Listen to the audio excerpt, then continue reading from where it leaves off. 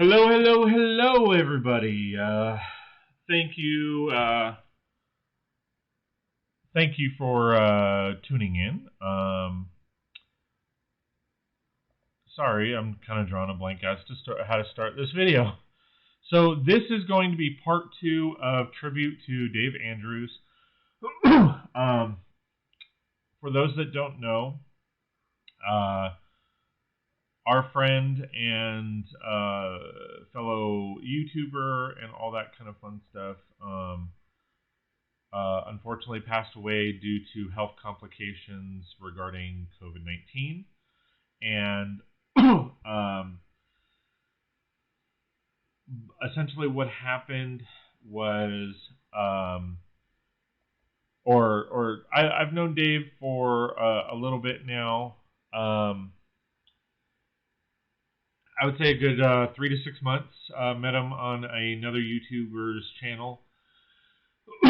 Got to talking back and forth, and he ended up tossing out a build challenge on me, and I, of course, gladly accepted. We were actually planning on doing that build challenge at the beginning of this month. And we discussed it in December, and essentially what happened was him and his family were going through some medical issues, and he wanted to postpone it until June of this year. Unfortunately, it was a situation where, last week, we found out last night that last week he passed away due to medical complications regarding COVID-19. So as a kind of tribute to him, one of the builds, or we had basically chosen 5 builds, and we were going to have you, the audience, vote on which builds or which build we were going to mock out in that challenge. We chose Diagon Alley. We chose the new police modular. We chose, and again, this was in December. The new police modular. We chose Mos Eisley's Cantina. We chose Hogwarts Castle, and we chose Pirates of Barracuda Bay. So what we, since he ended up passing away, I thought it would be a good idea to go ahead and live stream in his honor. When it came to all the builds, because we were postponing, he had told me to go ahead and build what I already had, and we would revisit the build options later as we got closer to June. So, as you guys may or may not know, I have already built the police station modular and mocked that out. I've already built out and modified Diagon Alley.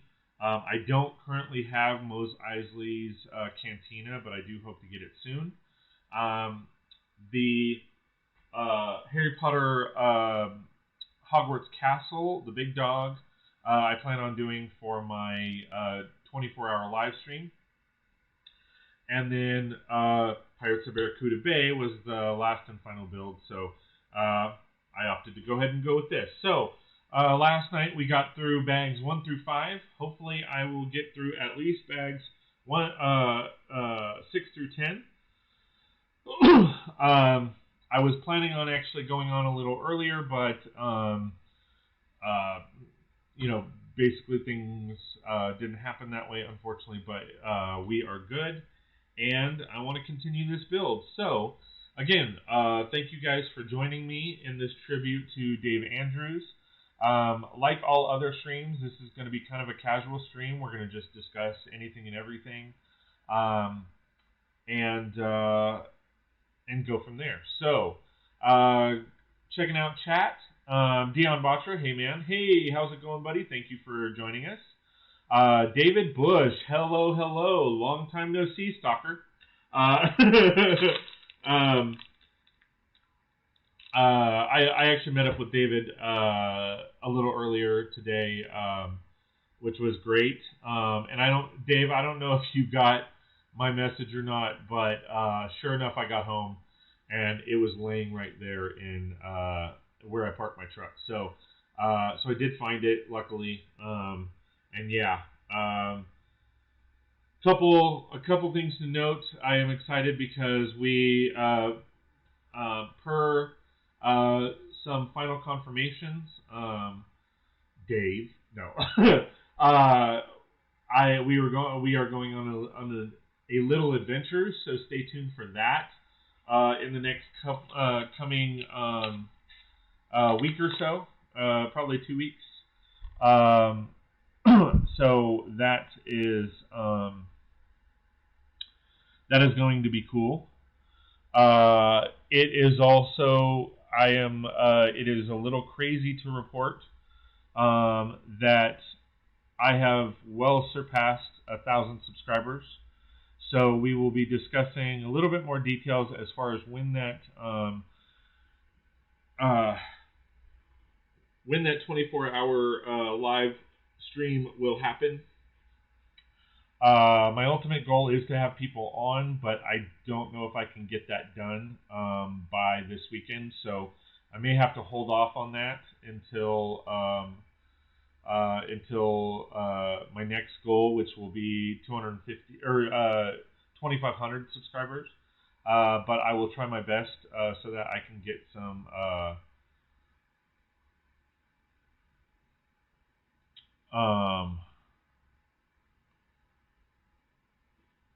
I will be trying to get that going the best of my ability. So we will see how that works, and if I can go ahead and rock that out. But my hope is to have guests on.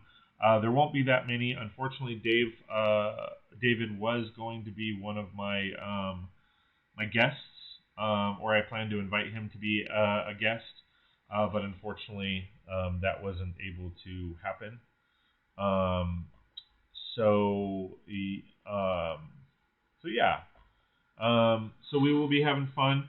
Most likely it's going to be this weekend, because otherwise I wouldn't be able to do it toward the end of this month. But it's probably going to be this weekend. I'm probably going to, because I know that it's Super Bowl weekend, I'm probably going to start it Friday night and go into Saturday night. So that should be fun.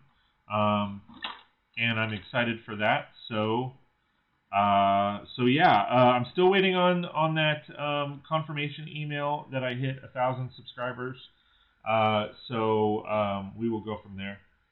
Once I hit that, then we should be good to go. Because you never know, I could wake up tomorrow and I'm back down at 9:40. So I went from 9:48 at about. Dave, what time did we meet? Shoot. We met at like 5 o'clock, 4 o'clock, something like that. So basically I went from 9:48 at about 4:30 to now it's reached 1,080 subscribers. So that is just pure madness. So yeah, 5-ish. So yeah, that's crazy. So Dave said, Sarge says, yes, I saw it. Glad you found it. Thank you very much. Awesome. David Bush said, or Sarge says, regarding Operation Pab is a go. Looks like most stores open at 11 a.m. All right, cool. Thank you for checking on that. Mr. Rubbernose, what's up, my friend? Thank you for joining us. I am already getting hot because of these heaters, so I am going to take it off like a Calvin commercial, like.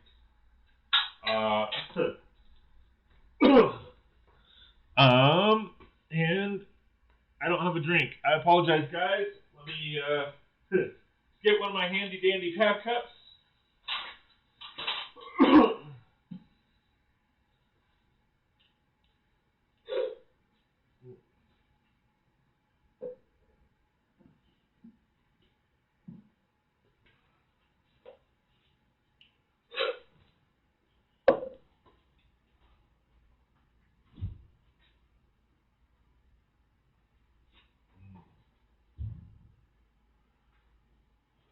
I am going to go with 7 Up tonight. And if I haven't said so, hey, Mr. Rubber Nose, thanks for joining us. If I haven't, or I'm going to go with 7 Up tonight. Just before joining, my stomach wasn't feeling 100%. And although Dion loves to see me in pain, I don't want to throw up on camera. So, going to fill this up, and then we are going to build. We are going to build them, build them, build them. As per last night, I would go ahead and take a swig of a little something something. But like I said, my stomach wasn't feeling 100% just prior to signing on. And I don't want to get sick on you guys, so that wouldn't be fun. All right. I'm going to get a smaller bin this time. See if that works, because I don't think I need the big bin. So, how's everybody doing tonight? You're good, Scott. Just enjoy that 7-Up. It's diet, by the way. I'm watching my figure.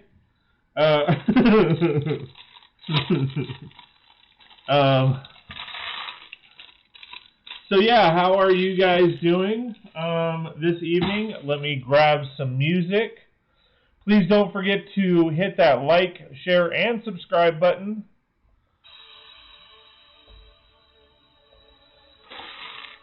Same with last night. I'm not going to be promoting my memberships or anything like that. Because this is all about Dave. I'm not trying to, you know, boost myself up in any way or anything like that. So, like I said, this build is all about Dave. So, or David Andrews, Death Star Productions, DSF, or sorry. Oh. Sorry, I just realized I had that as DFP instead of DSP. Wow, I'm an asshole.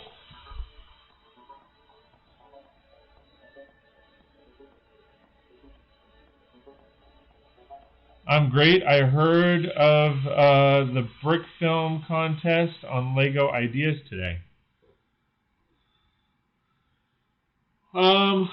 Are you talking about, what is it, Lego video or something like that? Yeah, we were kind of discussing that last night, because there was a little bit of confusion regarding that, because someone thought that was a new, like, Lego-themed set, and it's not. It's like their version of, what seems to be their version of, like, TikTok, or something like that. So I'm not exactly sure what's really going on with that yet. I have not looked into it at all. But we will see. As I like to say, we will see, we will see, we will see.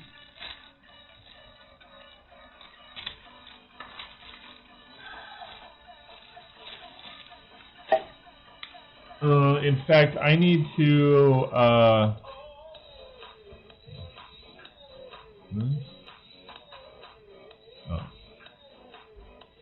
I need to pull something up because I need to pin his page and all that.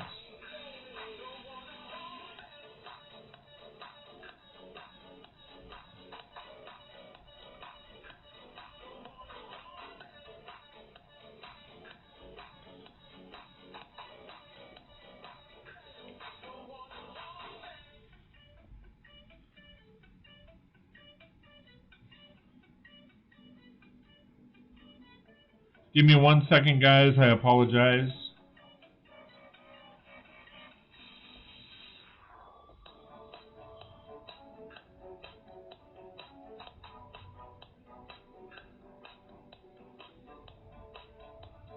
I need to find, oh.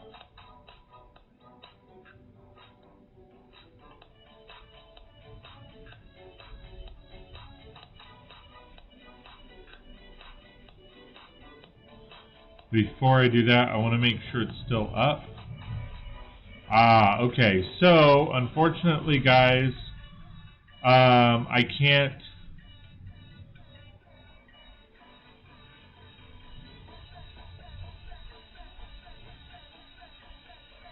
So I'm going to post this. I'm going to post the comment.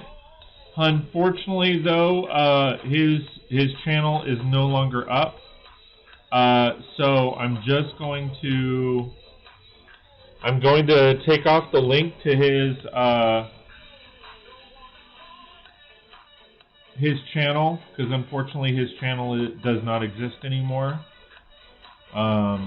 So there is that, and then I am going to pin that, and that is the video that I did in his honor. His wife does have access to that channel, so she can read all comments. If you haven't commented already, please do.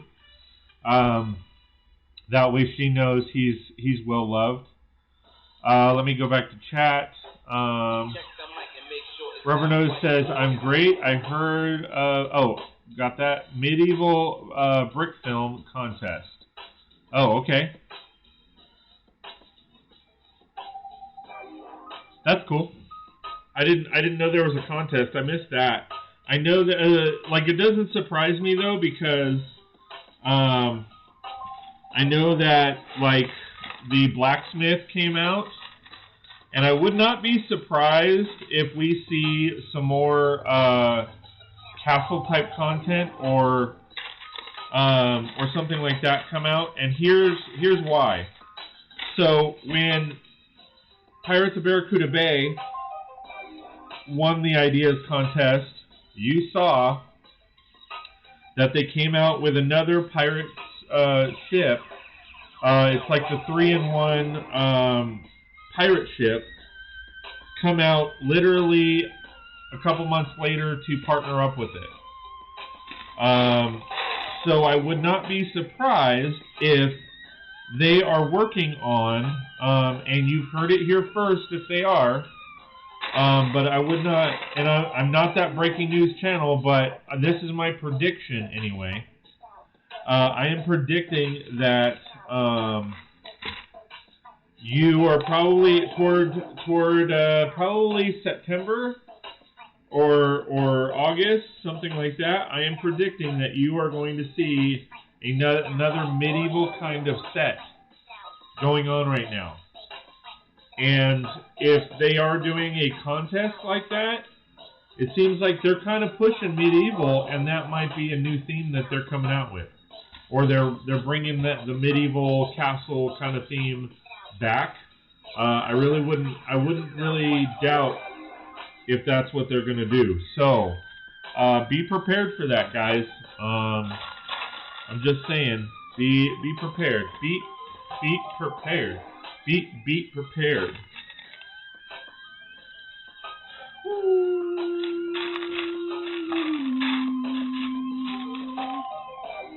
Big Block, hello, my friend. How is it going?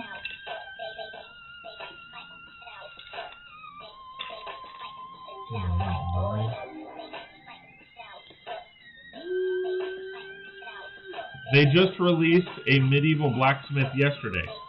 Yeah, yes, for you, I think it was yesterday. For us, it's today because we are still on February 1st. But yes, and hopefully I can pick up that set next Monday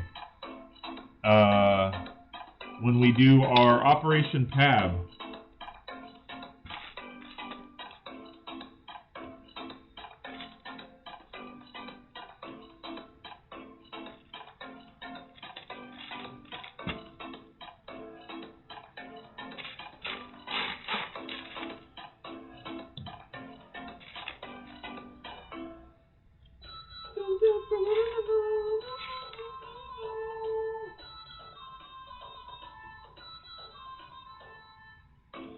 Yeah, I am looking forward to that set.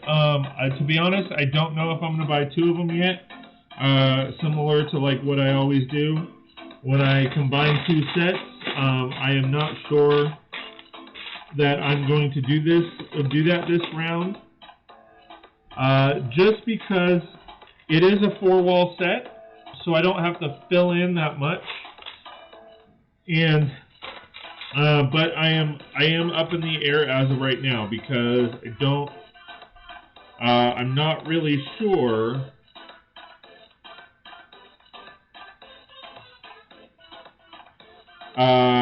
what I want to do yet. Because I want to build it into a modular. I want to keep it as a blacksmith, or I want to keep it as a blacksmith, but I want to create a full modular out of it, a full 32 by 32 modular for my city. So I'm not exactly sure if what route I'm going to take with it yet. I have to see the set. If it's something that I feel I need to buy 2 sets, I'll go ahead and pick up 2 sets. If not, then I will wait. I will wait.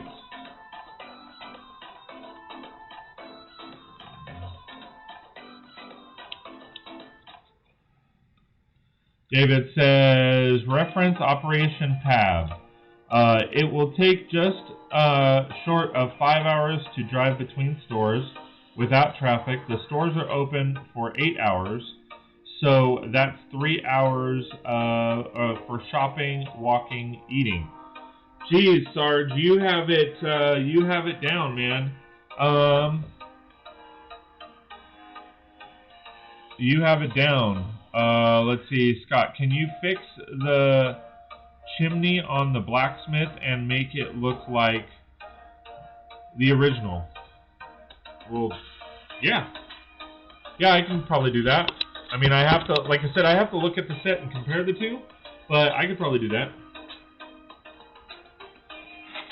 I mean, that's the thing, it shouldn't be that hard. The one thing that I don't really understand with some of those sets is why they change them so much. However, on the flip side, there are aspects where I'm just like, you know, I mean, I obviously get that the fact that, I mean, I don't know a whole lot of details about the blacksmith or the original build of the blacksmith, like how many pieces, but if we're talking like that was originally supposed to be 3,000 pieces, and they needed to get it down to a reasonable price point, then they obviously had to make changes. I personally don't really get the sand green roof, and you know me, I'm a big sand green person. I know it's supposed to be moss, but moss is not sand green. Moss is dark green. So why didn't they make it dark green? I think it would have looked better dark green.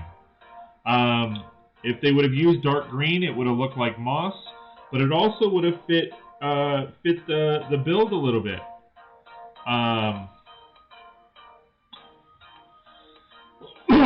I feel like it would have contributed to the build instead of what they did seemed like it kind of took away from it.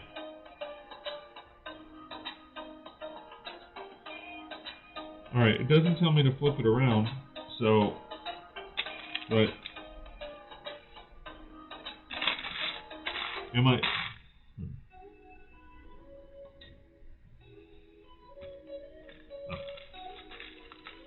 Hey Al, how's it going, my friend?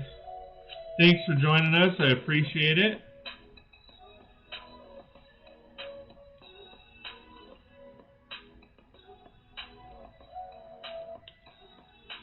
Oh, sorry, yeah, Trev.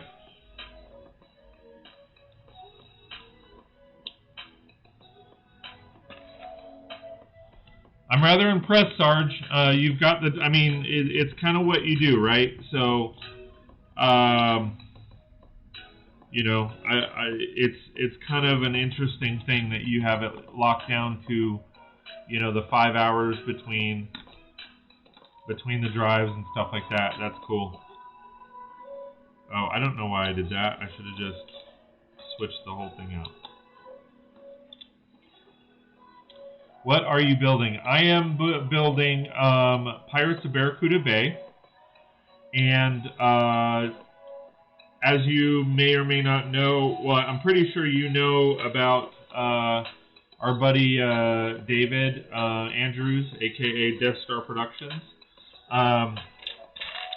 But I'm not sure if you're aware, so while I was on somebody else's stream proctoring their challenge, they were not interested in challenging me or doing a build with me, so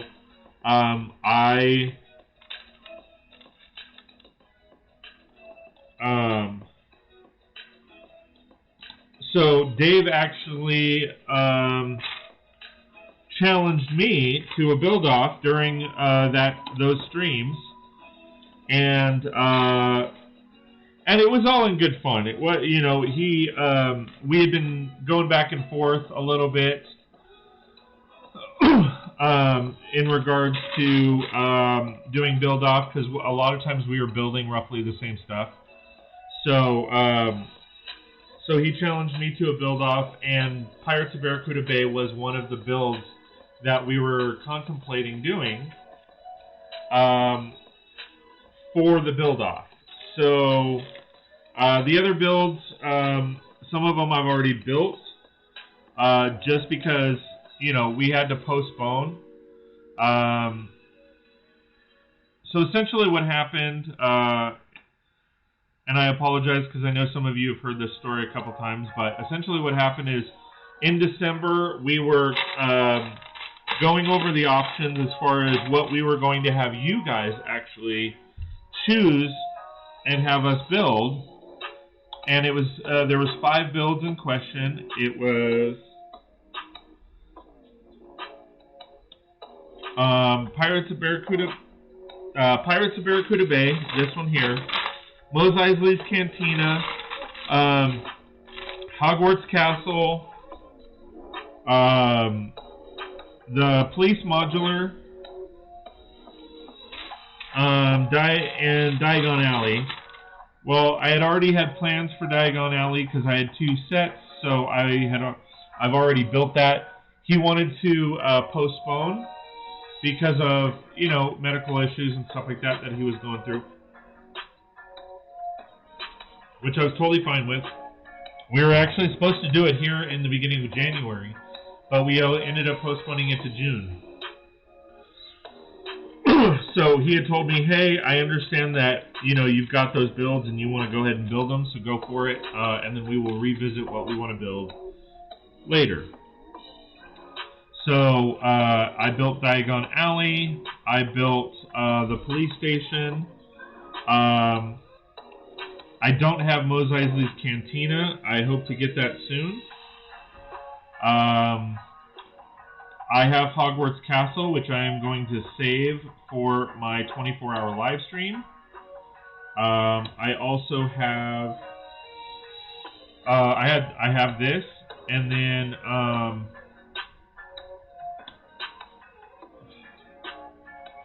I think that's all of them. Anyway, so I opted to go ahead and build this in memory for him. So salute to him. He will, of course, be missed. But yeah, so that's kind of how this build and everything came about. I've known Dave. I don't know him all that well, 3 to 6 months. But what I do know of him and the experiences I've had with him, he is a great guy. And yeah, so we're gonna go ahead and finish this build. Probably not tonight. I will probably try to go until 1 o'clock, but I'm not sure. It depends on how I feel, and we'll go from there. Big Block says, "Congrats." Well, thank you very much. I appreciate that, buddy. And Al Will says, yes. Oh, wow. Salute to David. Absolutely. Al Wheeler says, oh, wow. Congrats on beating 1,000 before July. Yes. I hit I hit 1,000 today, actually about 2 hours ago. And one of my videos, the Peter Parker's apartment short, is rounding off 16,000 views, which is amazing. And in that, it boosted me up 150 subscribers in less than 2 hours. So that has been amazing, to say the least. So yeah, that is extremely crazy, especially for a channel like mine.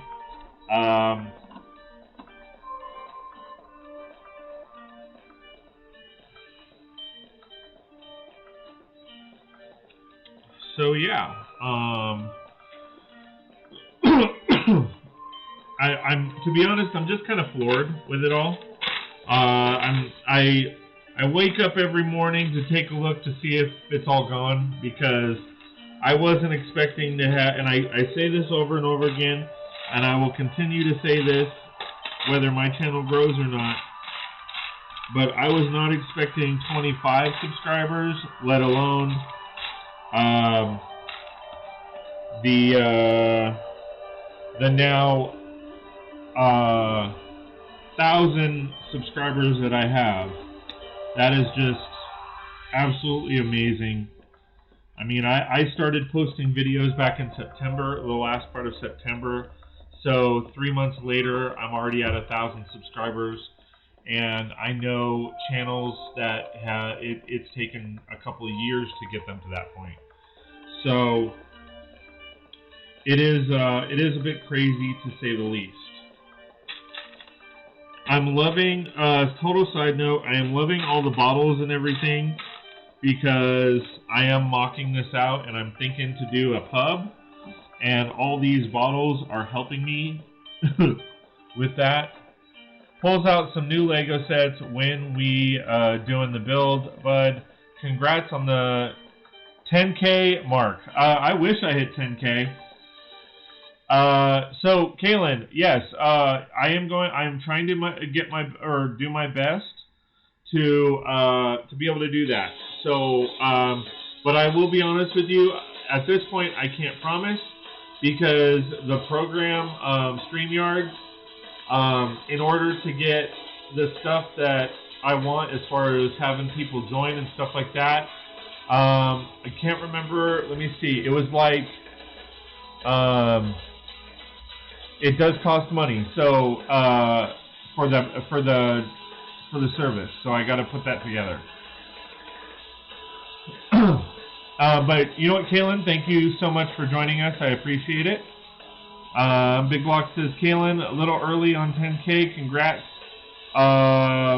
That's happening August.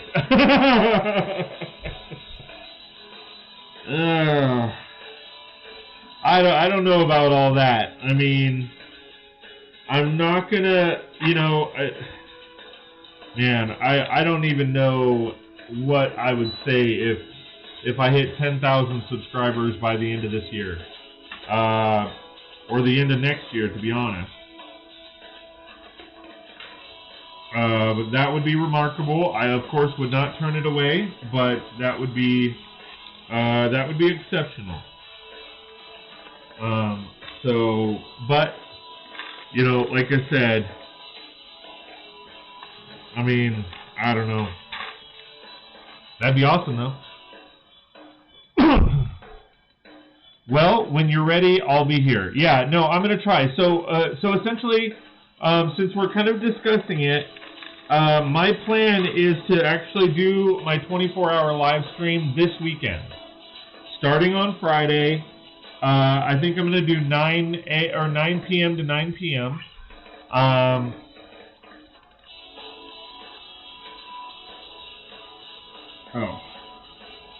So, this Friday, 9 p.m., I'm going to start the live stream and then go to 9 p.m. Saturday night.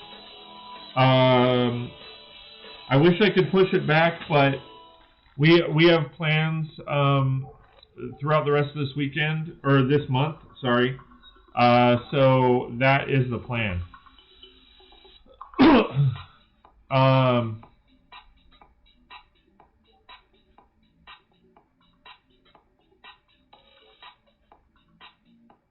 I mean, 10K by August 1st.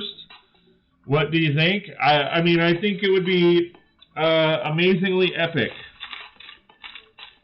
It would be amazingly epic.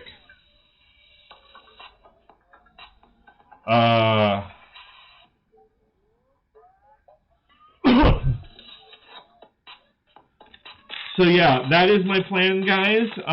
So this, I'm gonna post a video, but my plan is this weekend. I can't even believe that. I mean, last week we did 250 subscribers. Oh my god. That is just insane. That is just insane.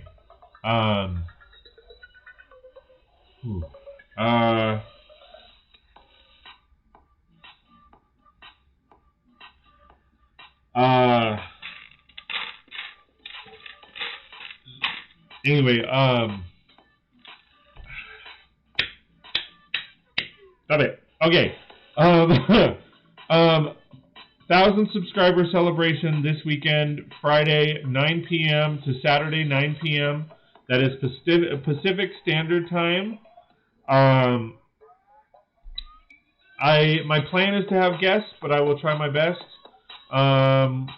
Because we are doing an adventure day on Monday, that is going to cost a little bit.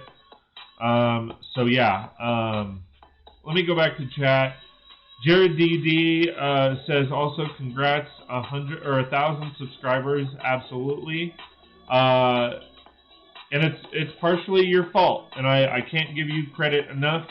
You are the one that turned me on to YouTube Shorts, and I mean, they're hitting like crazy. So, Roy, right now it is 8:47 p.m. So, I would basically start Friday around this time, 9 p.m., and go till Saturday, 9 p.m. So for you, it would be, I think, what is it right now? 4 o'clock or 5 o'clock p.m. or on Tuesday there. So it would basically kind of start. So here's the thing I can't stress enough. If you guys are wanting to be a part of the live stream as far as being there for me, which I would greatly appreciate, do me a favor, hit that subscribe button and hit the bell notification. That bell notification is extremely important, okay? The reason why is because without clicking that bell notification, you don't get notifications as to when I post videos, when I go live, all that kind of fun stuff. So, if you guys want to be there during any part of the live stream, please go in and make sure that bell is clicked so you get those notifications.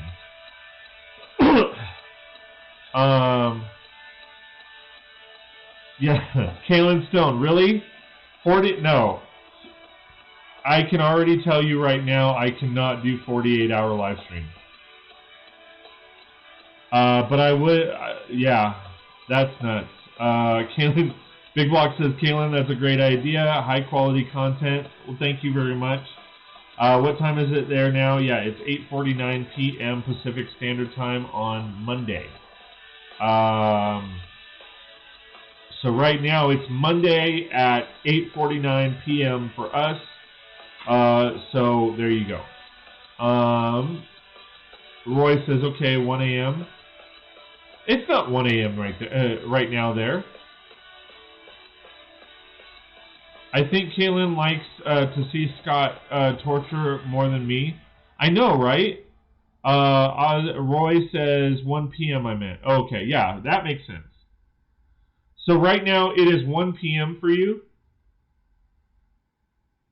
So you're like 8 hours behind us, or you're 16.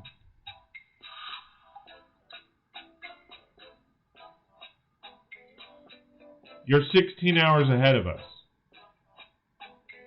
If it's 1 p.m. right there, or right now. I got the bell on. Sweet.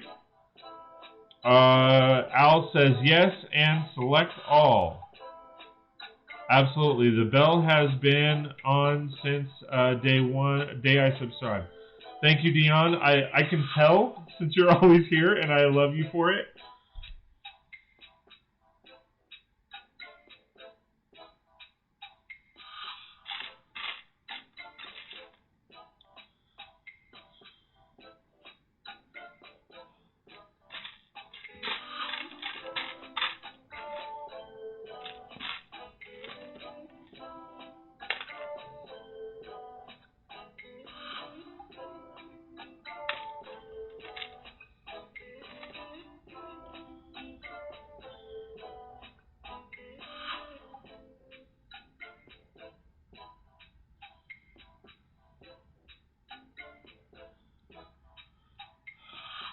Yeah, so it's whoever is in Australia right now for you guys, it's 1 p.m.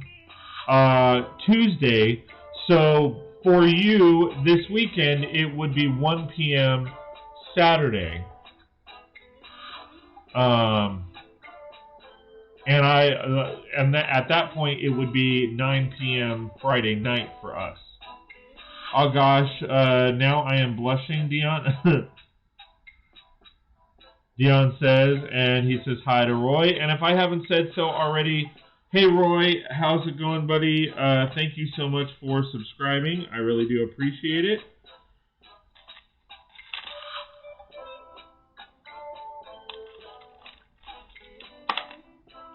Sorry, gotta go out for about an hour or so. Hope you're still on when I get back. Yes, I will be on for at least the next 3 hours. So yes, I will be on, my friend.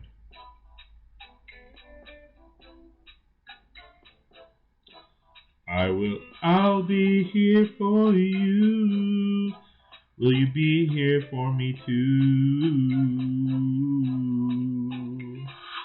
I'll be there for you. I know I suck at singing.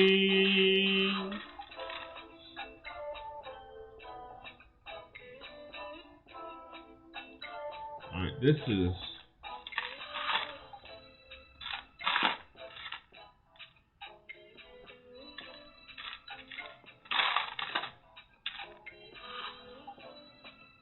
So I apologize for busting your eardrums. Where is this piece?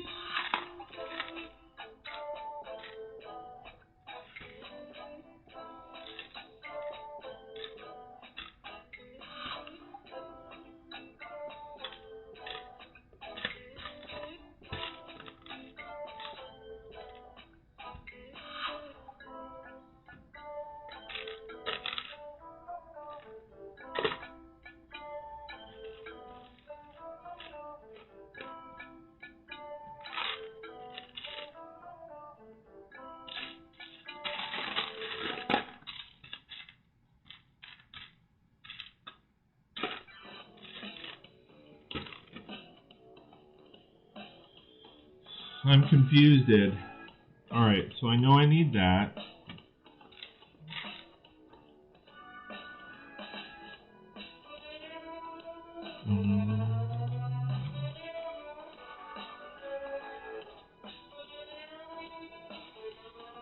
And yeah, so yeah, we'll see you later, buddy. See you later, Roy.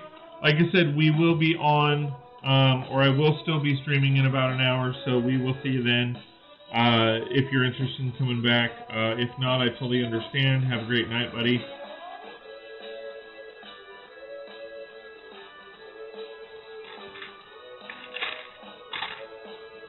Oh, there it is. I'm like...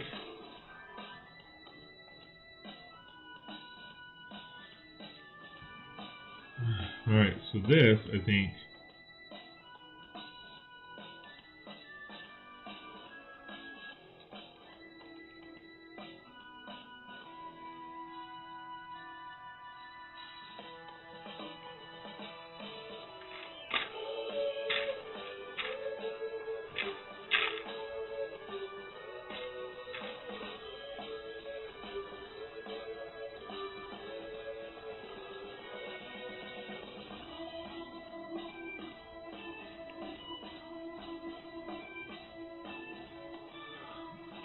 Dion says, every time I touch the Venom motorcycle mock, I end up making more improvements.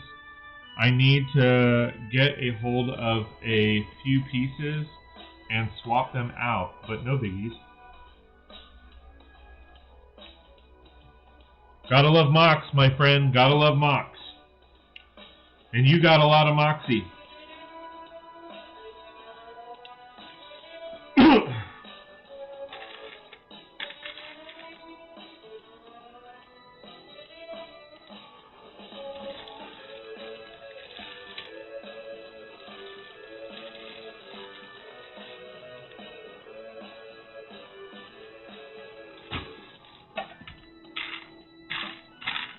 Which one is the 32? Because that looks super long, and I don't have one of those.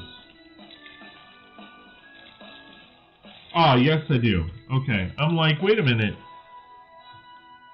That looks too long for my taste.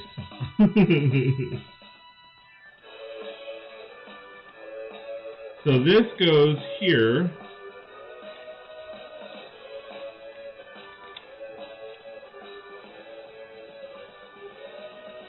And I need 7.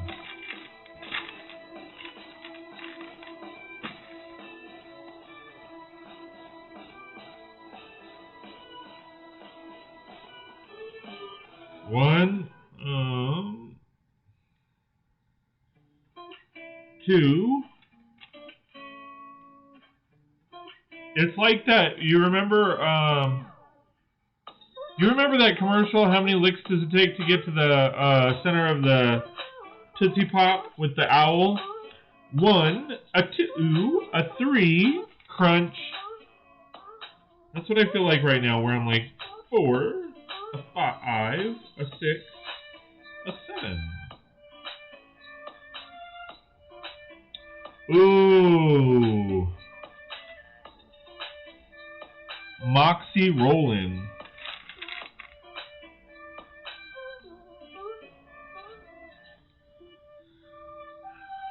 Something else a little crazy happened today.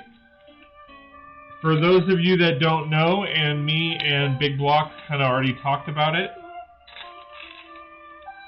Hold on. 1, 2, 3, 4, 5, 6. The one and only, and it's crazy because we're literally just talking about him and the show last night. But wait, hold on. 1, 2, 3, 4, 5, 6, 7. But the one and only Mr. Dustin Diamond passed away due to cancer today. And for those of you that don't know who Dustin Diamond is the actor who played Screech in Saved by the Bell. And we were literally discussing Saved by the Bell last night. So it's kind of a little bit crazy that we were literally talking about him and the show last night, and then he passed away. I didn't even know he had stage 4 cancer. Yes, Screech Powers. The guy that played Screech Powers, anyway. I didn't even know he had cancer until they announced he had passed away with cancer. Which, like I said, is a bit crazy because, again, we were literally just talking about him last night. So yeah, it's Kalen Stone says creepy, Screech, and then says creepy, and I agree. Because, like I said, we were literally talking about him last night. Oh shoot, I put this on backwards. We were literally talking about him last night, and then he ended up passing away. And it's interesting because I actually looked up the show, the trailers for the show, for the new show, and yeah, I don't know if I'm liking it.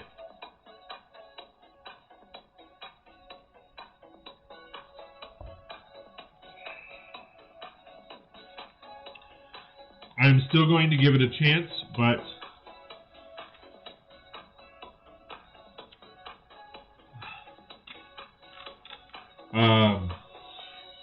yeah, it seems way different.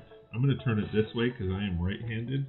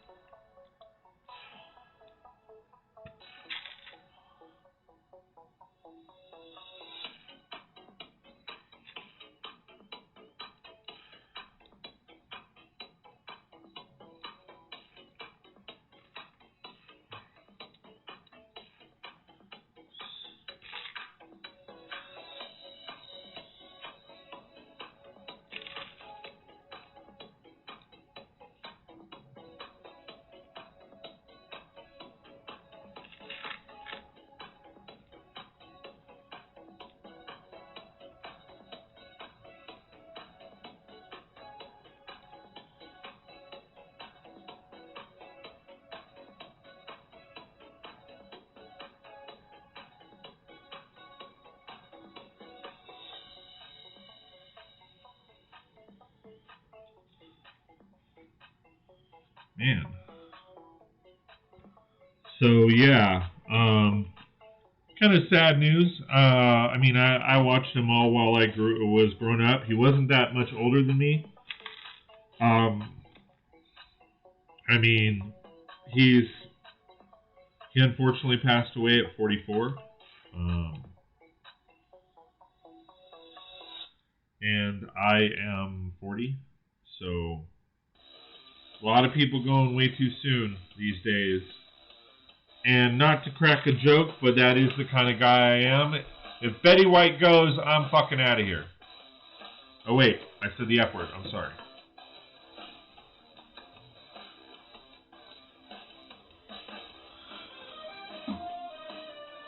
It's bad enough she can't build Lego anymore. Well, actually, no. She can technically still build Lego all this year because she just turned 99.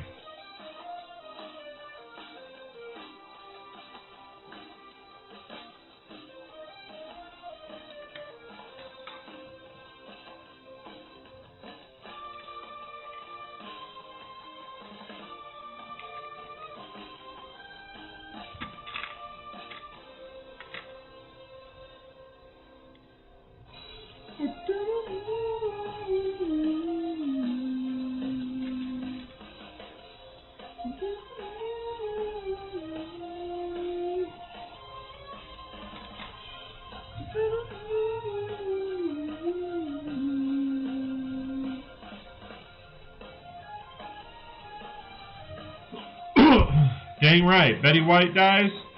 I'm finding the first public rocket off this planet and stowing away on it. Absolutely. Oh, this is the wrong one.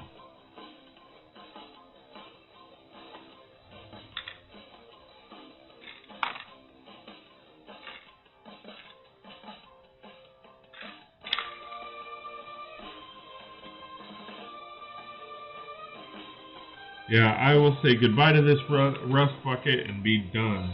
I'm gone. So long, farewell, Avitas, and goodbye.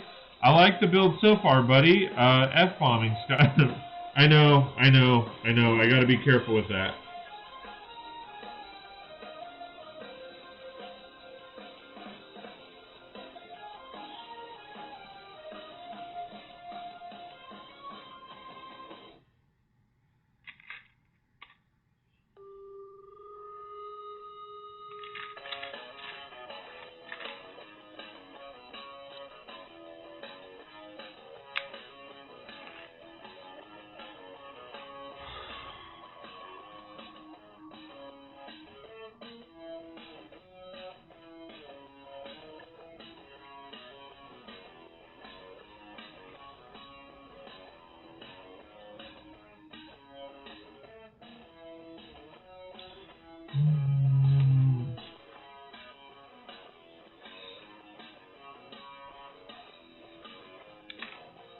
So yeah,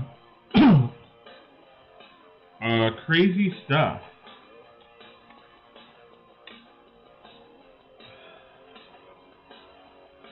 On a more positive note, Big Block, I believe you were with me last night. You wanted to talk about a show by the name Perfect Strangers. Perfect Strangers. Anybody remember that show, Perfect Strangers?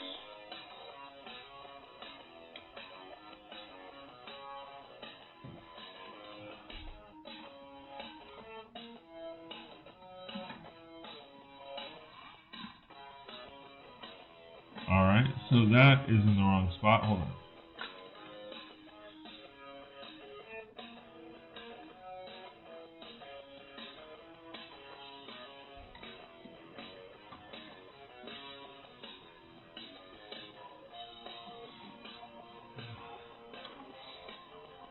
It's a crazy world we live in. Absolutely, Al. Abso-freaking-lutely.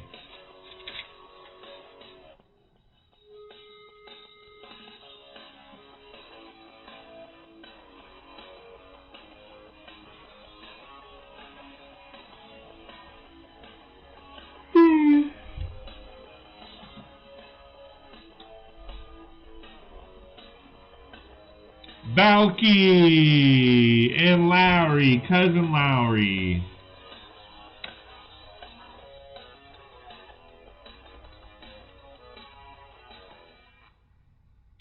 Kaylin says, Gads, I remember that show. Absolutely, it ran for 8 seasons.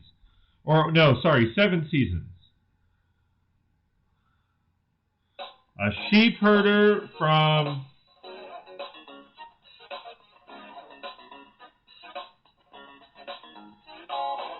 I can't remember where he's from.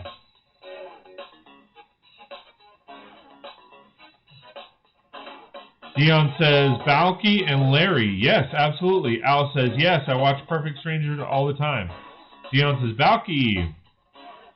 Trevor says, I remember the episode where he was teaching the other guy how to shop for value using a calculator, and we're buying the biggest bag of sugar and flour, right?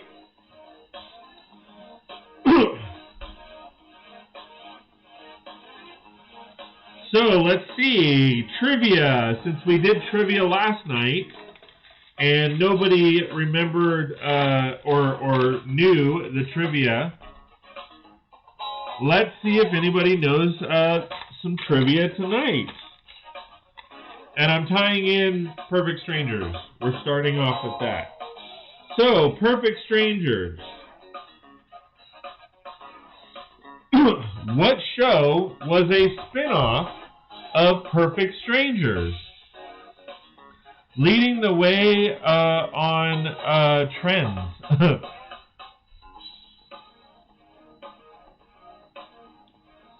So, does anybody know what show... okay, Trivial Pursuit.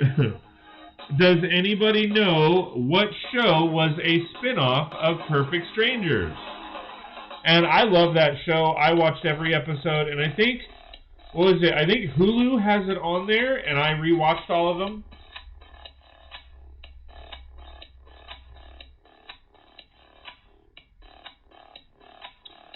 What show was a spin-off? Now, some say it's an unofficial spin-off, but I don't think so. I think it's an actual spin-off. So, what show spun off? No. So what I'm saying is, because Al says Mork and Mindy. No, Mork and Mindy came before Perfect Strangers. So I'm saying, what show was a spin-off from Perfect Strangers? So what show did basically Perfect Strangers start, and that show was a spin-off of from that show? And no cheating on the Google machine. Yes, no cheating. What show was a spin-off of Perfect Strangers?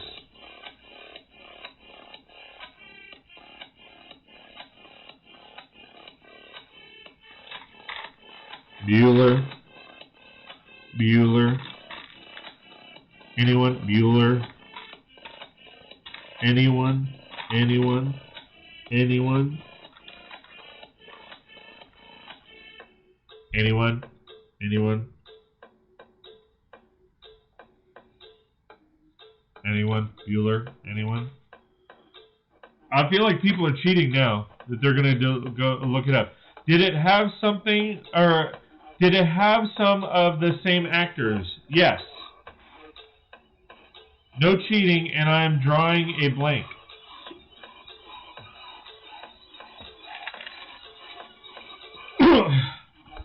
Yes.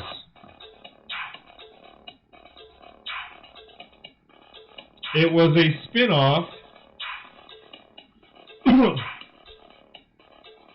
The actors and characters were on Perfect Strangers. One was on there for only a couple episodes, but the other was on there for pretty much a full season. Bit part, but was actually on there for a full season. I'm pretty sure it was at least a full season. Might have been cheat now. I always sucked at Trivial Pursuit.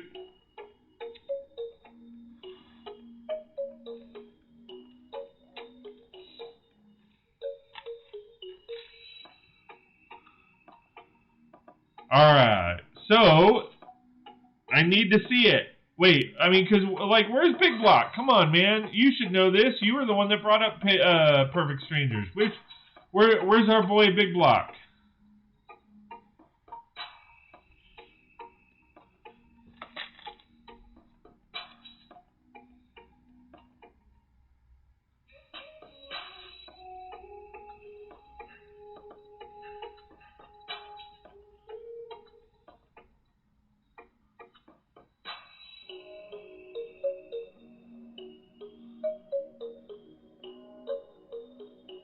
I will take the daily double for 1,000. Well, then you would lose because you don't know the answer.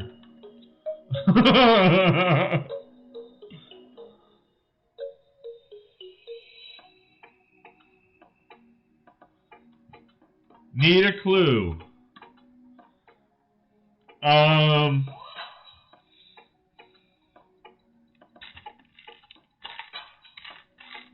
It contained, the spin-off show. Wait, hold on. Even the missus doesn't remember, and she used to watch those shows. Dion says, yeah, man, you got some explaining to do. Man, you guys are cheesy.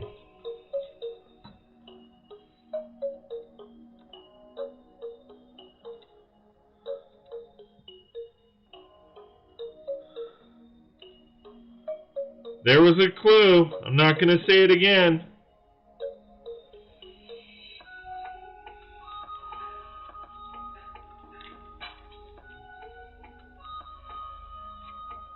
Where's Big Block?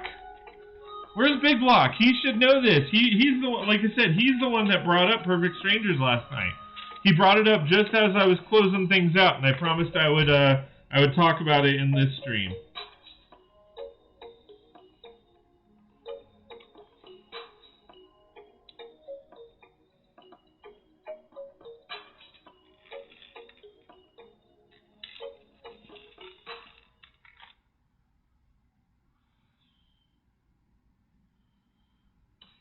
Anybody? Anybody have any other guesses?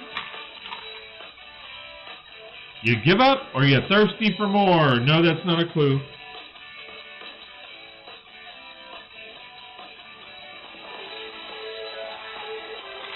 I remember something about it in the show's preview showed them in a cheese factory, LOL, coughs, gags, and opens windows before passing out. Thanks for the narrative, buddy.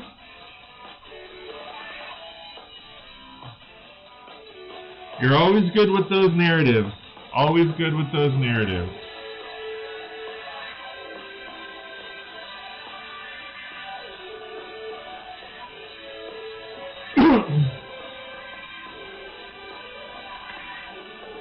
Alright.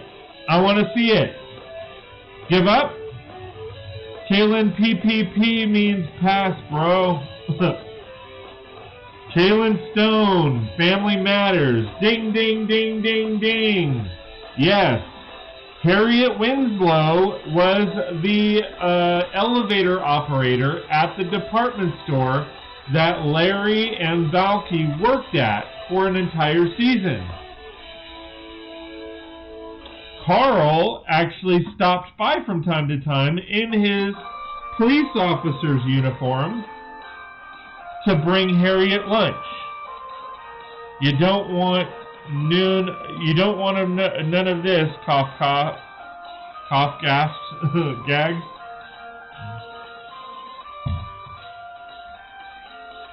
Good job, Kaylin Stone. What site did you look that up on?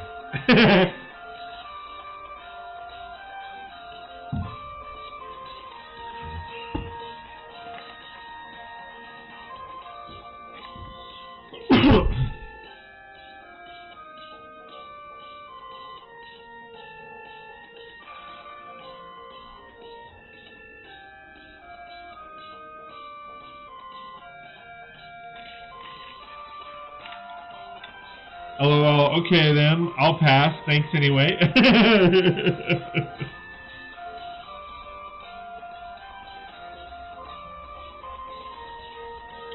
Yes, so that is basically what happened. So Harriet Winslow was the department store manager at the department store elevator operator at She was the elevator operator at the department store that they worked at, and again, Carl would stop by from time to time to give her lunch, and they would have, a funny interaction or what.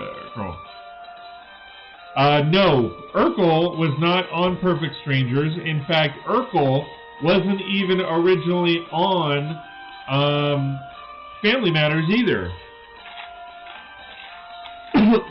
Jaleel White was not an original cast member of Family Matters. They made him a Kaylin says, cough, man, I can see how I can clear a patio with these SBDs. Jeez, dude, really? Is that serious? SBDs? Wow. So no, yeah. Urkel was not originally a cast member. He became a cast member after... It was supposed to be like a 2 or a 3 episode kind of a cameo or guest star.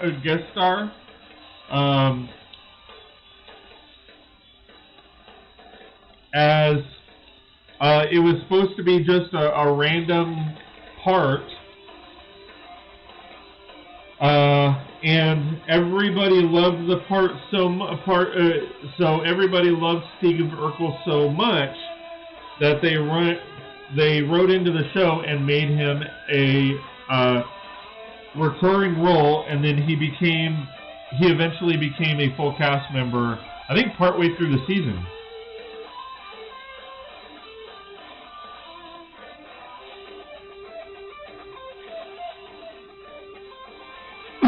Oh, interesting. I think he was on Dancing with the Stars.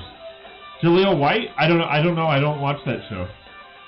I know Carlton was Alfonso Rivera, but I don't know anything about Jaleel White being on the show. Unfortunately, with Jaleel White, man, he talked about how he was the greatest actor. He has a very big ego. He thought he was,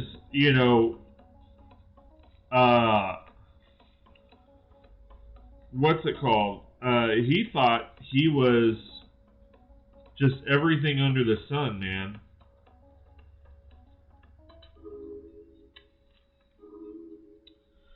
Adam, hey guys, loving the trivia? Absolutely. All right, so more trivia. What show was an unofficial, a very, very unofficial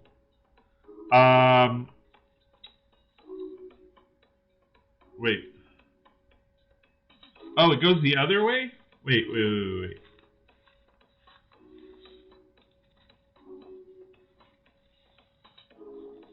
Is there a bigger one?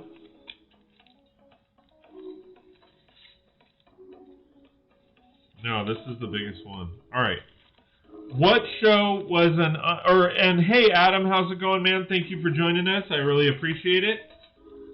What show was an unofficial spin-off to Family Matters?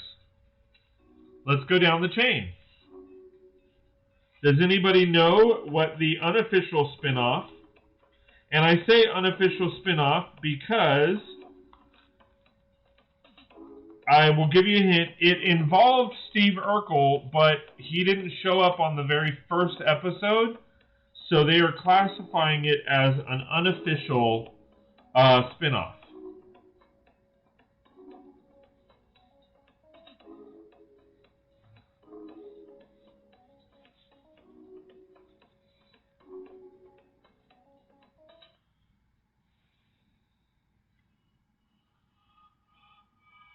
Oh, 8 is Enough. No, 8 is Enough was before that. I think. Yeah, 8 is Enough was 80s, early 90s.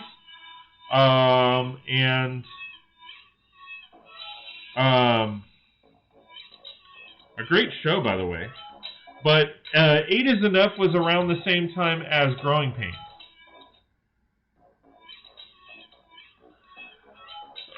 And 8 is Enough was actually a spin-off of Growing Pains. Ah, shit, I should have waited for that one.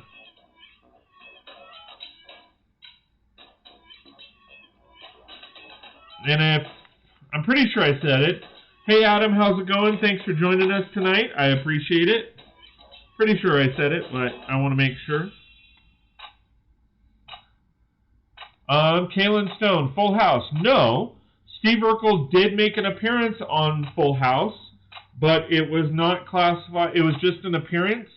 It was not classified as a spin-off or anything like that.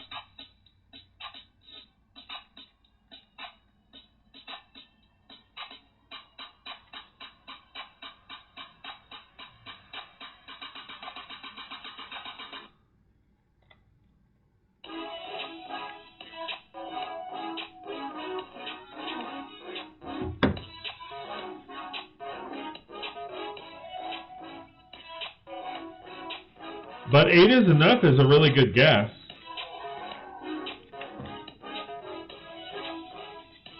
I forgot about that show.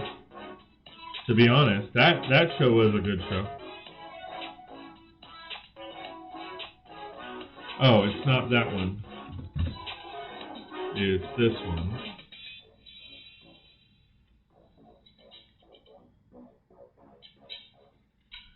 Whoops, Al. Oh, am. Okay, I see what you were doing. I'm like, whoops, Al. What does that mean?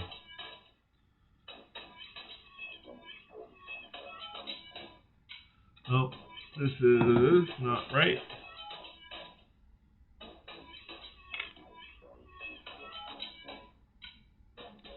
"19 Kids and..."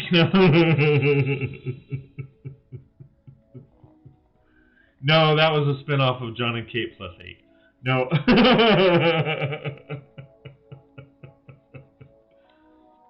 Nice. Oh, come on. That's very tight.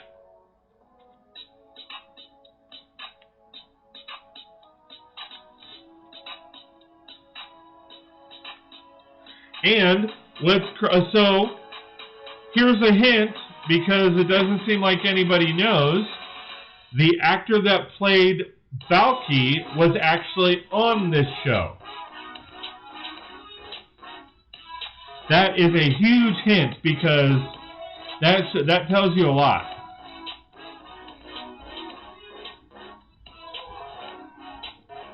Because unfortunately he didn't do a whole lot.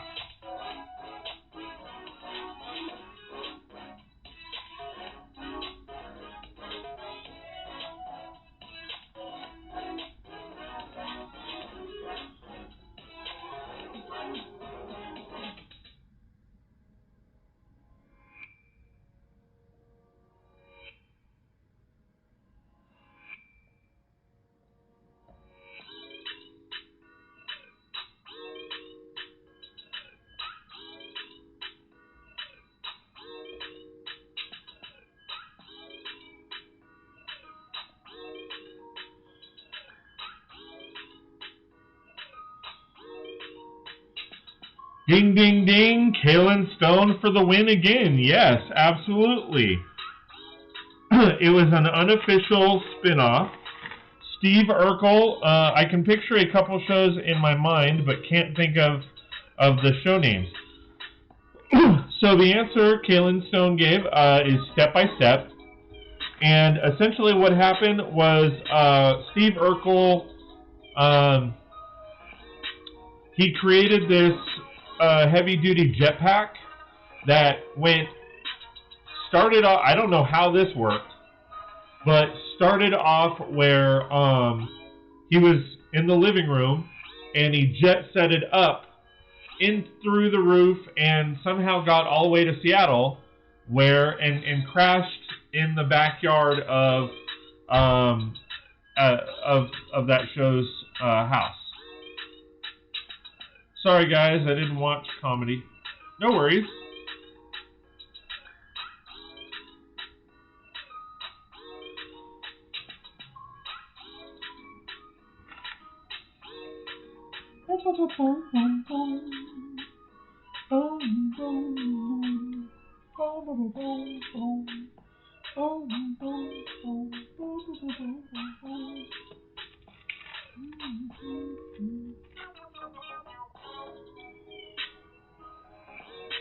Yeah, man, I completely forgot about 8 is Enough.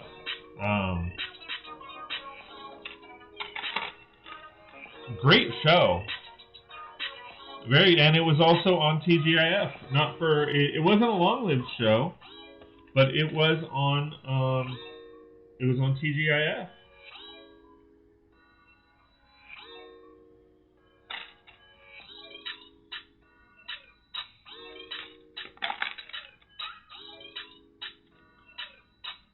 Did Step by Step have the Olsen twins? No. The Olsen twins were on Full House.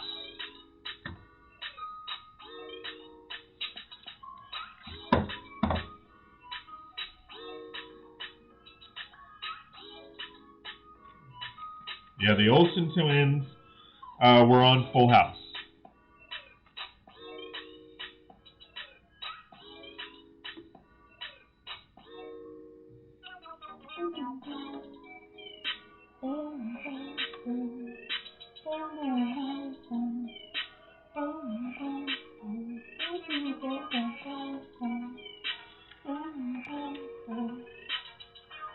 Alright, so now I need a smaller one.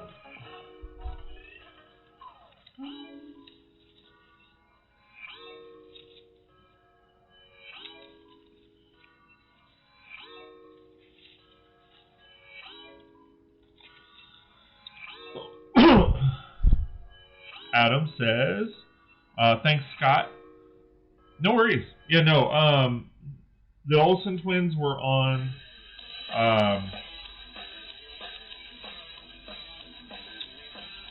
Full House.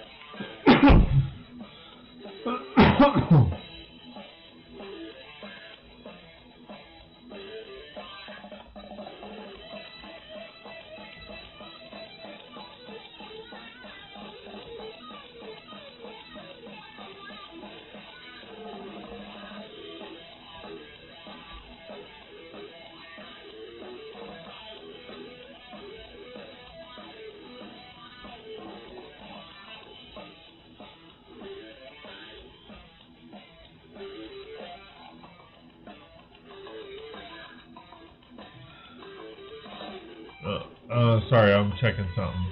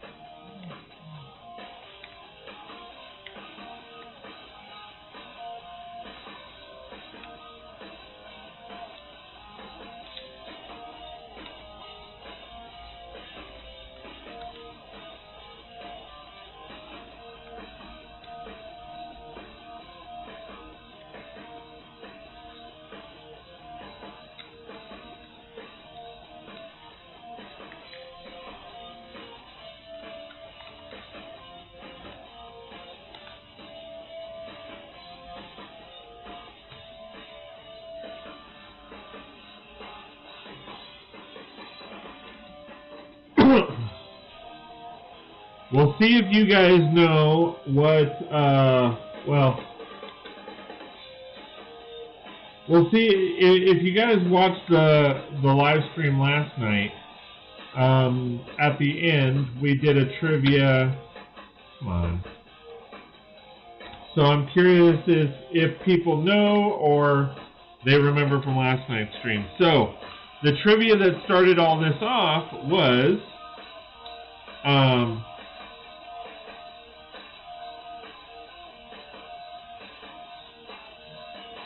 name the movie. So hold on. Oh shoot. So we were discussing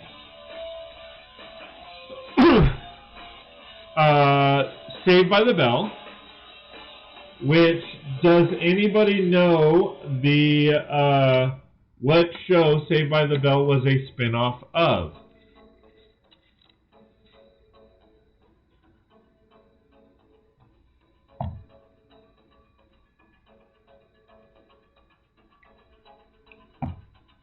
I guess you can call it a spin-off.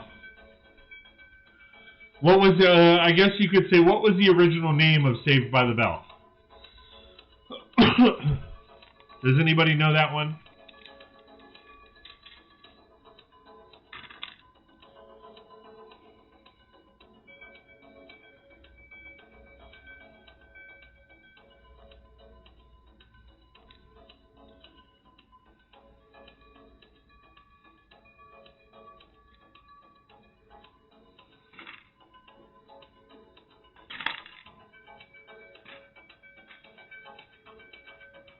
Good morning, Miss Bliss. Kaylin, triple header.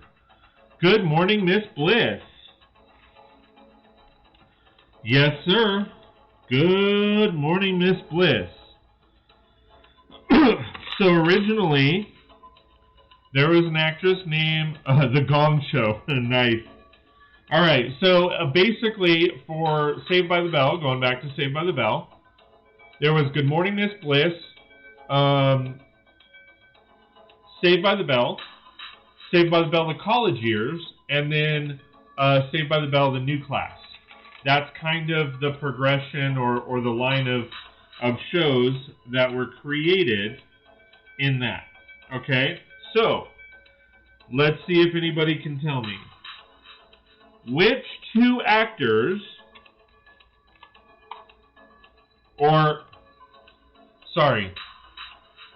there are, you can name the actors, and then there's a second question follow-up. There you go, Dion.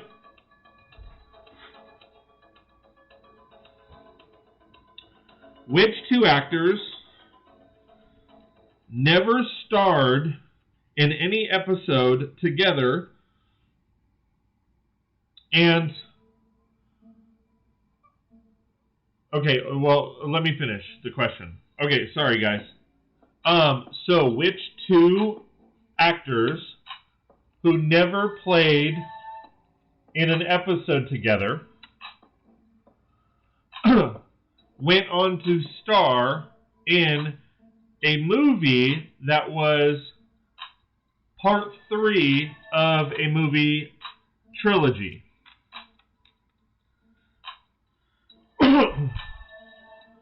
Can you name either the actors or the character's name? And this is, I will be honest in saying this is probably a very hard one. Oh, I need to do this one.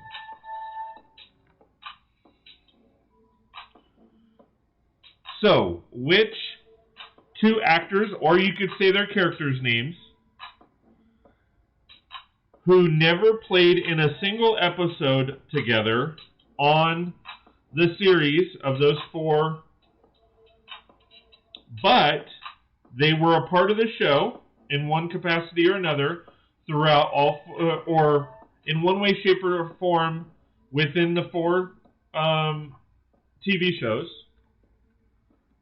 who went on, and I'm probably confusing the hell out of people as far as the question. If you need me to restate the question better, let me know. But which two actors or characters who played in the series of one or two or multiple of Saved by the Bell, The Chain, went on to play in a movie that was the third chapter of a movie. Sorry, I quit here getting info from a musical artist from a musical commission. Huh?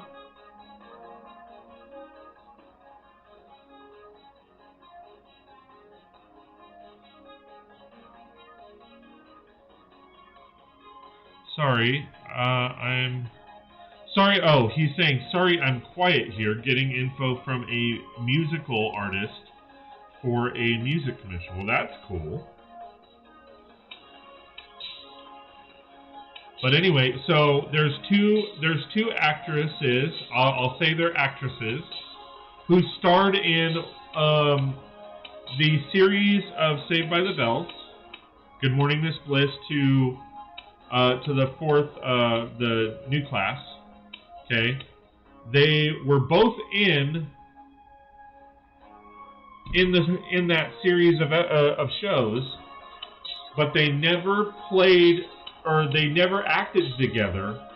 But eventually would go on to play in the same movie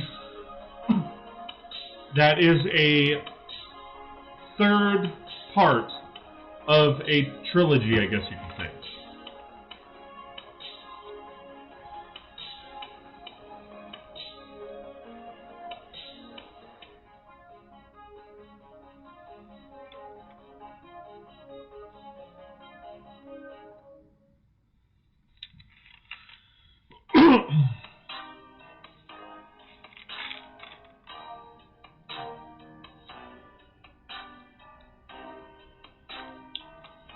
And I will narrow it down for you guys. It's an actress. Okay, so Ozzy Adam, I apologize, but Screech is a guy.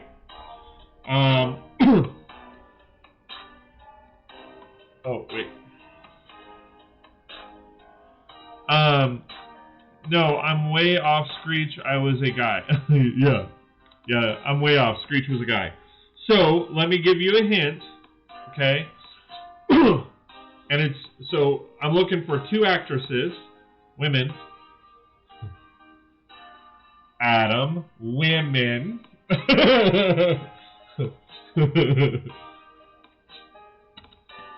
Neither of them were in the new class, nor the college years. So there's a lot of clues right there.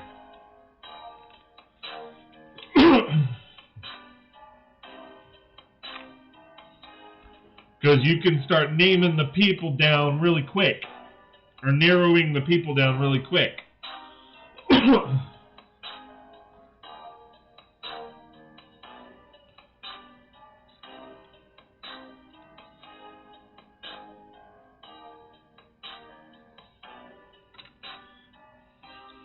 Oh. Wait.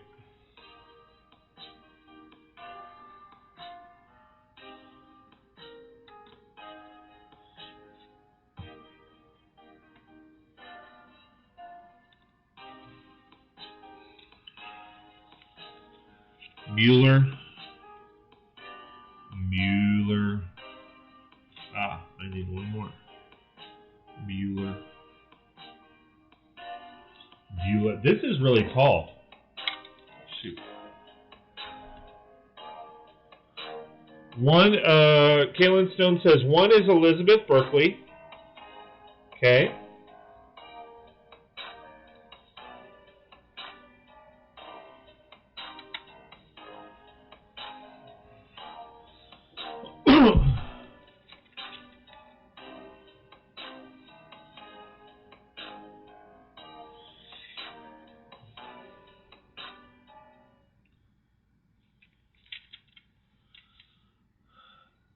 At least that's Mrs. K's guess. All right, good to cover the bases. Blame her if she's wrong.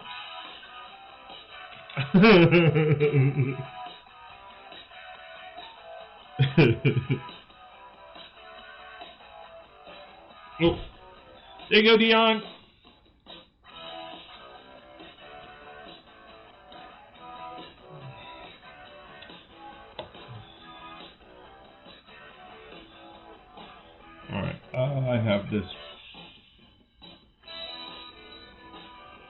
Well, I have this actually way wrong. This is supposed to be on the other side. There. This is supposed to be there. And these three bottles are supposed to be over here.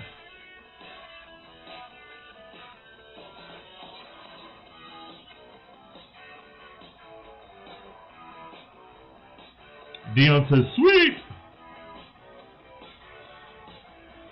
How sweet it is to be given those parts.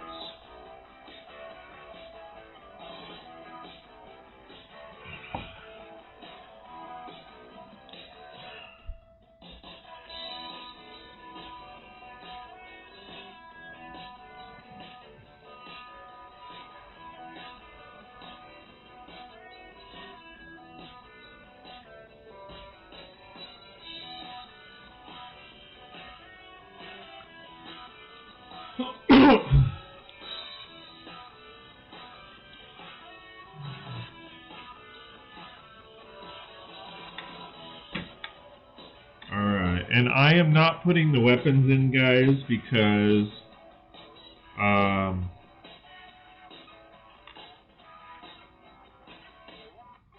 they are just going to fall out.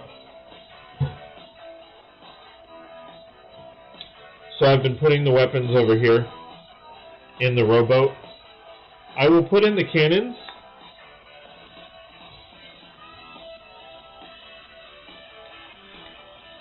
Alright, give up. Give up, give up, give up.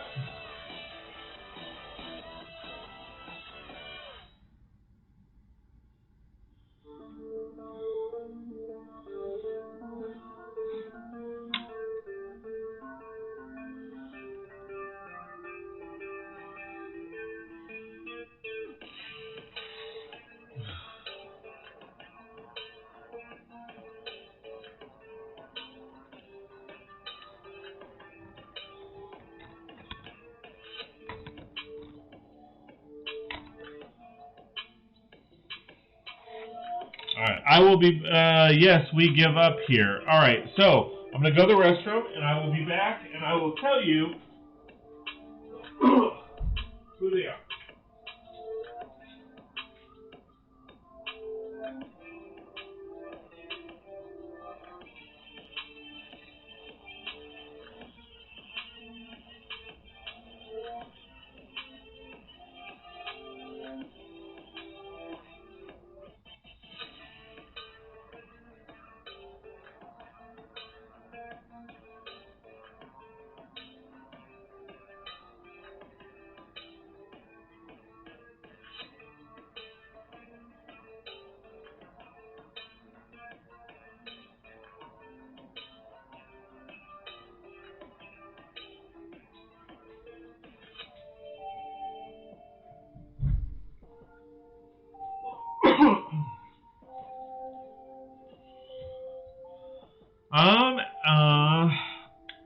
Adam says, I don't know.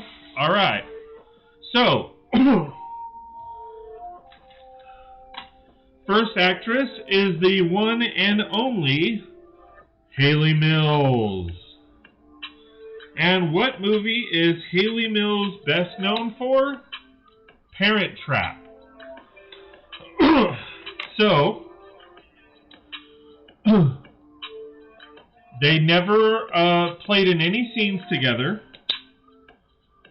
but it was, and I can't remember her name, but it was in the later season of Saved by the Bell. There was a character named Tori, who became basically when Jesse and Kelly, for whatever reason, decided not to come back for that season, she was the stand-in for them. And she was this biker girl, tough girl that came into the scene, and there was a little bit of a love triangle with AC Slater and Zach, and she eventually chose Zach. So, believe it or not, the actress that played Tori is a triplet in real life. And in Parent Trap 3, that was the premise. That Haley, one of the sisters, Haley Mills, basically, sisters that played, fell in love with a guy who had triplets.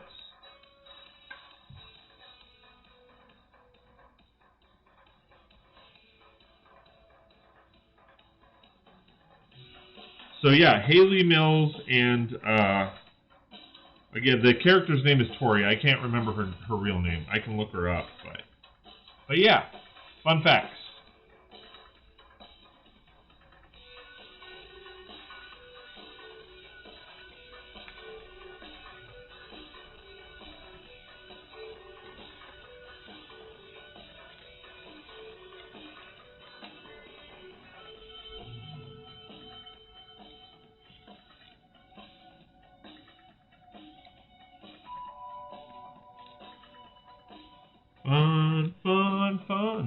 Fun facts.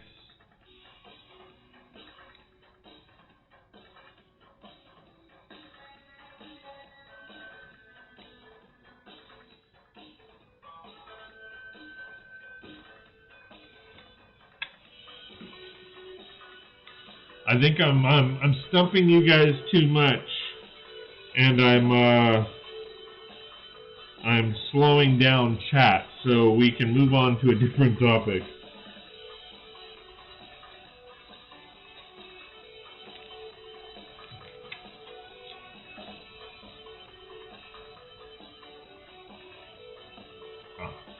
Okay, so this goes here, and then this. Oh, wait, no, this one goes up here.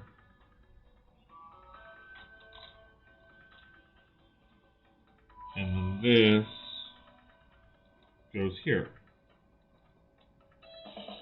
Very, very, very interesting. And then I think those.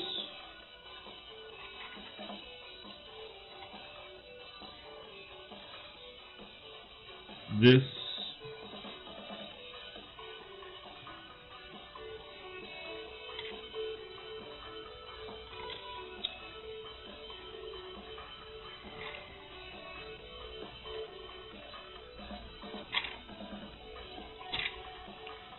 Alright, so let me ask this to keep chat going a little bit.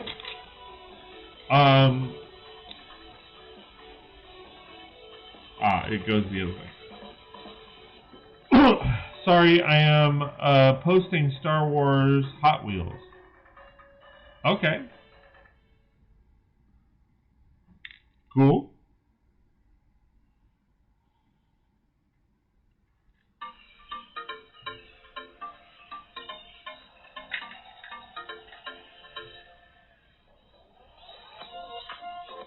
Big Block says back. Did I miss the fact that you announced you left? You missed all the trivia, dude.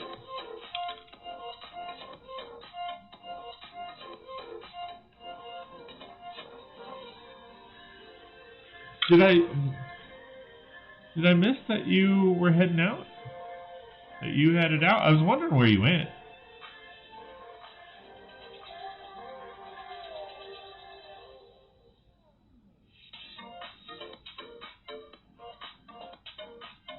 Yeah, the last thing I saw was Bye Roy, but I didn't see you say you were chiming out, buddy.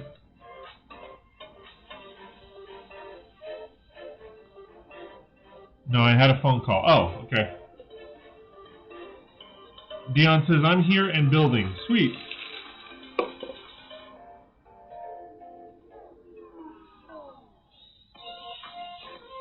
Yes, R.I.P. Screech. Alright, bag 6 plus this,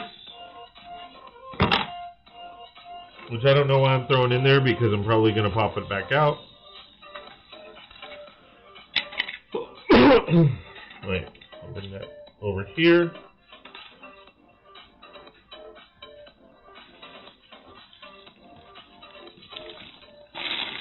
9. Yeah, that's 6. 8. That's 6.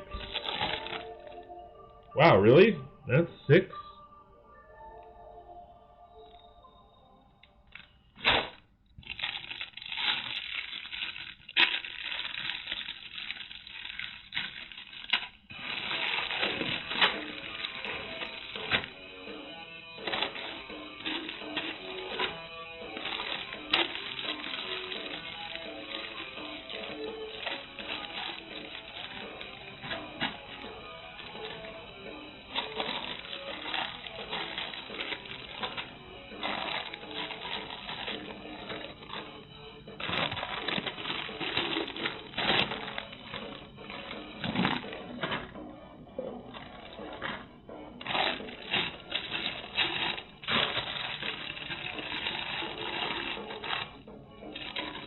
Alright, so 15,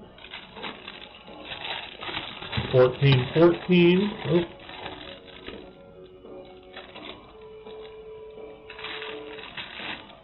13, 12, 11, 11, 10, 9, 8, and 7. Put this down here. And there looks like 3 bags of 6.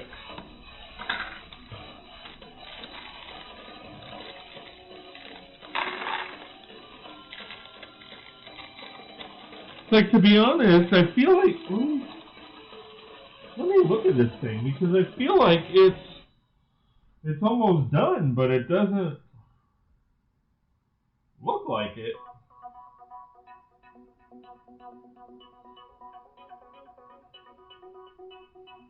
Alright.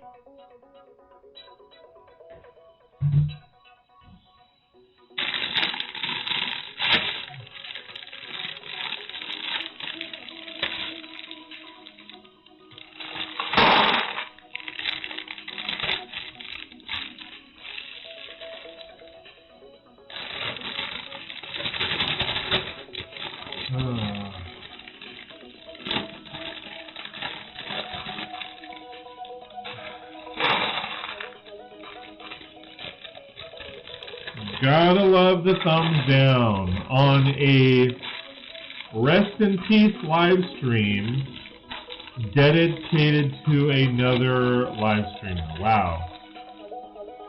It's probably DB douchebag.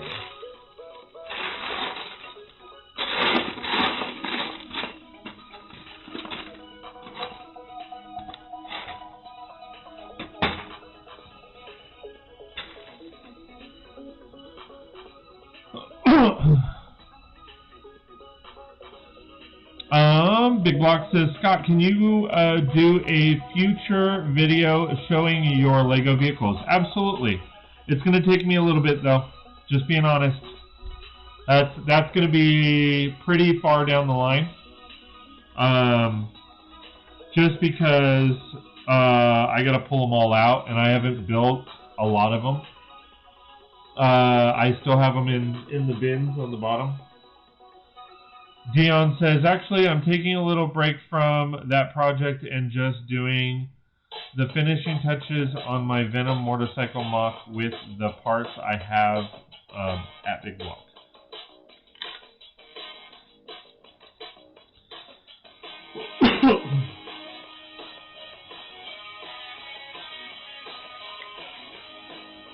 Oh, wow.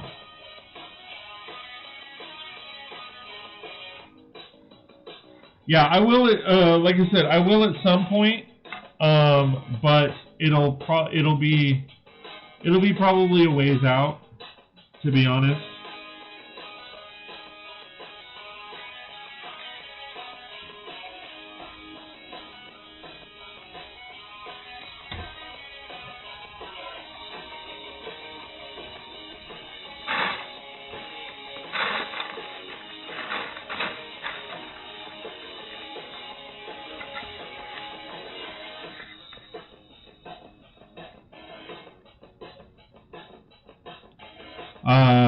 Big Block says, very cool. When do you anticipate finishing the motorcycle? He's pretty close. I mean, unless I have it wrong. He's pretty, you're pretty close, aren't you, Dion? I mean, I don't think you have much left to do.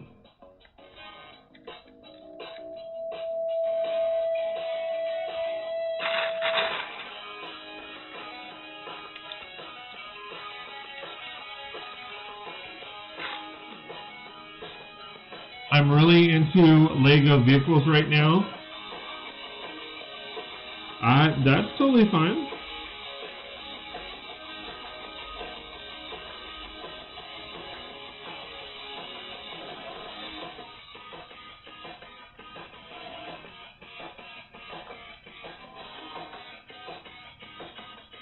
I need 16 tech pieces, then it will be complete in color, but it is functional now. Yeah, it looked pretty close to be done. I wasn't sure what you had left to do on it, dude.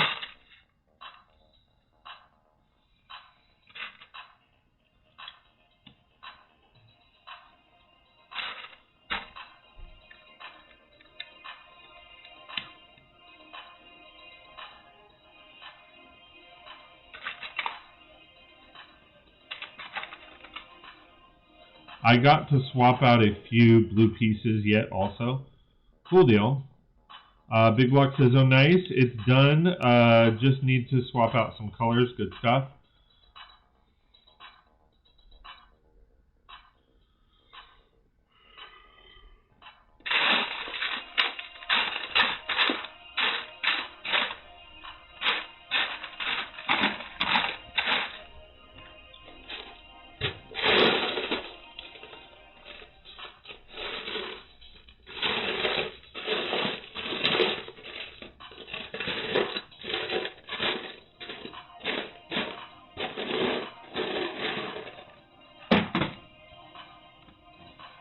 Jan, it fits a minifig, or is it bigger scale build? Pretty sure it fits a minifig. I mean, it's big, but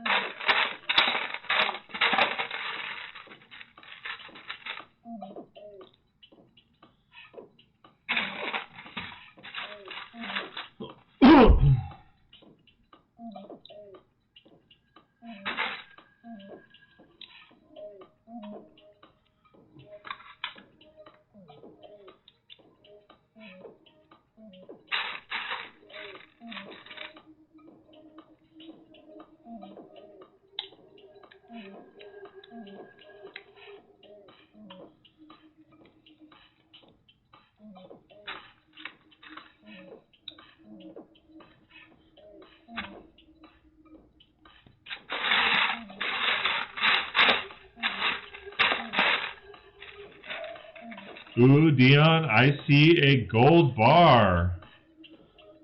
Keelan says, here's a trivia for you. Which actor fought both aliens and tornadoes?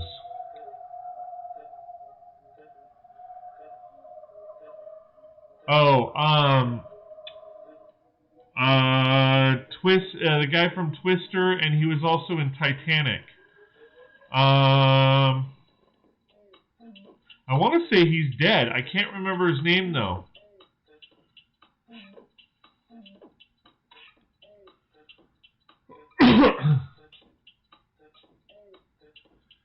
I know exactly who you're talking about, too.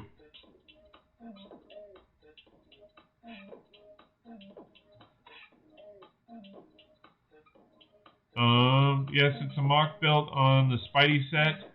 And once I get the Spidey Venom set, I'll put him writing it.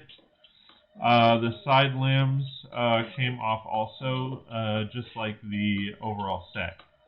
Dion Botcher Gold.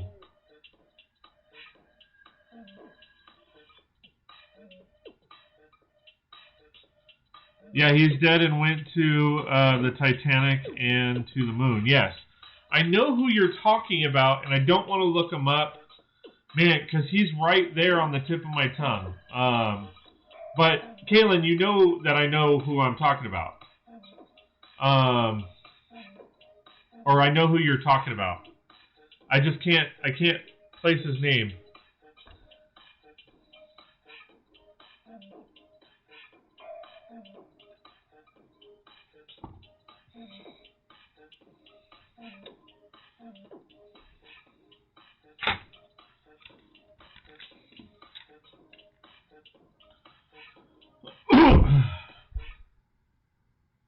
What was the guy from Tremors?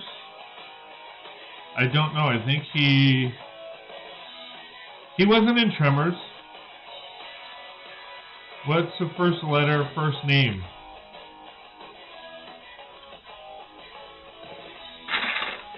Yeah, give me that and I'll probably tell you him right away.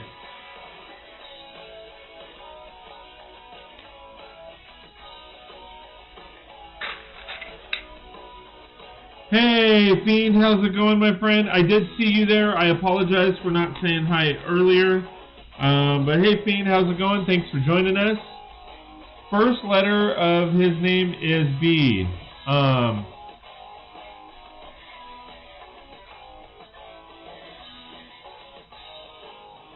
Did he play in that Tornado movie too? He played in Twister. Yeah, first letter of first name is B.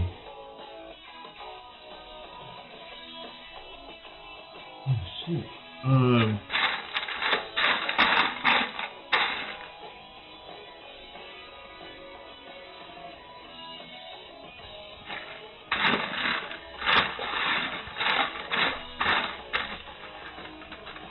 It's not Kevin Bacon. Kevin Bacon was in Tremors, yes. First letter of last name is P.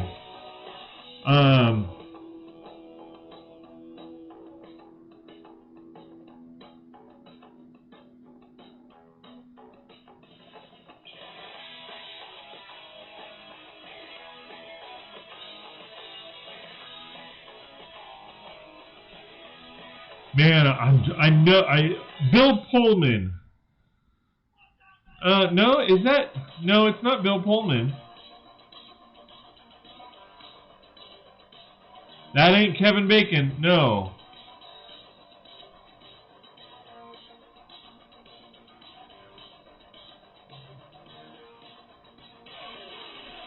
Bill Paxton. Is it Bill Paxton?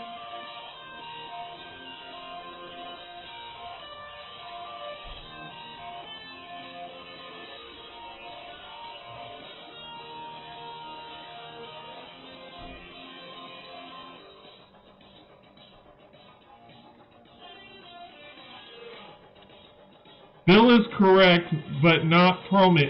It's Bill Paxton, isn't it? Bill Paxton, Bill Paxton, Bill Paxton. Is that his name? Bill Paxton? That's right, Scott, you got it. Yeah, I had it on the tip of my tongue. And then when he said Bill, I was like, no, it's not Pullman, it's something else.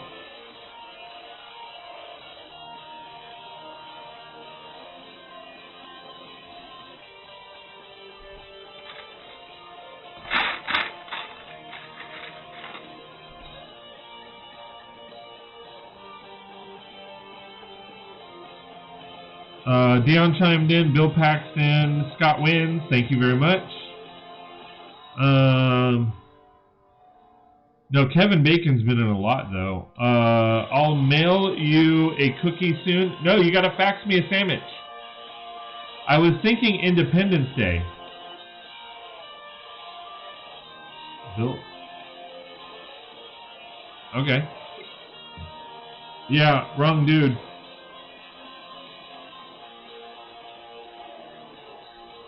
Yeah, Bill. Yeah, wrong dude.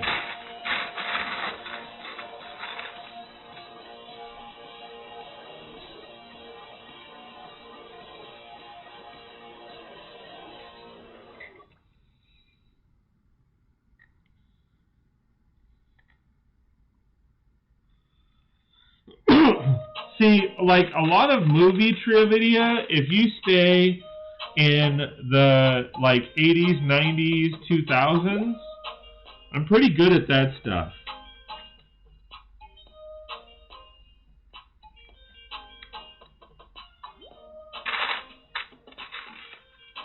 I'm good. I'm really good with faces. Names, I'm hard. It's harder.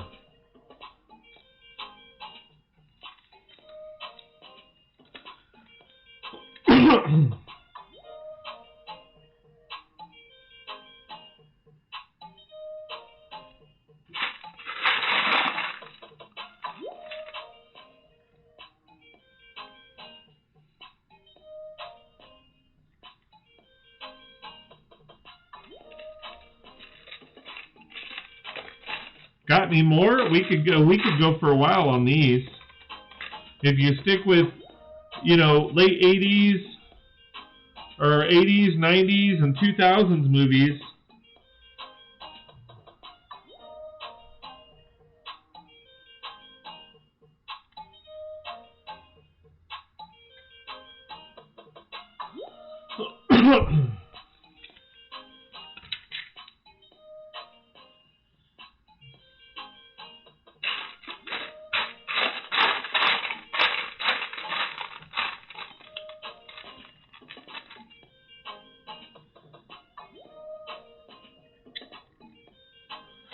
I'm hoping I can get Disney around, yeah, we were talking about it last night, but I don't think I can.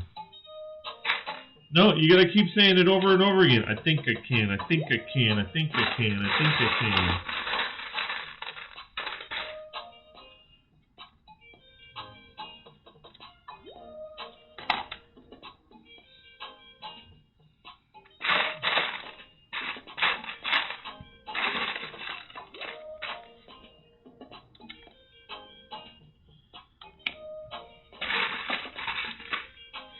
So Bill Paxton played Private Hudson in Aliens, and Bill Harding in Twister, absolutely. He also played Fred Heiss in Apollo 13 and Locke Lovett in Titanic. Absolutely, yep. Aliens also, yep. Who was the leading man in the movie topic Six Pack?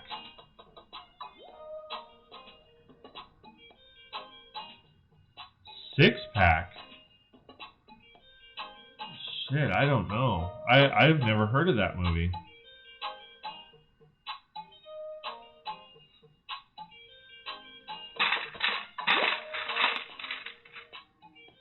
Six Pack.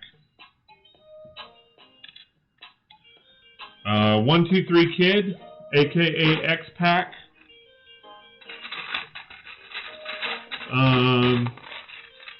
Razor Ramon. Hunter Hearst Helmsley. Sorry, when you say Six Pack, that's the first like, for whatever reason, it flashes into my head WWE. Budweiser?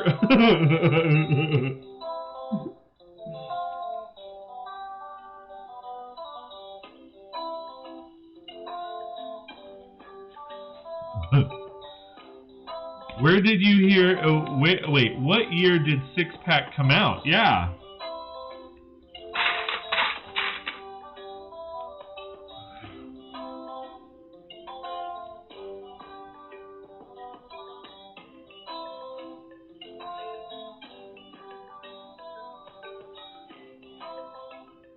Kenny Rogers? No, it was about stock car racing. All right. What year did Six Pack come out? Kaylin says, Al Wheeler says, a white-headed, bearded country singer.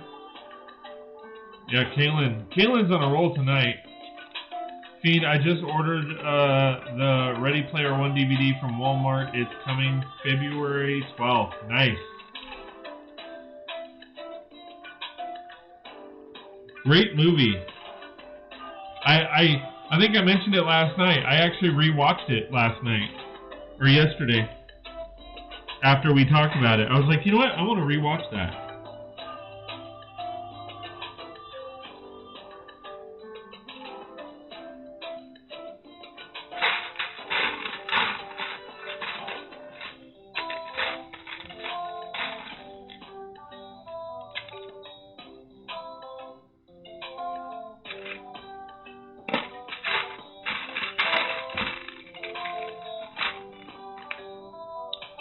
Fiend, that's not a Blu-ray? Yeah, you should, I mean, it should be available on Blu-ray, but that's pending you have a Blu-ray player, which, I mean,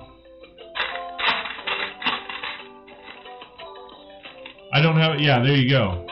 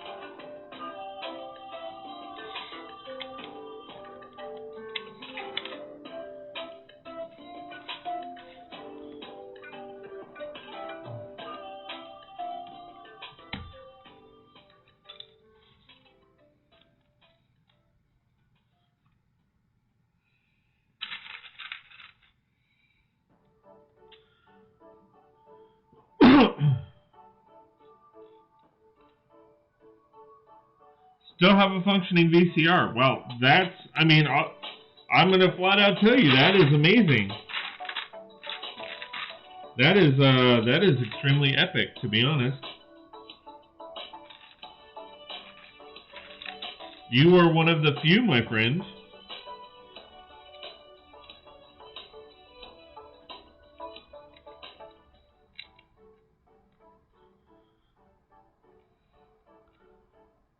Here's one. All right, so I'll do another trivia for movie trivia.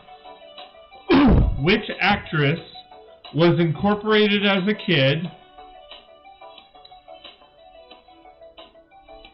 banged her way through late teens, early 20s, and whispered to ghosts in her 30s?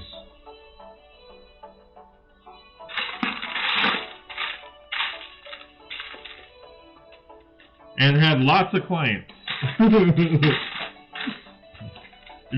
gave you guys so many clues on that one.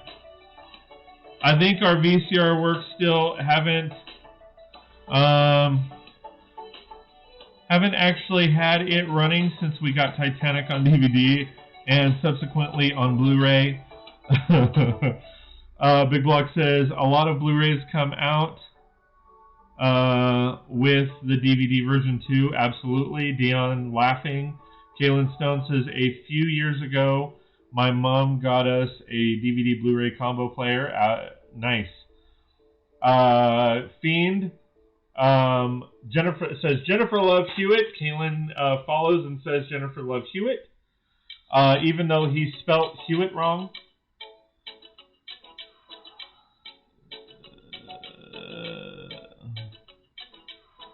I think he spelled her whole name. He got love right. He got love right. He spelled her first and last name wrong. Al Weaver Trevor says, good night all, got to work in the morning. See you later, Al. Have a great night, buddy. Hopefully we'll see you tomorrow, Thursday, or over the weekend. Big Block says, bye, Al. Everybody saying bye, Al. Yes, so Kaylin Stone, or no, I'm sorry, Fiend. Fiend was the winner on that one. Jennifer Love Hewitt. She was on the show Kids. She started off on the show called Kids Incorporated. She came out with an album called Let's Go Bang, a music album, a CD called Let's Go Bang. She moved on to Ghost Whisperers and then the Client List. I believe it's called the Client List. Yeah.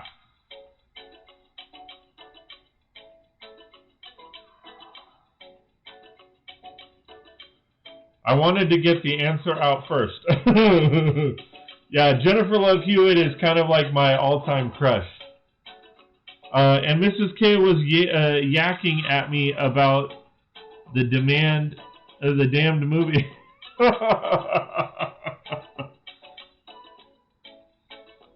All right, so Fiend got the answer right. It is his turn because, yeah, that's pretty much how we're doing this.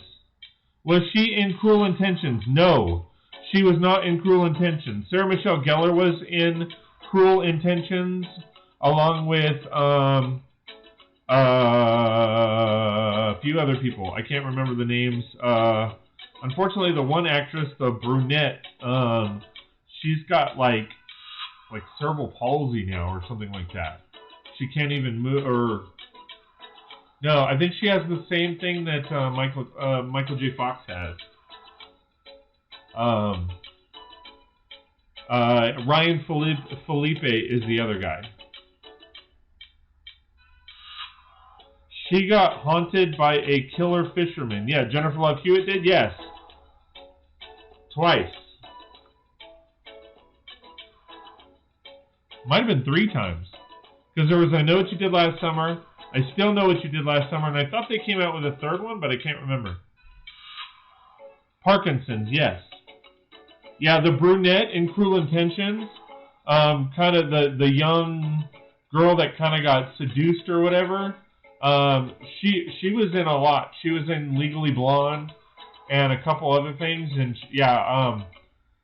she's had extremely bad medical issues recently. All right, so Fiend, your turn.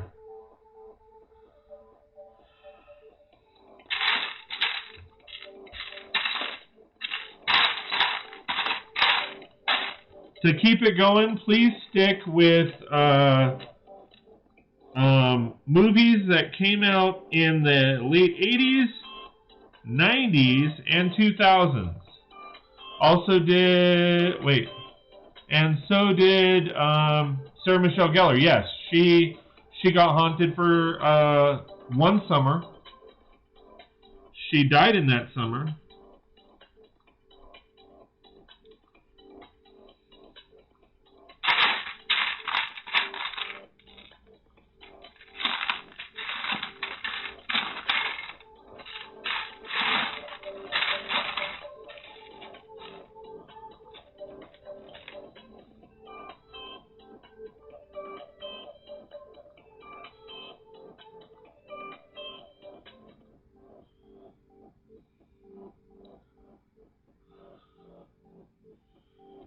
Yeah, Sarah Michelle Gellar, what's it called?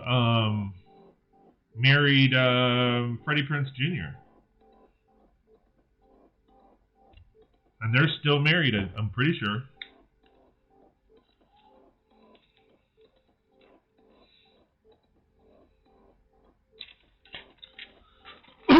But come on, Fiend. Give us a good one.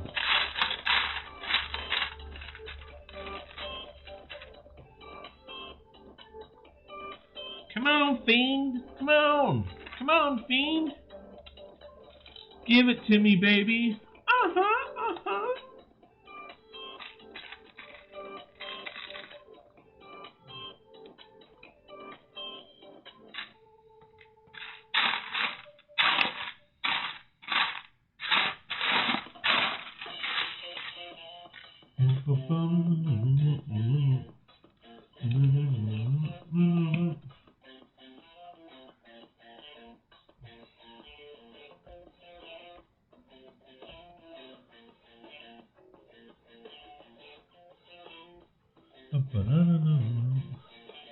I can't think of one.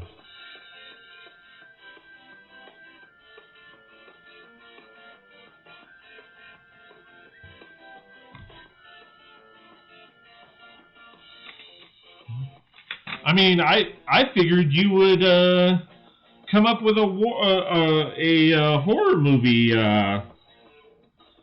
So many horror movies in the late 80s, 90s, and 2000s. Come on, man. You got to come up with something.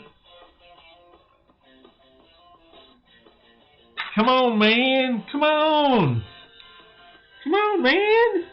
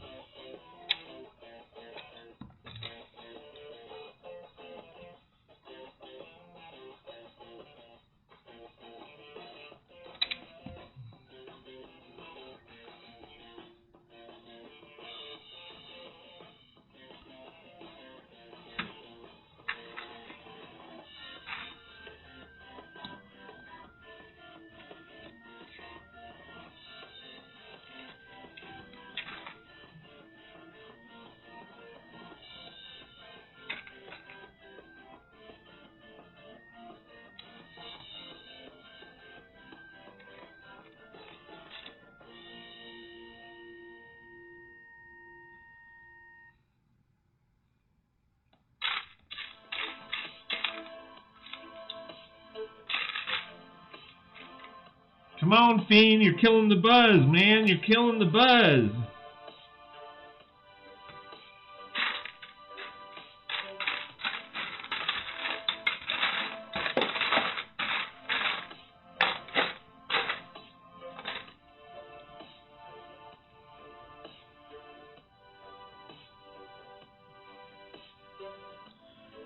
All right, who else wants to go?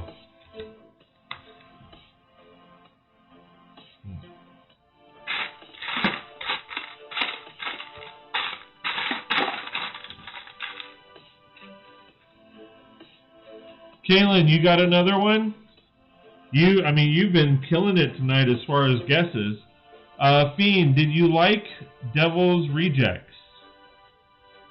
See, I think I've only seen that once, if that.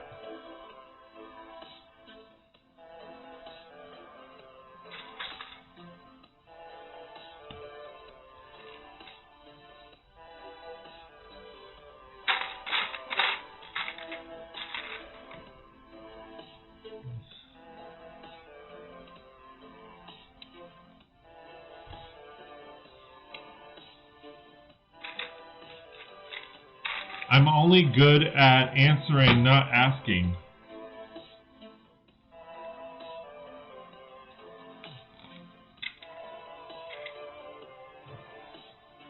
Oh.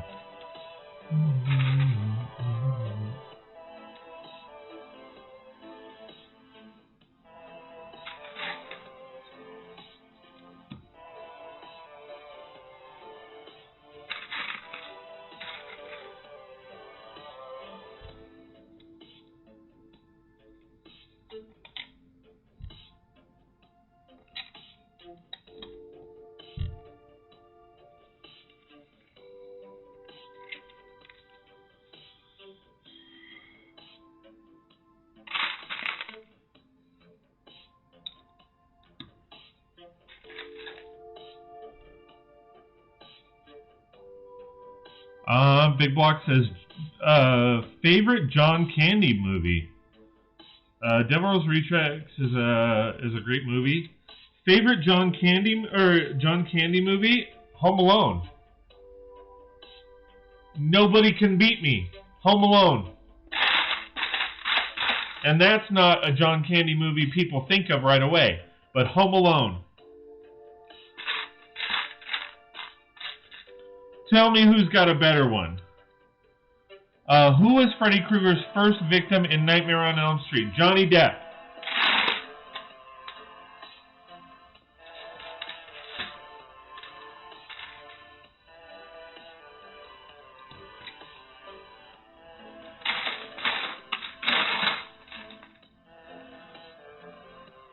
No. Heck no. No. Big block. No. Dion, time him out for that. I'm just kidding. I'm just kidding. No, I'm sorry, Uncle Buck. No, I can't agree with you. We will agree to disagree.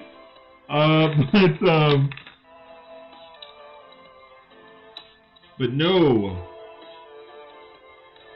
No, I am sorry. Nope. Planes, trains, and automobiles over Home Alone all day. No! Nope.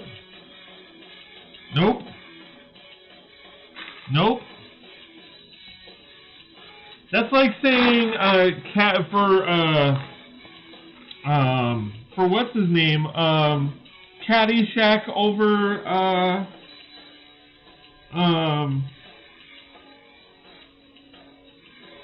Ghostbusters. It just no.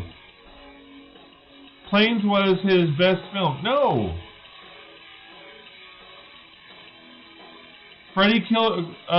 Fiend says Freddy Krueger killed Tina first. Watch it. LOL, just kidding. Really?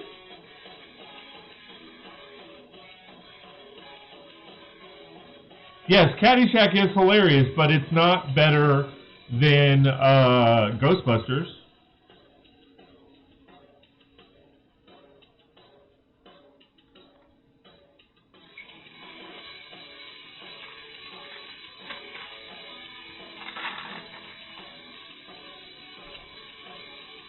I thought it. I mean, Fiend, you're the horror guru, but I'm pretty sure it was, or I thought it was Johnny Depp. Fiend is correct. Tina Gray was the first victim in Nightmare on Elm Street. All right. Well, okay. All right.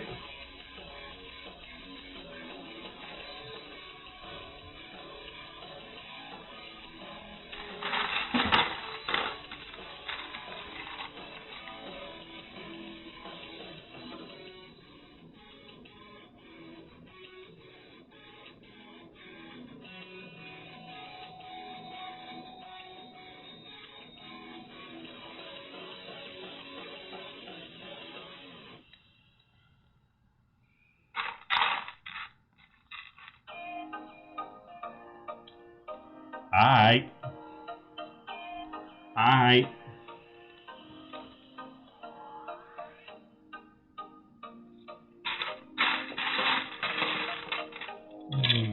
There.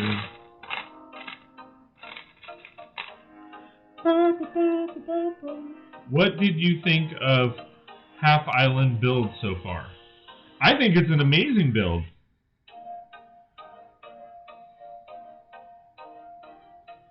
I think it's an awesome build. I'm actually contemplating not mocking it out, but just burying it in the sea with my deep sea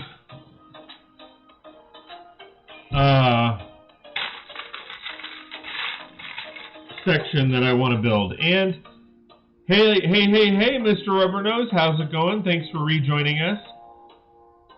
Yes, we are still going. Energizer Bunny. Just going and going and going and going and going and going and going and going.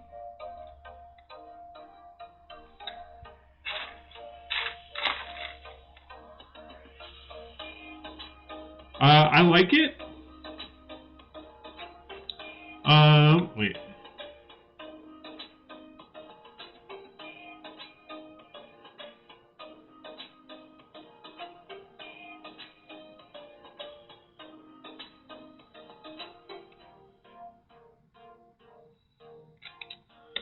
Yeah, so I do like the build. I think the only part that I wasn't too fond of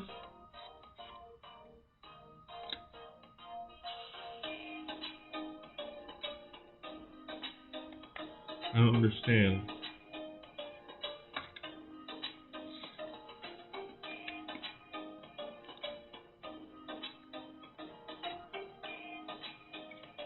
Okay.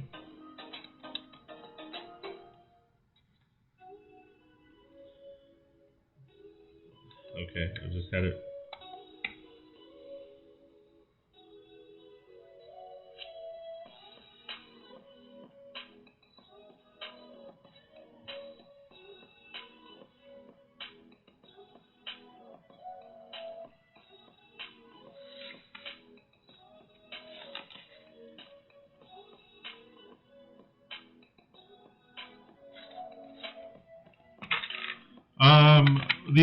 The only part that I wasn't fond of was the sales, to be honest. But outside of that, fantastic build so far.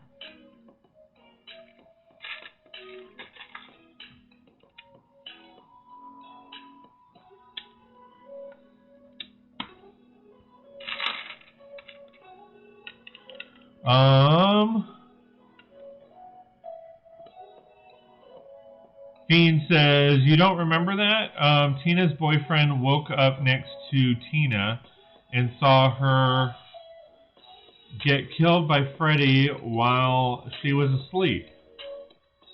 A sunken ship in the ocean of the city? Yes, that's what I'm thinking. Because I have the other, I was thinking of mocking this out to a, what's it called?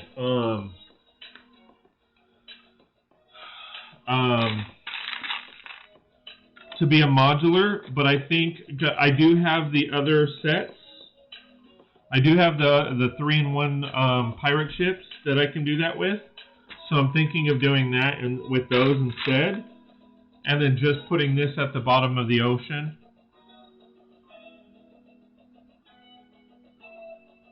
Kalen Stone yells at the TV, "Let go, Jack. Let her go now. I'll save. It'll save everyone on the ship, right?" I'm sorry. I'm sorry, Kalen. I'm sorry, man. The sales in general, or putting them on the set. Putting them on the set. The sales are actually fabric. I'm really impressed that they're fabric. I really like the sales. I just didn't. They were kind of a pain in the butt to put on. Dion says, it looks like fun. I'm having a good time checking its progress. Yeah, I mean, I agree. It's a fun build. It's really fun build. I'm not like frustrated. I haven't really been frustrated. Like I said, putting the sails on and making it look good with the sails. I'm not too fiend, or I'm not sorry. I'm not too fond of the sails, but as far as putting them on the build, but I mean, I like it. What are some 80s movies based on high school? 80s movies? Oh, I mean, Pretty in Pink, St. Elmo's Fire,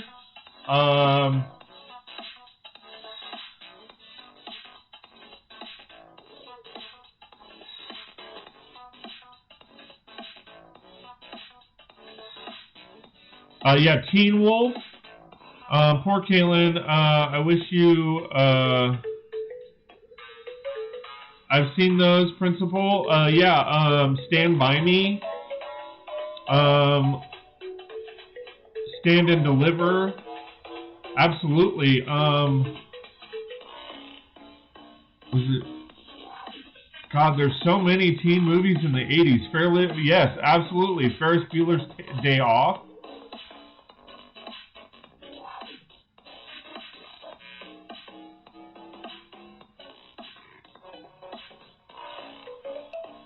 I mean, there was a ton of 80s movies or ton of teen high school movies in the 80s. Roy says, "G'day, I'm back." G'day, mate. Saving Silverman. What? That's not a high school movie. I'm hoping you guys name one I haven't seen.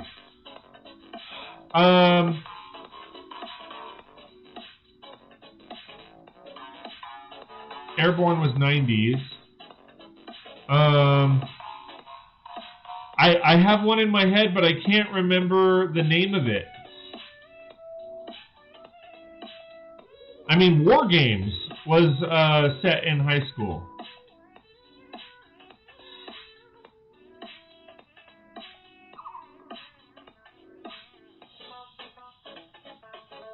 Hoping for something like The Bad Kids in High School, The Little Mermaid, like punks or suburban kids. I mean, well...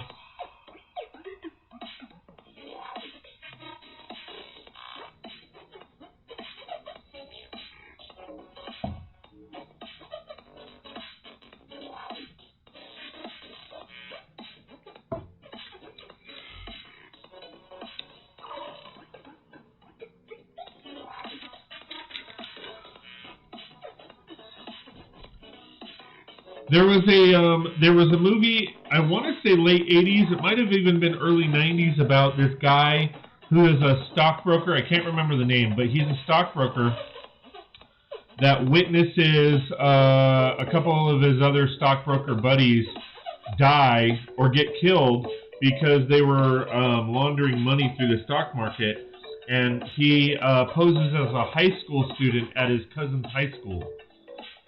My second favorite movie of all time is Class of '84. Nice.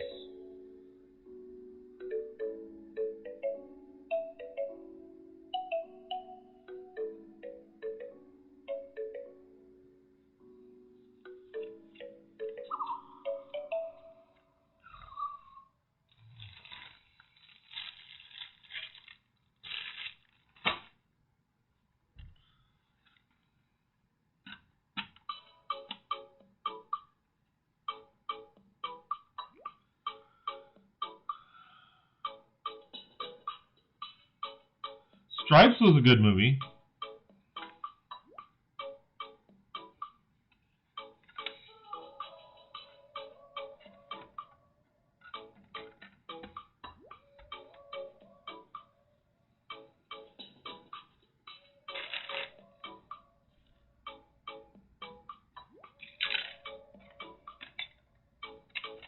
I haven't seen that in forever, so it's hard to comment on it. Fiend. I do recall seeing that film, What's It About? He says, I don't recall seeing that movie, What's It About?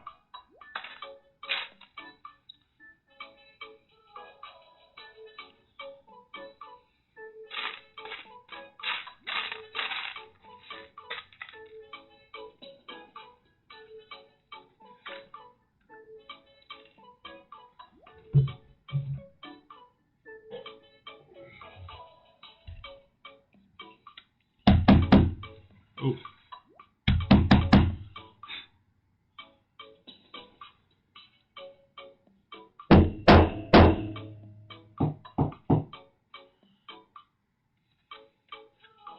That sucked. I gotta be careful with this brown because I don't want it to break, but it wasn't going down properly. What sucks is this was covered in dust from the dust storm. Scott, I thought you were going to say Cool Runnings was Candy's best film. That was I would say that is a good second or third movie. Just kidding. No, I mean I love Cool Runnings. Bill Murray and Harold Ramis enlist in the army. Yeah, no, I remember that. I think he's talking about that's Stripes.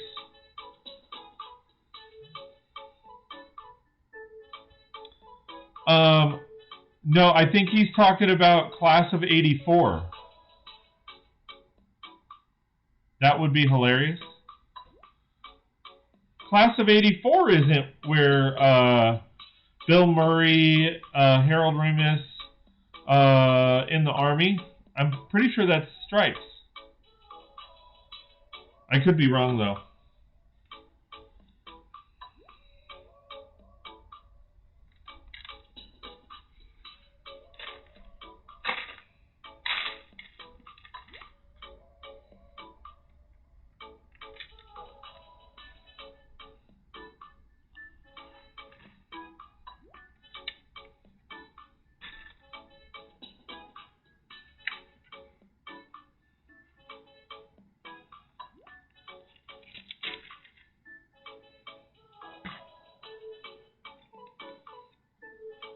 Yeah, we're talking about stripes. Okay, I was going to say, I think he might have been asking about 1984.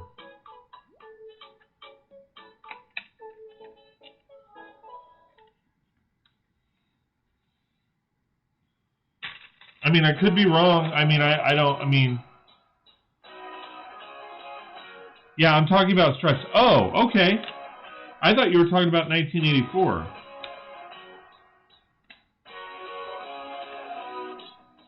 I was like, oh, yeah, stripes is about, yeah, them enlisting in the military.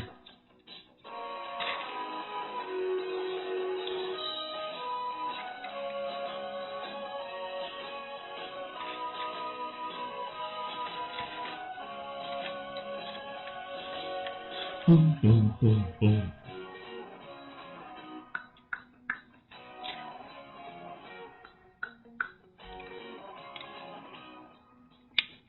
Sorry about that.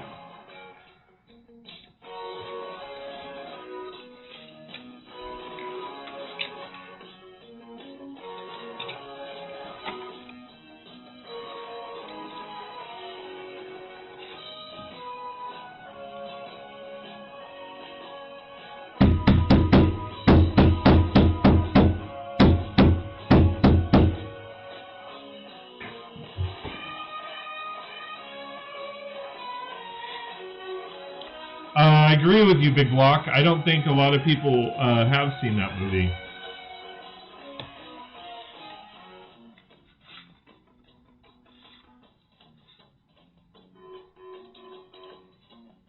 I mean, I'll be honest with you, I barely remember it. I don't remember much of it. I know I've seen it once, but I don't really remember it, so it's almost as if I haven't seen it.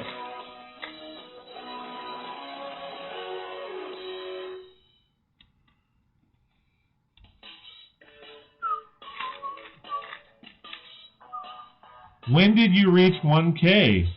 I reached it about 5 o'clock this afternoon, so about 5.5 hours. And I have been checking it because it tends to happen. The numbers are actually going down, but it's been staying steady at 1,070. We peaked at 1,090, but we've lost 20, and we might get them back in a couple days. But not sure. We will see. Because that's kind of what happened last time I jumped like this was I jumped up like 500 subscribers and or no, I jumped up like 100 subscribers and then I did a live stream that night and it dropped like 30 subscribers. But then it was like 2 days later, they all came back. Good time for a refresh. Nice. Yeah, don't forget to hit that like button, share, subscribe. If you are subscribed, please hit the bell notification so that you are notified when I go live and all that. I will be honest in saying, usually I don't mind it if it's not a big deal if people click thumbs down, but it is bothersome that somebody decided to click the thumbs down button. I probably know who it is. We call him douchebag,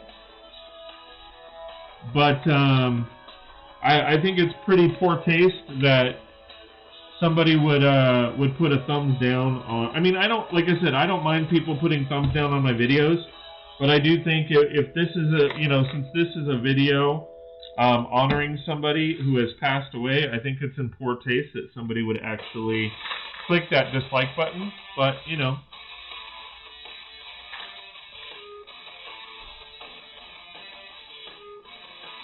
you got there fast. Dang, no, I did. It's remarkable. It really is, and I really am floored. And it's an amazing thing. Now, as far as as far as like the whole monetization thing, I'm still a ways away from that. I mean, hitting 1,000 subscribers is just incredible. Like, I am so floored that people like my stuff that much. I always say I wish there would be more people here in the chat. I mean, you guys are amazing, don't get me wrong. But I'd love to really get some amazing, or a lot of people in here. You know, and really get some, you know, conversations going. Tonight has been awesome. I love all the conversations that we've had tonight. Like, I've been having a lot of fun with the quiz show and all that kind of fun stuff. It tells you who gave thumbs up and down. No, it does not. It doesn't tell me. But I kind of have a feeling I know who it is, and I'm not going to say it. But, yeah.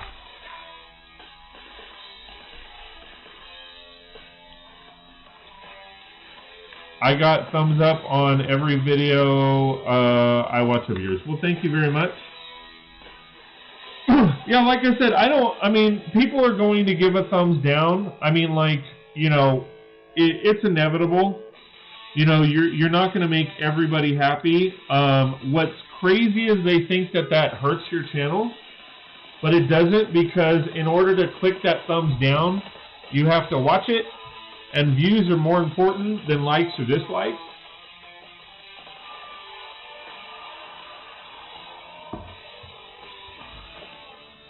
It's kind of that whole any publicity is good publicity kind of situation. It's interaction,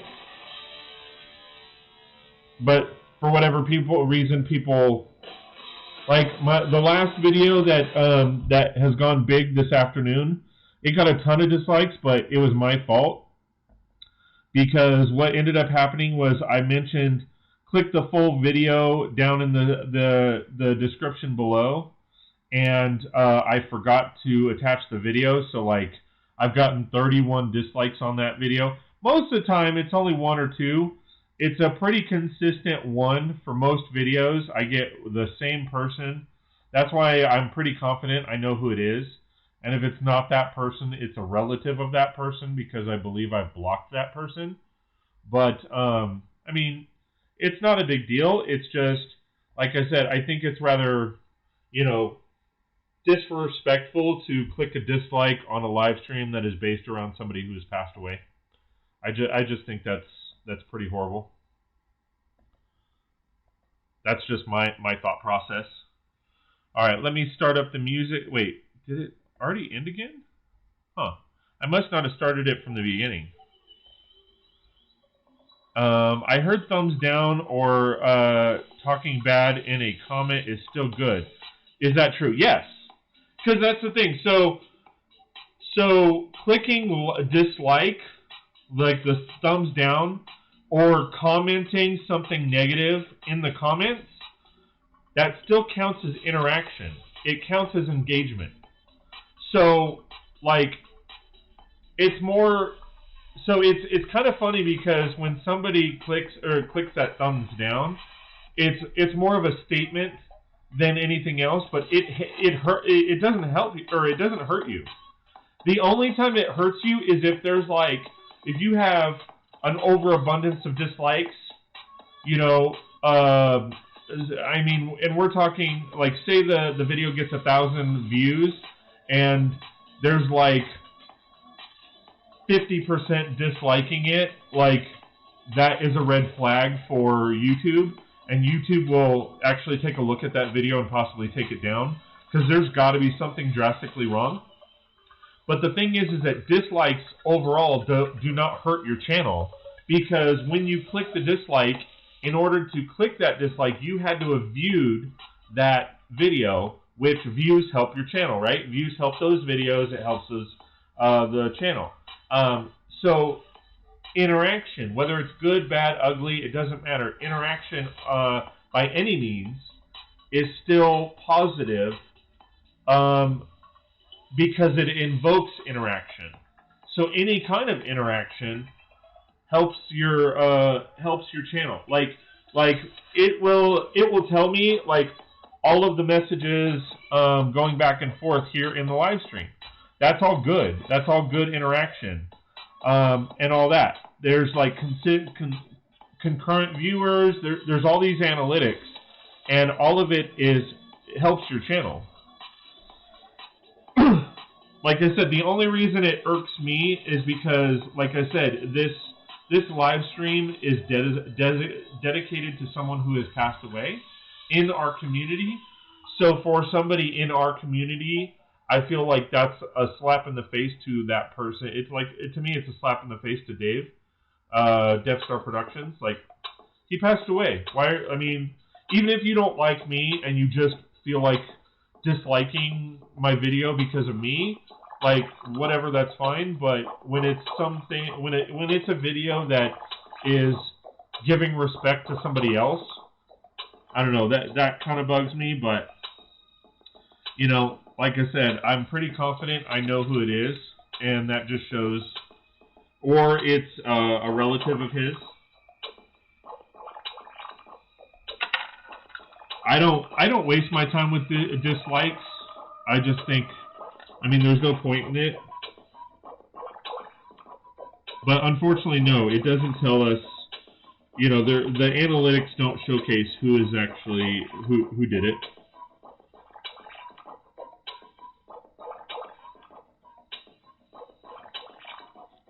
So yeah, I don't know for sure who has done that.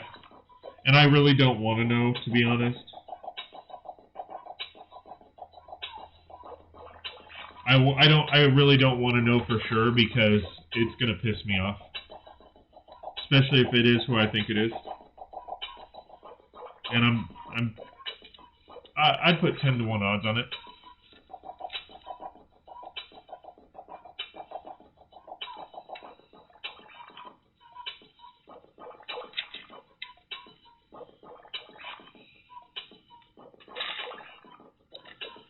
But yeah, to go back to your question, Big Block, I heard thumbs down or talking bad in a comment is still good. Absolutely. It's still good. It's all good, brother.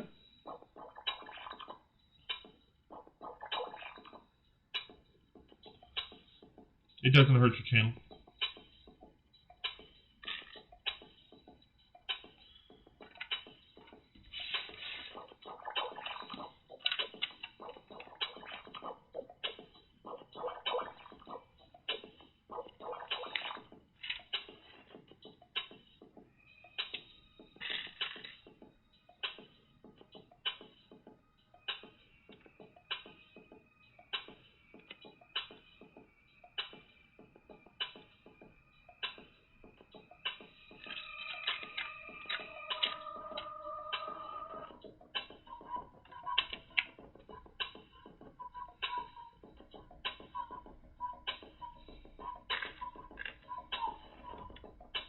I learned how to get thousands of thumbs down votes on a Lego video last night. I'm sorry.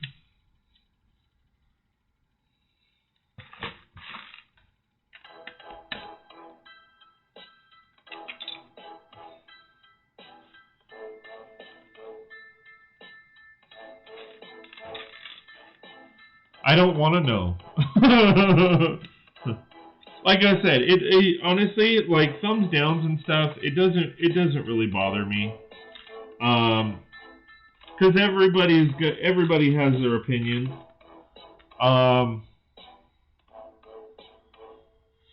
and like I said, I'm okay with that. Everybody has their right to their opinion. Everybody, you know, will give their opinion. A lot of people think they know it all, and all that kind of fun stuff. You know, a lot of people copy each other. I mean, like, recently I've seen, you know, I was probably one of the first people to do 3 different camera angles, and now a few people are doing them. I'm one of the first, I will say, one of the few people that have started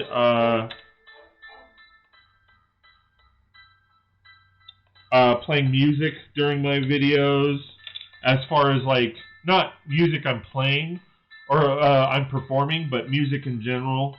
and a few people are doing that now, and that's okay.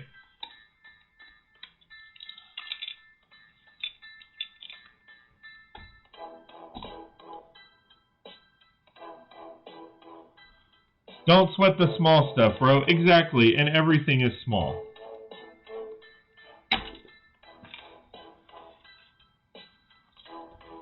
Like I said, the only reason I keep focusing on that one thumbs down is what what this stream is for. It's to show respect for a fallen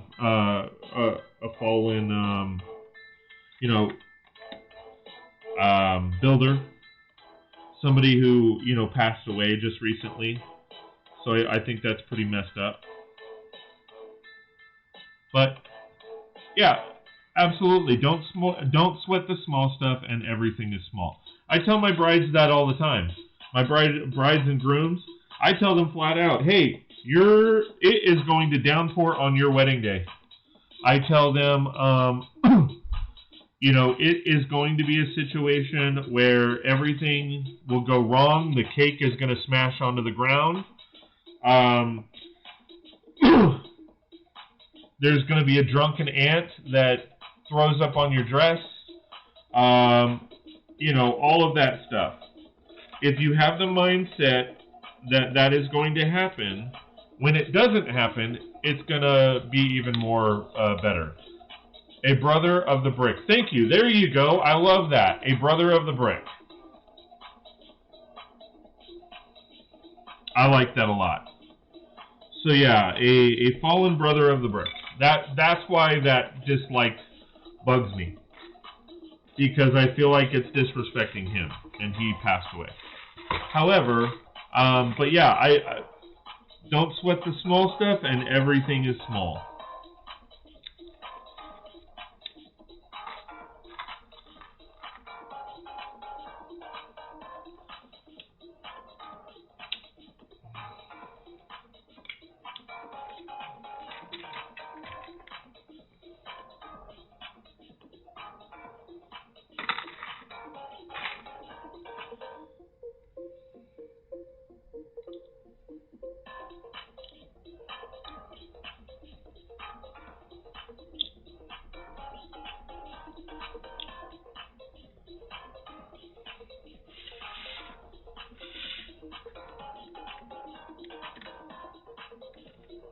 Oh, well, shoot. Oh, man. I forgot. I missed the fact that we were putting 3 gold bars, and they are metallic gold bars. Check that out. Sorry, I think this...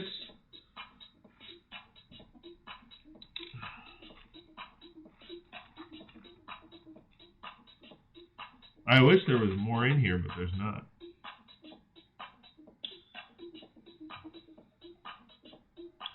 Metallic gold bars, my friend. Get metallic gold bars. Check those out. And they are going right here in the treasure chest. And they are closed up and then under the dock. If that makes sense.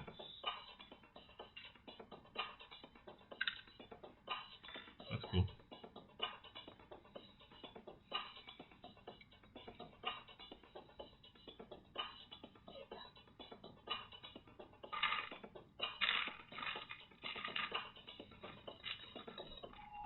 I like that a lot, dude.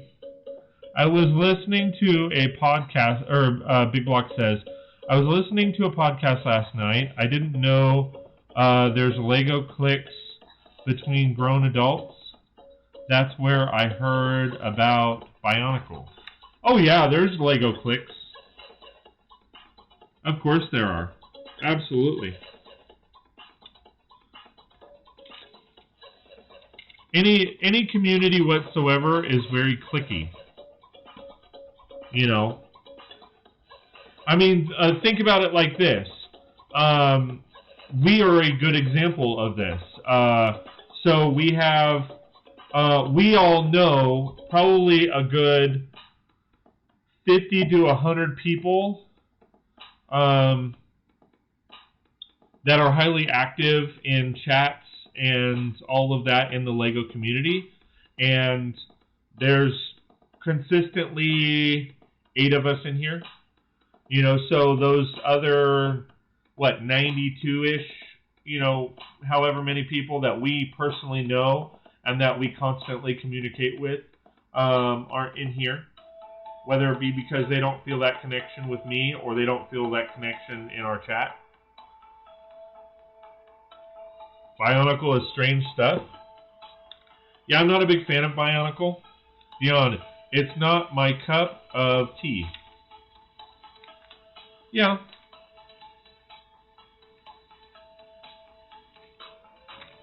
We got a piggy, and I will be honest in saying this is my first pig. I don't have pigs. I don't have a pig. This is my first pig.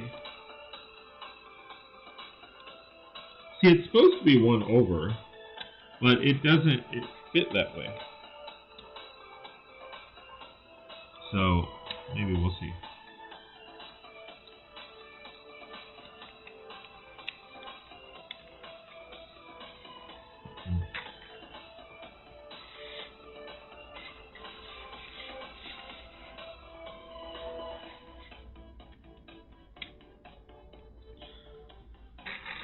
Then there's Lego Purists. Yeah. Wait, Dion says, mine either, but there are some good parts for details and mocks. Absolutely. Yeah, I mean, there's groups of people that stick to, like, you know, it is, because there's so many themes, you can't, like, there are going to be clicks, because, you know, there are going to be people who only build cities. There are going to be people who only build, and there's clicks within clicks, right? Because there are people out there that only build mocks for cities. They won't waste their time on the modulars. Or if they do buy the modulars, they will modify them or mock them out. They won't stick to their original stuff. There are people out there that that only build trains. There's people who out there that only build Marvel, or, I mean, you'd be surprised at how clicky people are. As you said, Kaylin, there are Lego purists. Like, if you mention, what's it called? Off-brands, they will despise you like you wouldn't believe. And it gets crazy. I'm not one of those people. I'm just like, you know what? It ain't my city. Build what you want to build. Do I have off-brand in my city? Absolutely. I mean, all of my plates whatsoever, all my base plates, and every single one of my base plates and road plates, they're all off-brand. And if there's somebody that wants to come to me and says, hey, that's not cool, blah, blah, blah, blah, blah, I'll say, fine, buy them for me. You want to try to dictate what's in my city? Then you can pay for my city.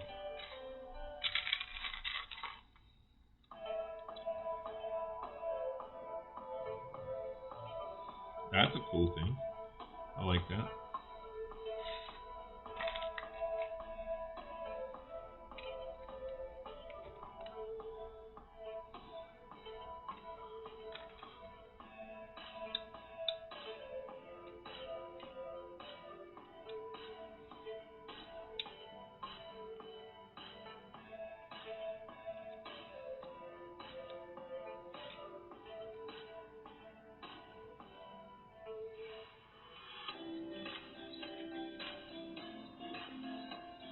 God, I thought I was going to get to bag 10, but bag 6 was 3 bags.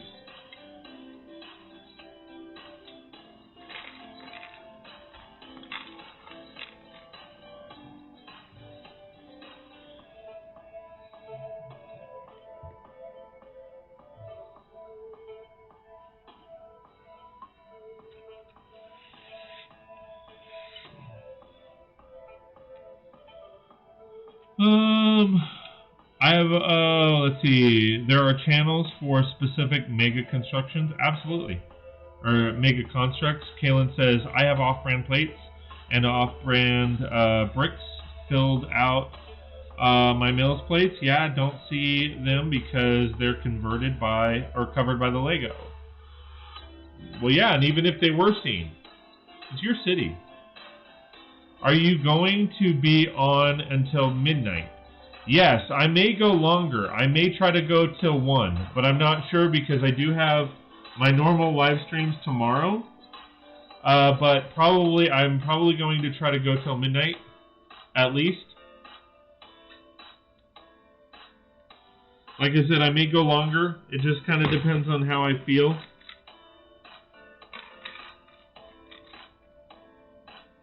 And I mean, if we're gonna, like, you know, and I always say, I've said this a lot, like, if we're gonna continue the conversations like we have, like this, you know, I'm totally down with keeping things going. I mean, that's the thing. I feed off of your guys' energy, and I say that all the time. I feed off when it comes to chat and stuff. I feed off your guys' energy. I love the conversations that we're having. I want to keep them going, and if we're continuing that helps me stay up. That's why I kind of said, like, for the 24-hour live stream, you know, I would love. Where are those pieces? You know, I'd love to have people with continuous conversations. You know, because that'll keep me going. That'll keep me awake. That'll keep me, you know, perked.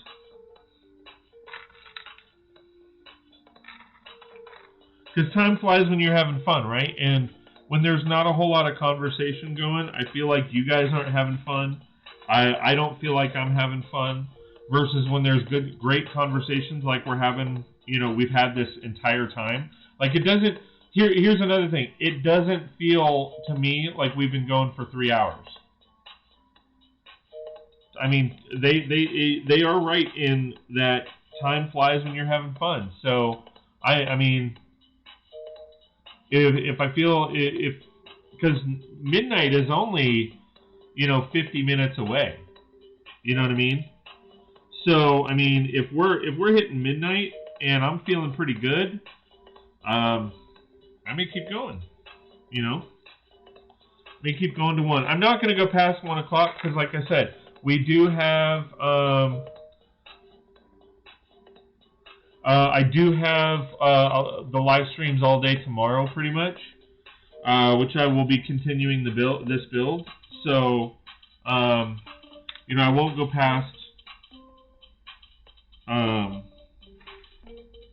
Oh, I was right. I'm not going to go past 1 o'clock, just because I do need some rest.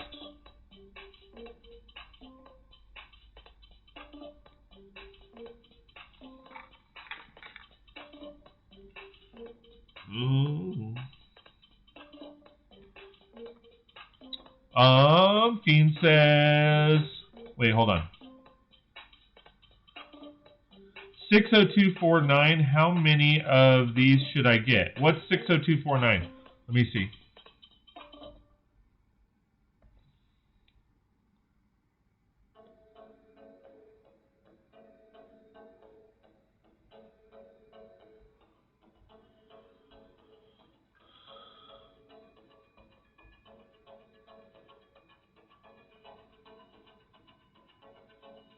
Oh, it's the street sweeper.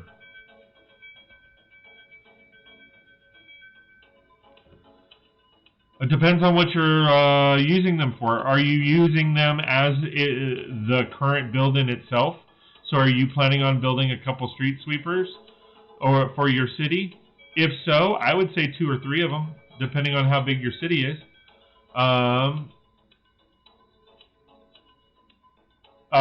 Roy says they're always good for as fillers. Absolutely. Dion says here, piggy. Fiend says, okay, I'll grab my Lego and build with you. Awesome. Big Block says, Kalen, I think I fall into the category of Lego purist. I don't look down on others who's off-brand, though. There you go. Dion says, I'm not a purist. Kaylin says, Big Block, you're okay in my books then. You're cool with other people using off-brand, but I won't do it myself. And that's the thing. For the most part, other than road plates, I don't use off-brand myself. I don't really care for off-brand. But with that said, I'm not going to tear anybody down for it. I think that's ridiculous. I really do. And I'll be honest with you, I will ban somebody who decides to step in my chat and starts bitching at somebody about using regular Lego, or not using regular Lego, and deciding to go off-brand. I have no issues banning the hell out of somebody, because and I will say this a lot. It's your city. You can build what you want to. It's your city. You can build if you want to. Build if you want to. Build if you want to. You would build too if it happened to you. Dun dun dun dun dun dun dun.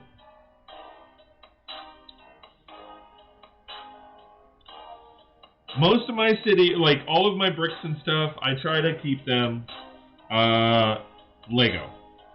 Okay? However, like I said, I'm not going to rip somebody down for choosing to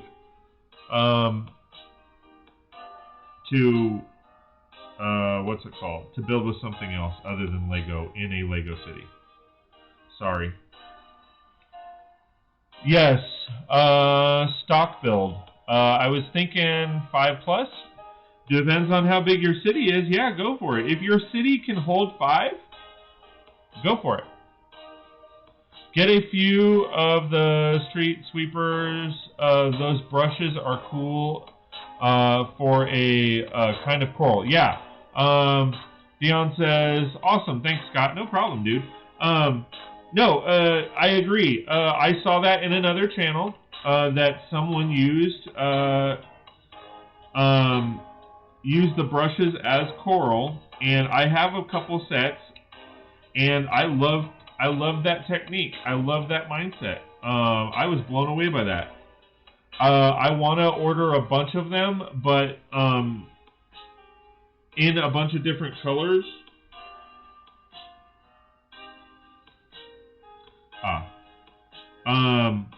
I just haven't gotten around to it.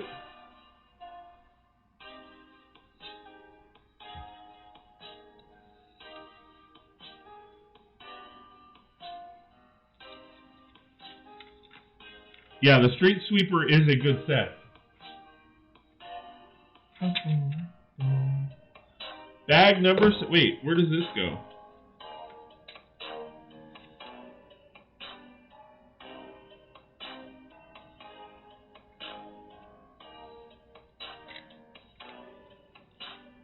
Ah, I see where it goes.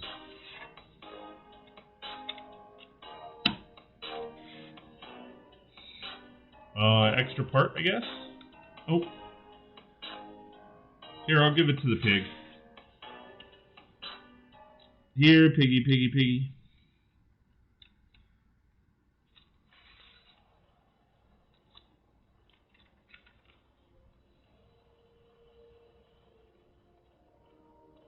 Desperate situations required desperate measures.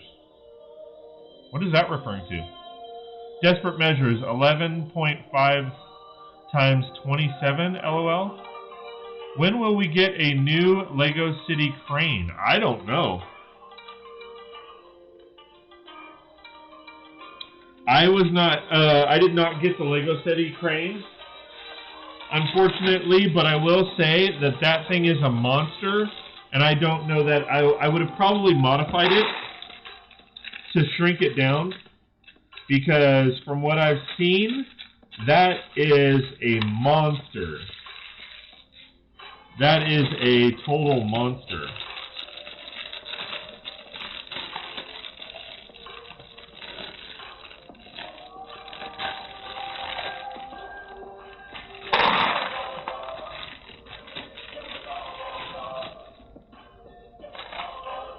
Alright, so I'm going to dump this bag, guys, and I really have to go to the restroom. So it'll bear with me for a couple minutes as I need to go to the restroom. Sorry, guys, I will be right back.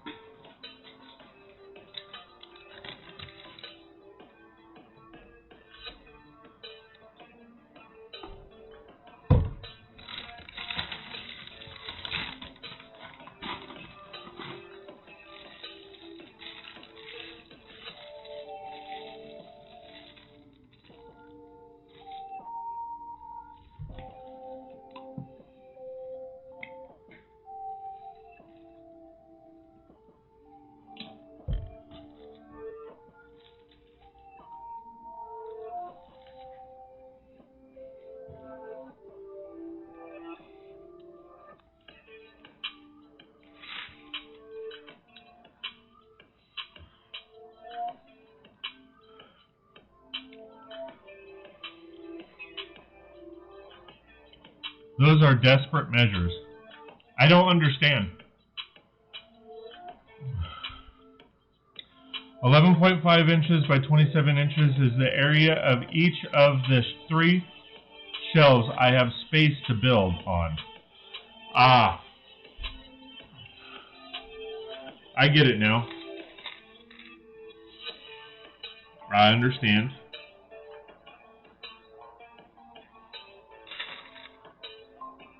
That totally makes sense. All right. Galen Stone, here's a question I have for you. Can you build up?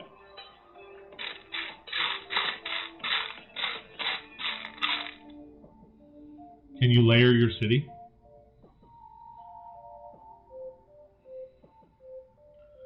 Does 11.5, like if you can start building up a little bit, it might give you a little bit more. What is the best off-brand you guys have found so far?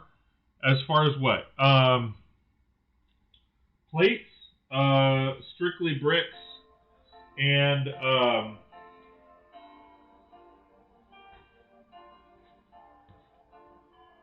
yeah, strictly bricks is the brand I use.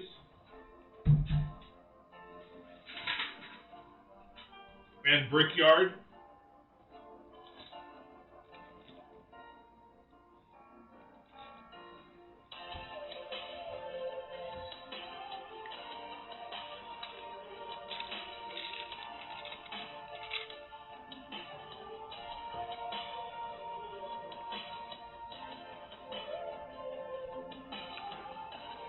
Dion says extra space is a commodity. Absolutely.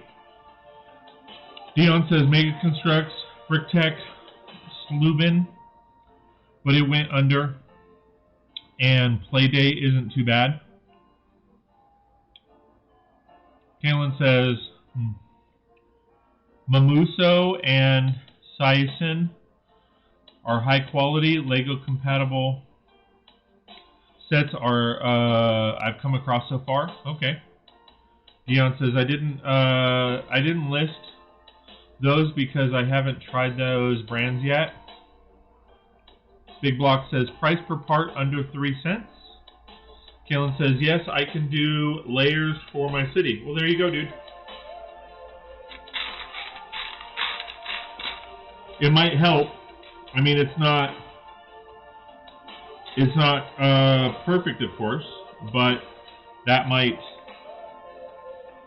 give you some layers as far as like starting with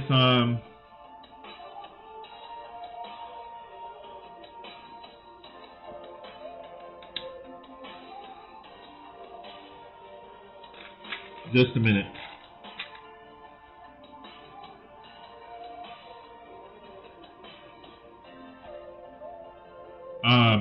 Starting with your table level and building a small road up, you're obviously not going to fit you know, big modulars, but that might help for you. I can do 11 by 5 inches deep by 27 inch wide. I think I can go up to 8 to 15 inches tall for 2 shelves, and possibly more for the top of the bookshelf. Fiend says, I'm putting my Avengers Quinjet back together. Nice.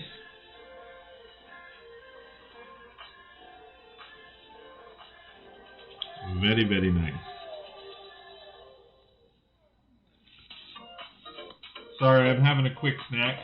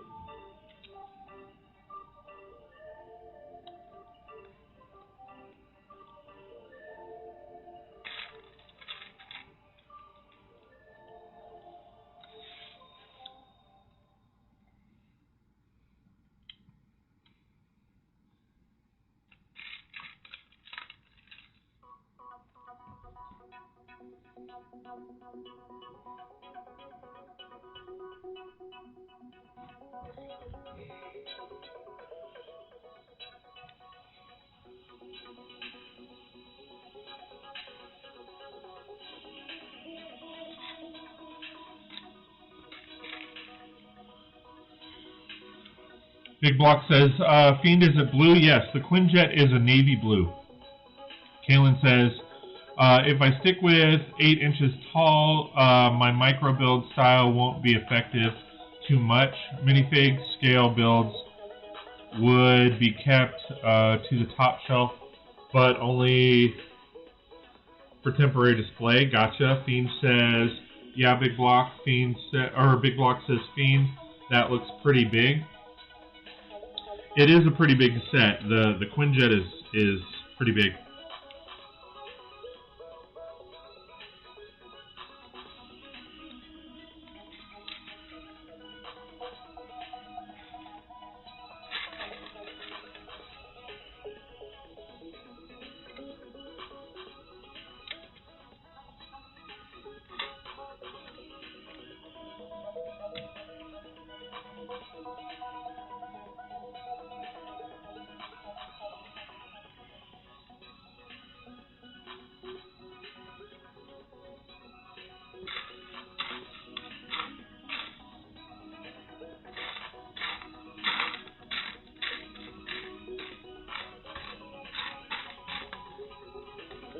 If I remember correctly, Fiend, I think weren't you trying to combine the Quinjet and another jet?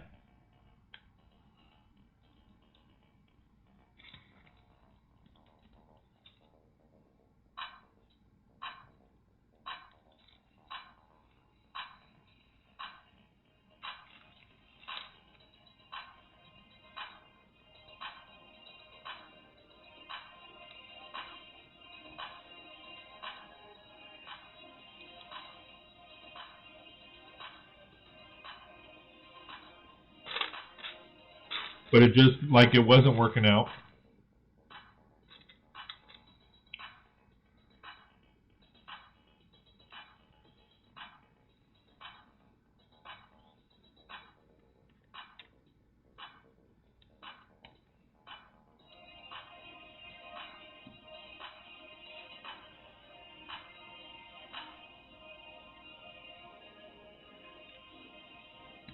That doesn't look right.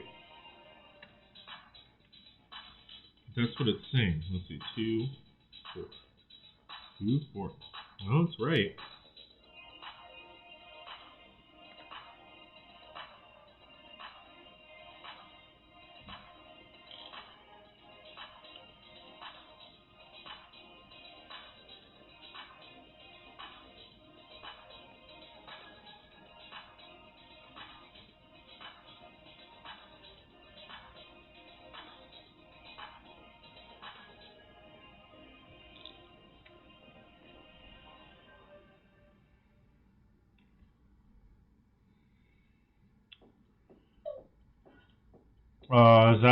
Is that set $100? It looks cool for sure.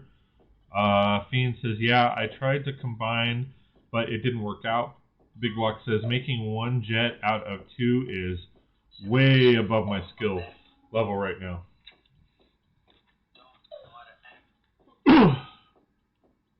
To be honest, I think that is probably above a lot of people's skill set. It's definitely a tall order for sure.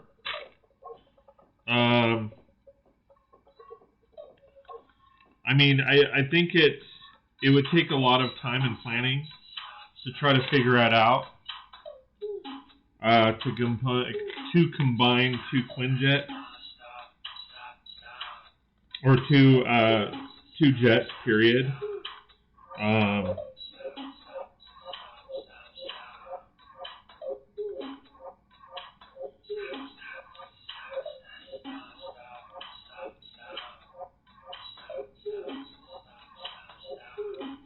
I think it can be done. It's just you'd have to really plan it out and really, I don't know. It would definitely be a hard one to put together.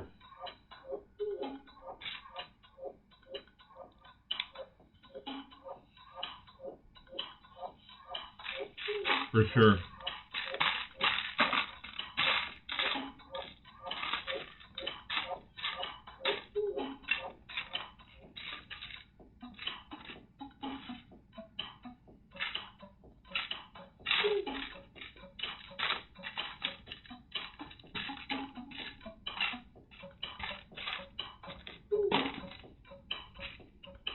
It would take time for sure. Yeah.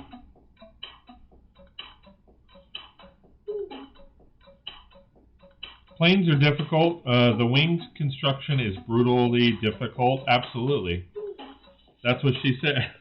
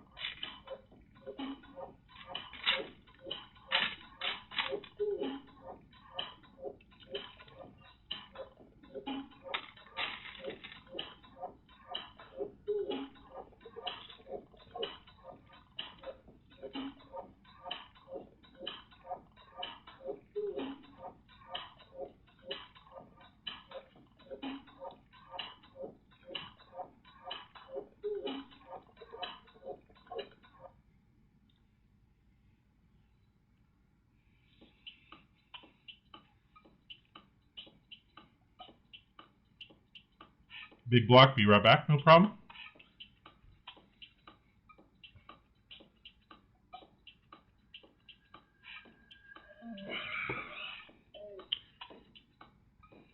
I mean, here's the thing, Fiend.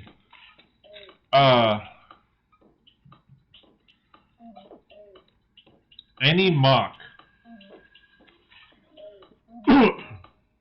takes a lot of time. Just any mock in general is going to take a buttload of time.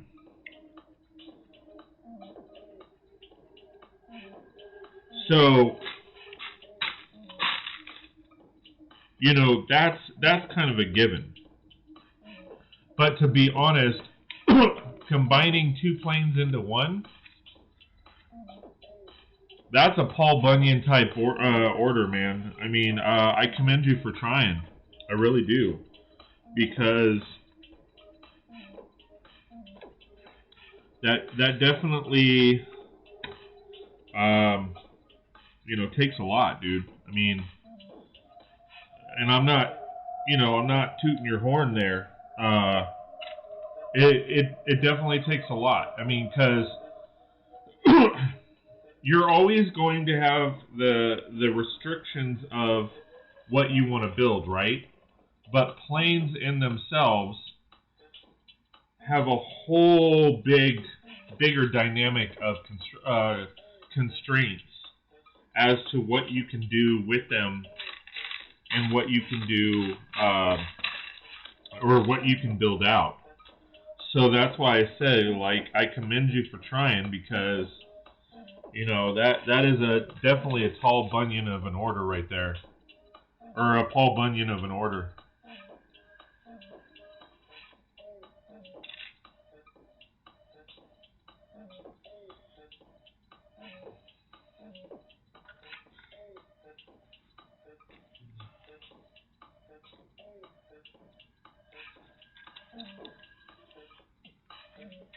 See, I want to see what that looks like on that side.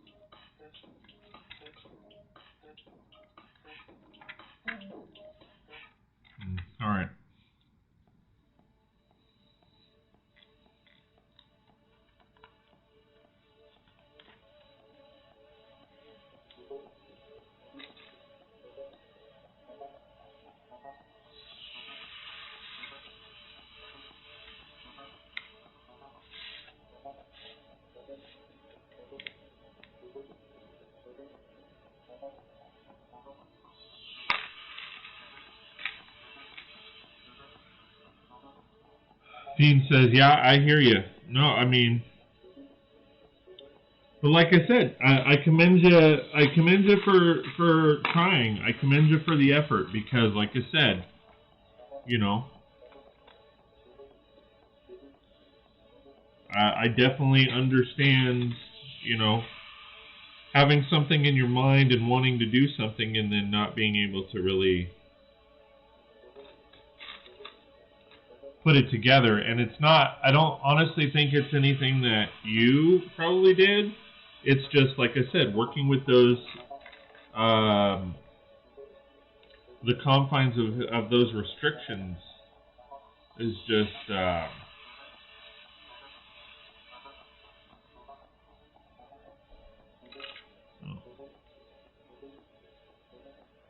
like I said, a Paul Bunyan of an order.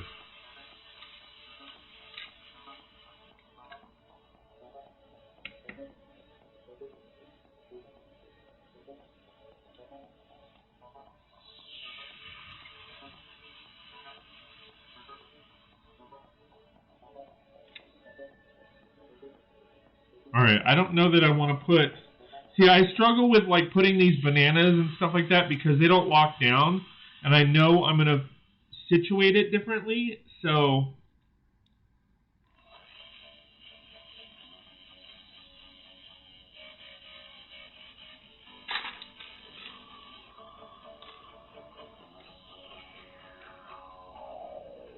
I'll put them in.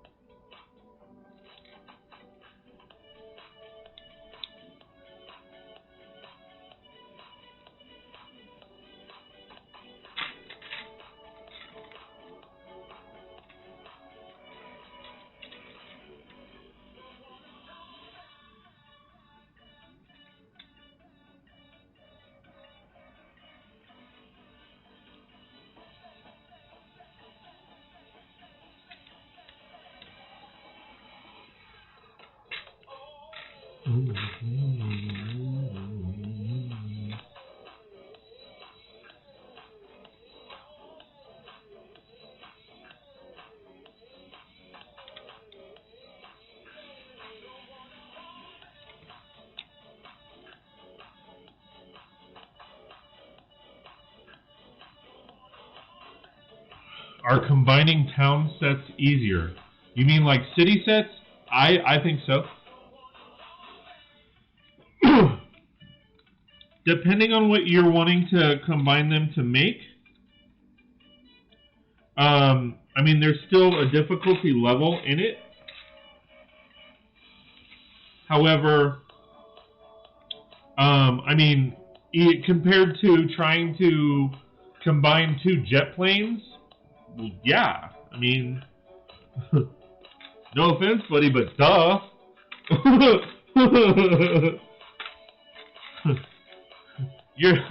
I mean, a building, your restriction is a box.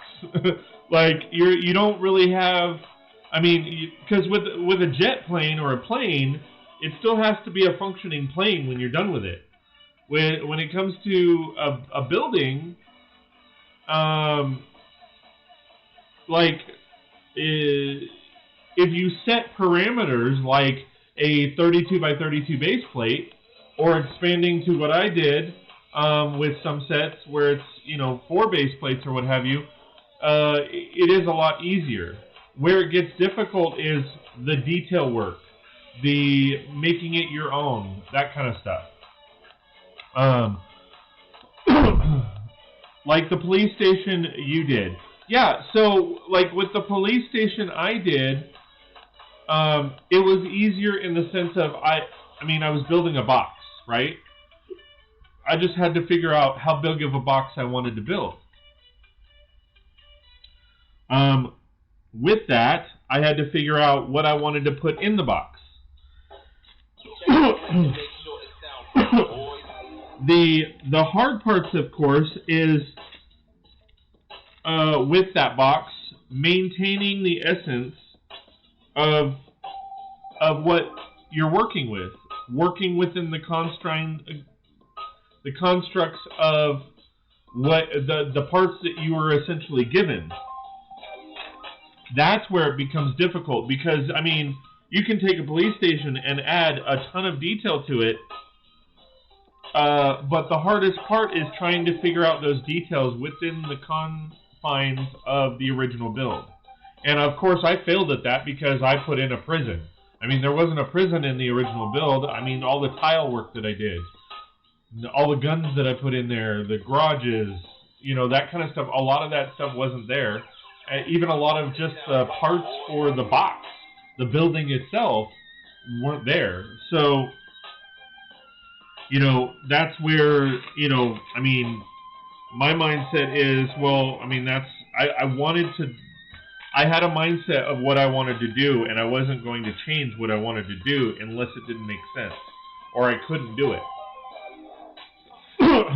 So, I mean, it is going to be a lot easier, you know, to make a building than it is trying to make a vehicle, or trying to make a plane or a jet. I mean, there's another, especially if you have a specific, like with cars.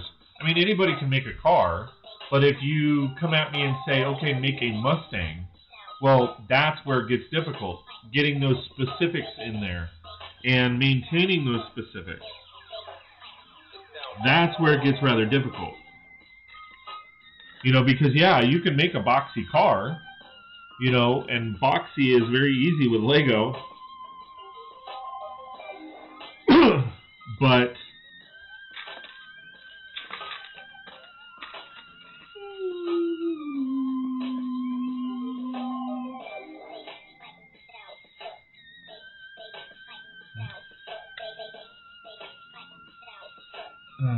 hold on.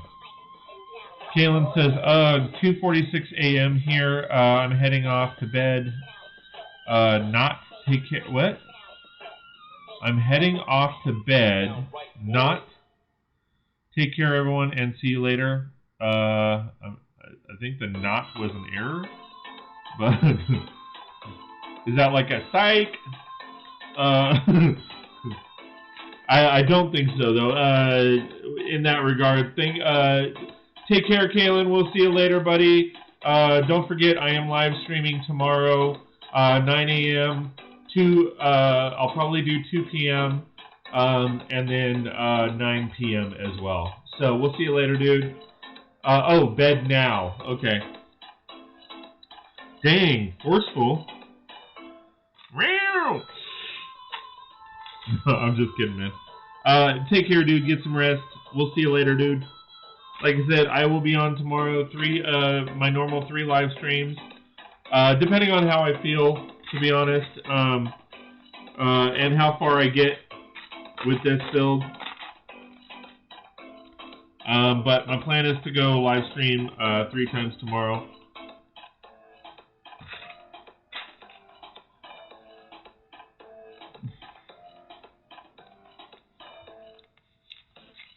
So good night, buddy. Take care. We'll see you later.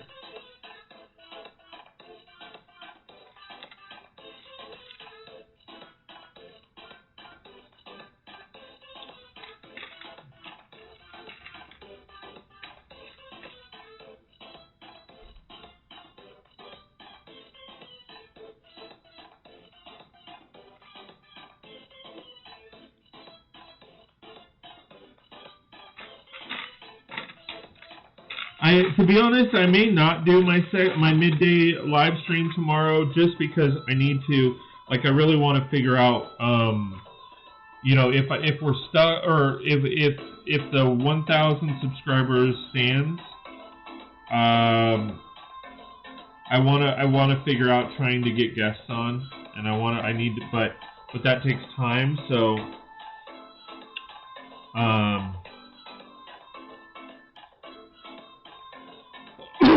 so I may do the one in the morning and then one in the evening or afternoon.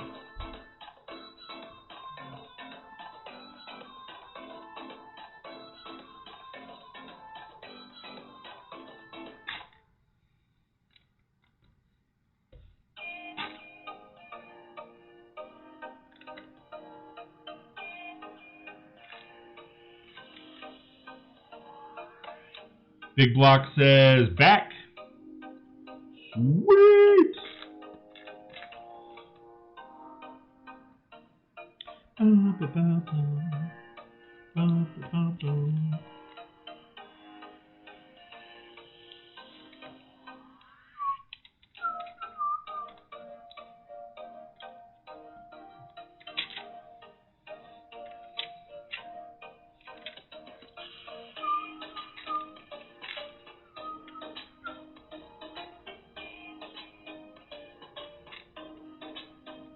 But yeah, Fiend, a building,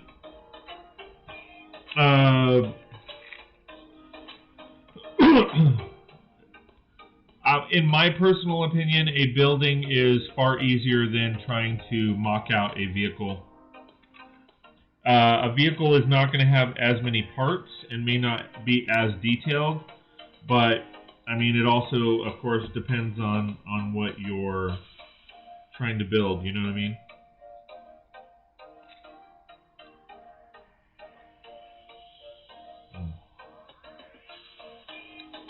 About that.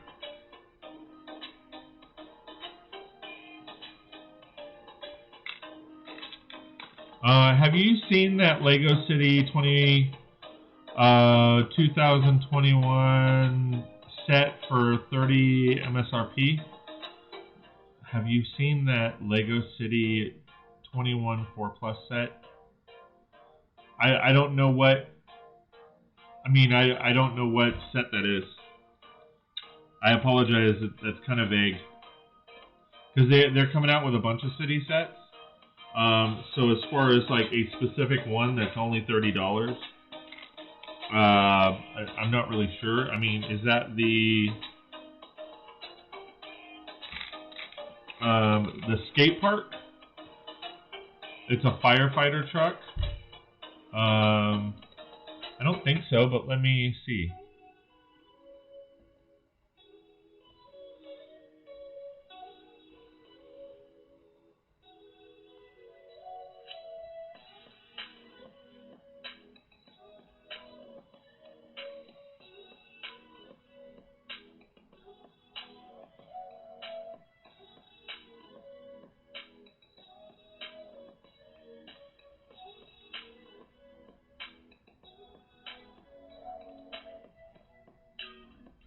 Are you talking about set 60280?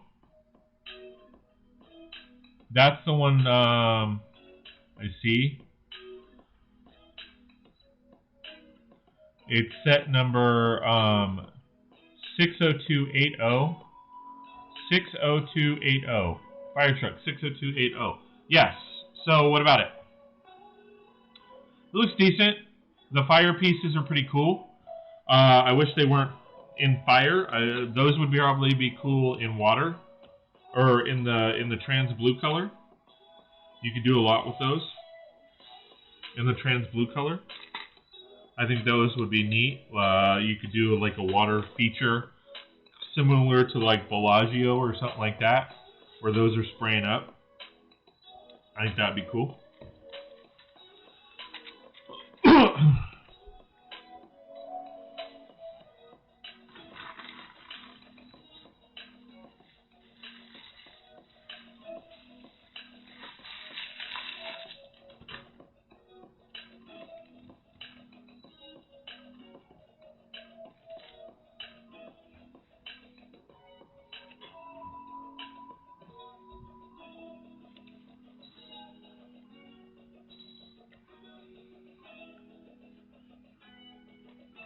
But I think if you use those fire pieces for like lava erupting, that'd be pretty cool.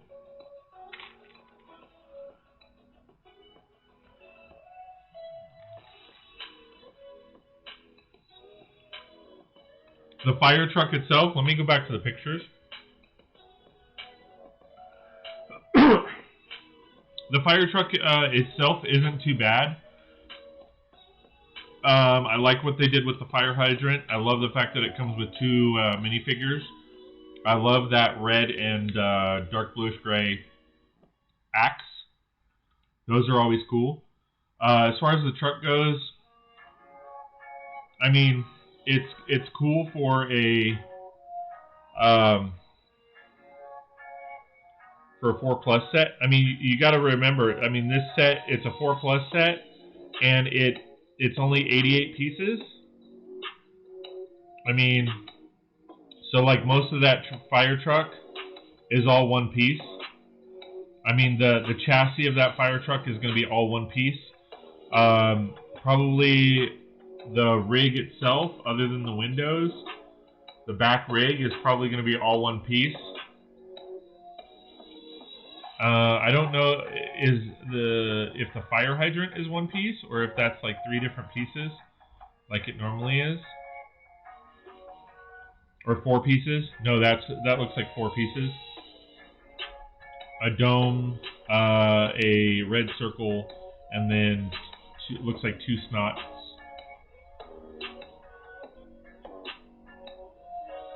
But I mean, yeah, that chassis or that fire hydrant chassis itself is all one piece.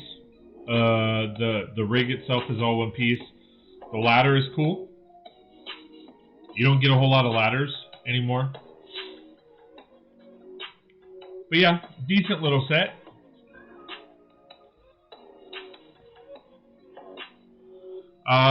This set looks so different than other fire trucks. I will get it on sale though. They should have priced it $15. Yeah, I could see $15. Yes, it's very boxy, and the truck itself is very boxy. I'm not a fan of it, but I get it.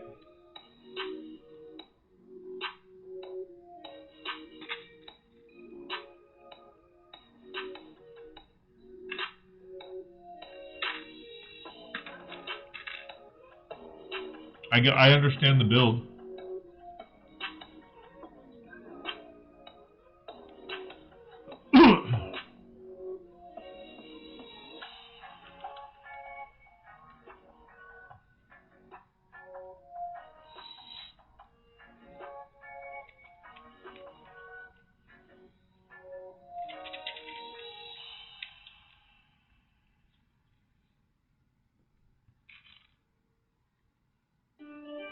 To be honest, unless they don't sell hardly any, I don't see it being 50% off like that, because it's a $30 set.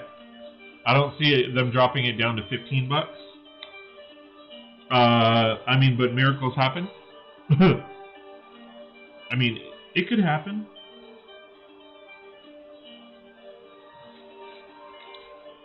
You know, I mean, I'm not trying to burst the bubble. I'm not trying to, you know.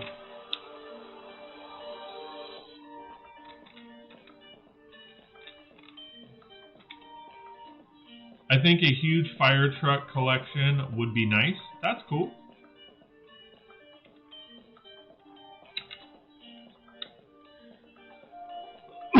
Unfortunately, I think fire trucks are extremely hard to do in general. Because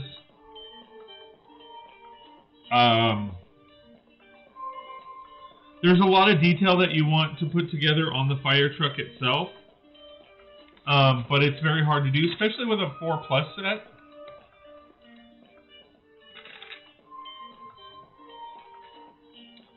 Oh, we got up to 12 there for a second. That was kind of cool. Now, I mean, we're up to 10. That's kind of cool. We were at 7 or 8 for a while. Now we're back. We're down to 9. The one set. What is it? The burger joint or whatever. The burger shack. That one wasn't too bad. As far as the size of the truck, it wasn't too bad. The one thing I'm not a big fan of though is they keep like trying to do the play features, which is cool, but like the bulb and with that spits out like that. I think I have it over there. I wasn't a fan of. Oh.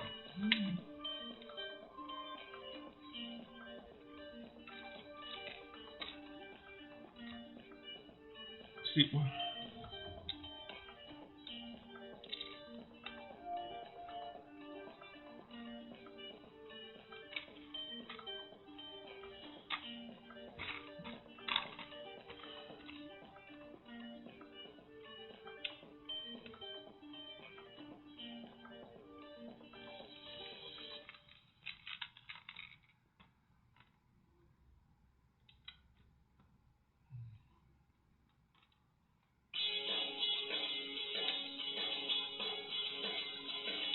I agree. I don't like the play functions either. I mean, I don't mind the play functions. I mean, I obviously, of course, get it. I mean, especially, I mean, we're talking about 4+ sets. So like I said, I get it. I mean, you want kids to play with the stuff, but just like I said, the bulb spitting out fire, like it just like really, this is kind of what we're resorting to. But again, I get it because you're dealing with a 4+ set. Did you have a chance to look up Lego video?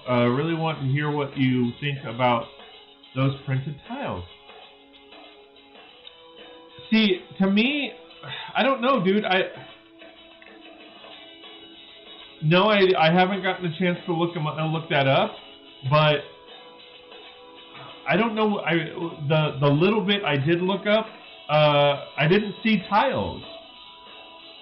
Video or Lego video looks like they're trying. It's to me, it's an app that they're trying to build up similar to like TikTok and stuff, but Lego based.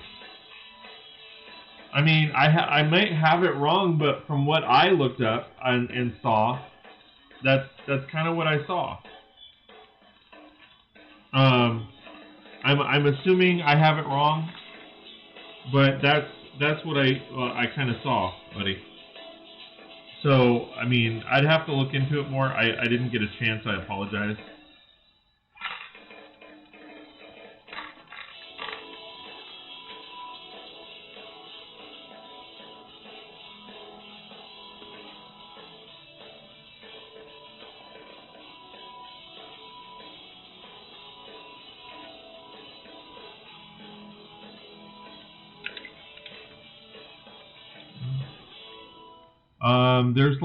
There's lots of 2x2s printed tiles that are interactive.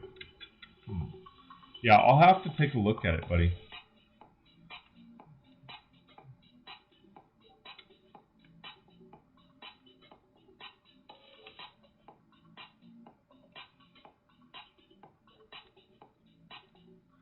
Leaving on a jet plane. Don't know when I'll be back again. People are leaving on a jet plane. They don't know when they'll be back again.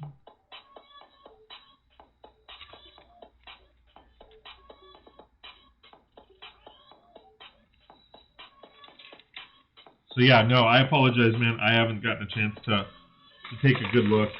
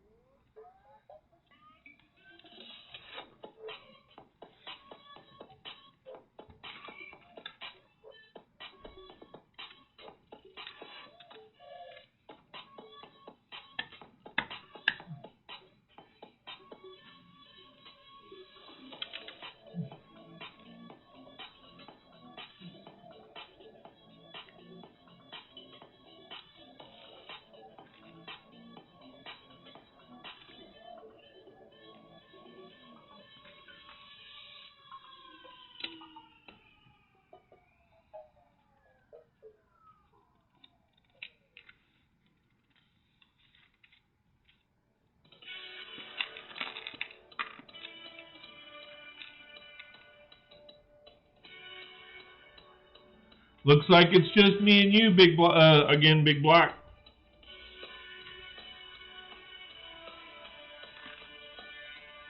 Don't be trying to kiss me on this date, dude.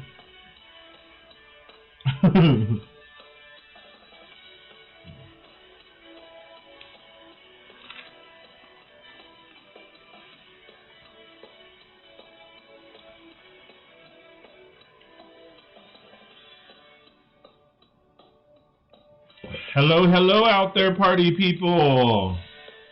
Please join us in the conversation. Questions, answers, topics. What up, people? Fiend says, no, not, I'm watching. You stalker, you. He likes to watch.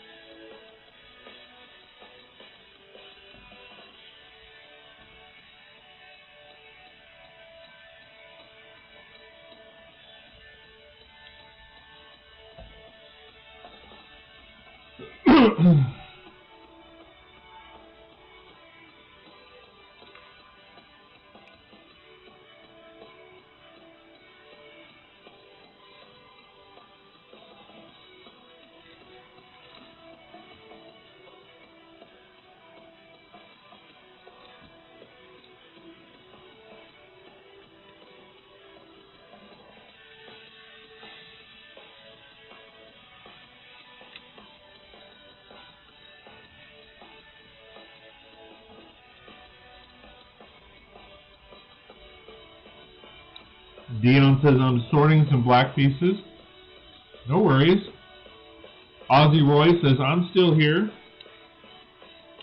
What are you up to, Ozzy Roy? Oh, and by the way, special shout out to Roy. Thank you very much. Roy sent me a friend request on Facebook, and I saw that he's been sharing my videos, which is amazing. Thank you, Roy. I really do appreciate that. That is extremely awesome of you. Thank you, dude. I meant to say that earlier, but I apologize for not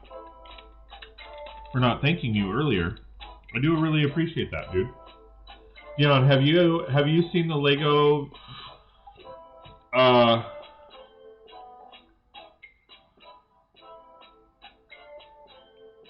have you seen the Lego video yet?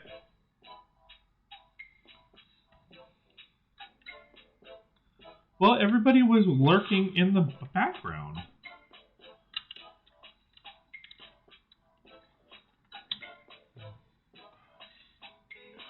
That's got to be like that. But it...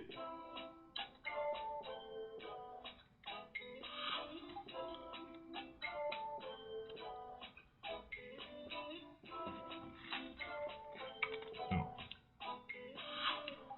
But see, that's... Oh, okay. That is there. Alright. Trying to make... Roy says, trying to make a mock building. That's okay. What kind of building? I wish you were in our Discord. Not to promote it or anything, but I wish you were in our Discord so we could see.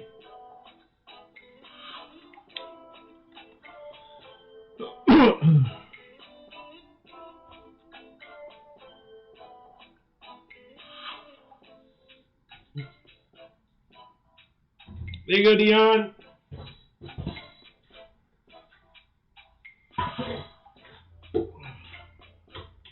I'm like, where'd they go?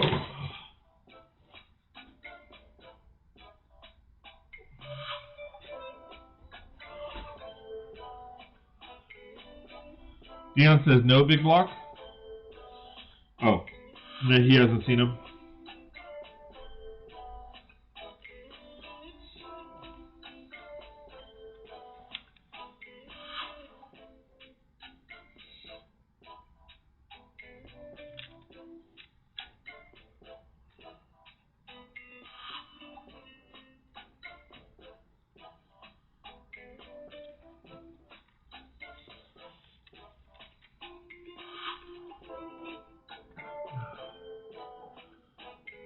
Donut and apartment. Ah, nice.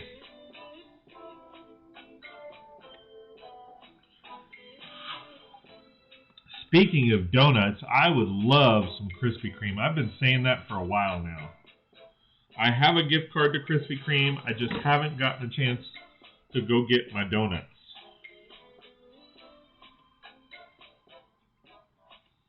I will probably get them Wednesday because I need to go to the DMV Wednesday, unfortunately.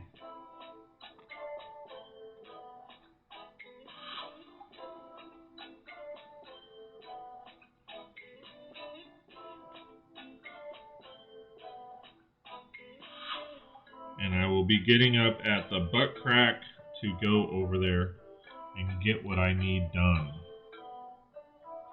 Boom, boom, boom. Boom, boom, boom.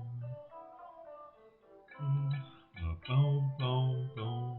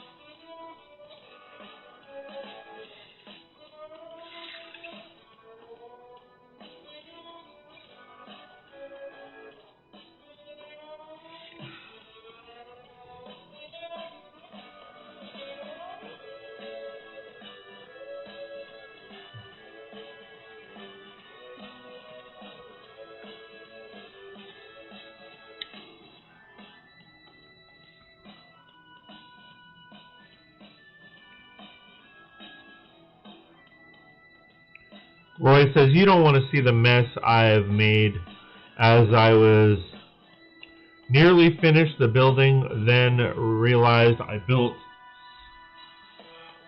the around the wrong way. It happens, man. It happens.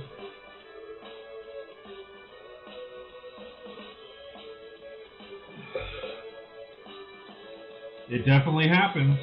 Been there, done that. Been there, done that, sold the movie rights.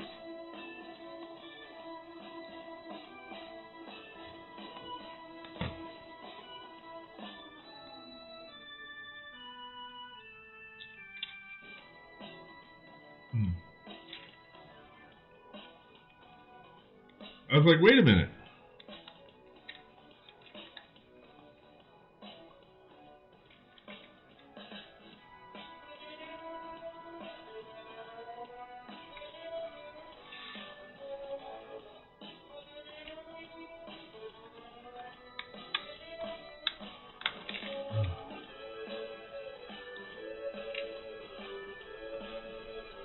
There's an extra. Where are these supposed to go? Oh, I see where they go. Dang it.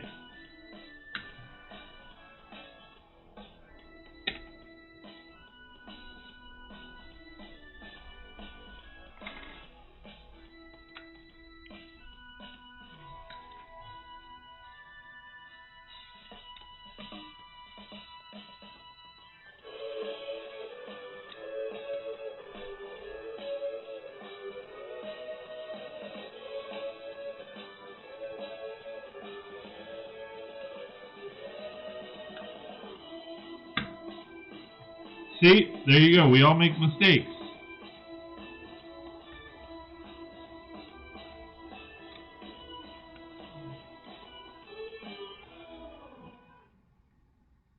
What stores have Lego polybags? I rarely find them.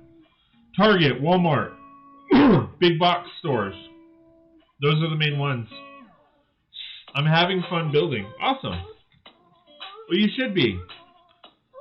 You should be having fun building. If you're not having fun building, you shouldn't be building. Build something else.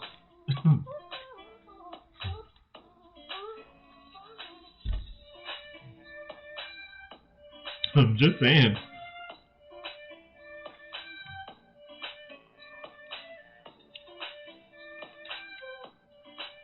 Life is too damn short to do something yet you're not having fun with. I'm just saying. Alright, so those are all extra pieces.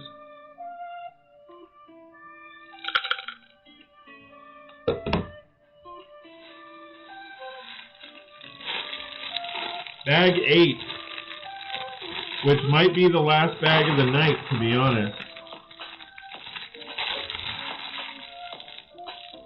Do you want to send me a request on Discord? Unfortunately, Roy, I can't. So, Discord is,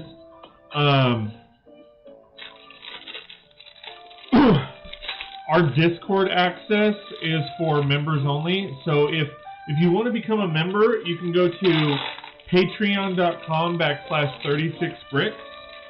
That's patreon.com/36brix. And you can check out my membership packages, and my it's called the orange membership, which is $5 a month. It's a $5 a month donation, and you can cancel at any time. But it gives you, with that $5 membership, you get access to our group Discord, which has a few members, and we share our builds, and we share all that kind of fun stuff. So, unfortunately, I can't send you a request on Discord as far as to join our server, unless you were to join our membership. So, I just found more parts, and the motorcycle is closer to completed. Sweet! Give you a high five.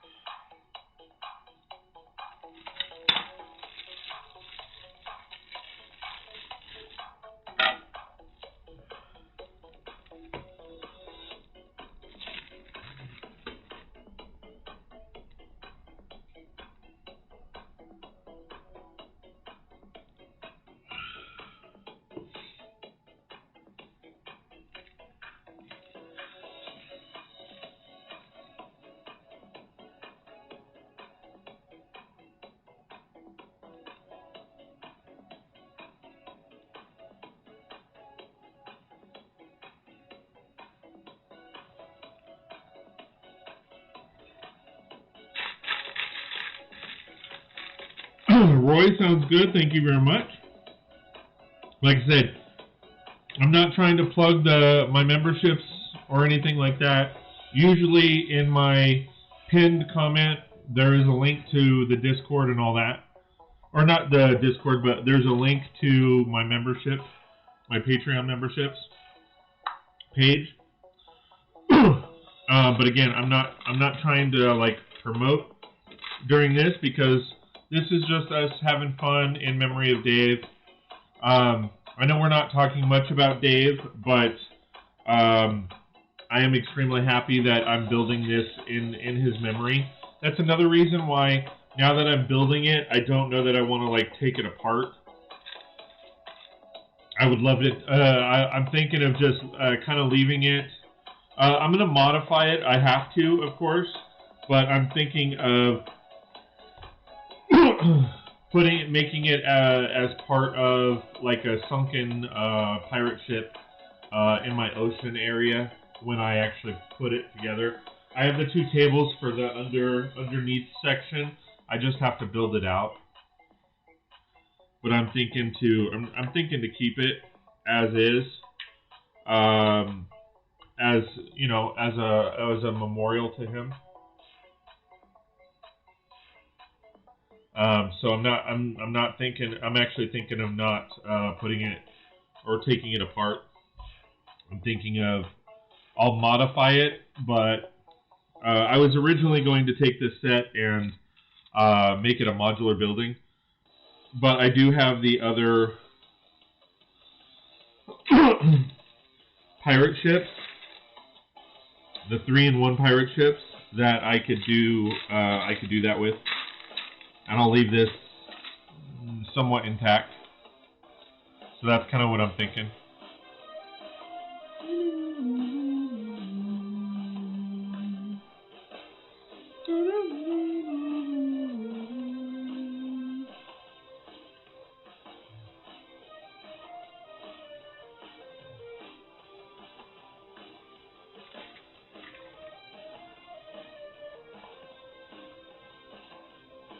We'll call this ship the DSP Barracuda.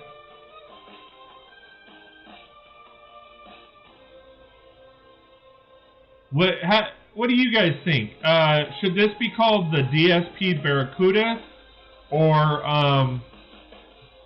the DA Barracuda?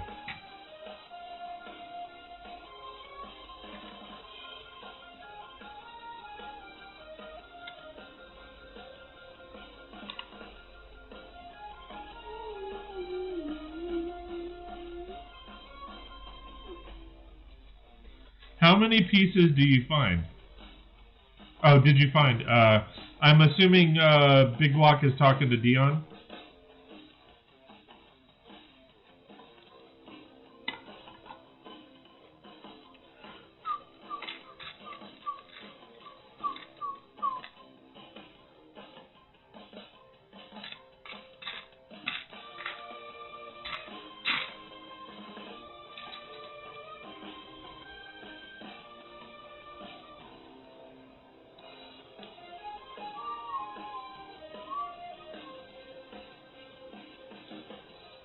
Big Block's vote is DA Barracuda. So you want to call it the DAB?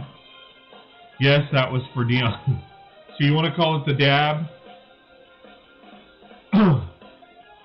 Dave Andrews Barracuda? DAB?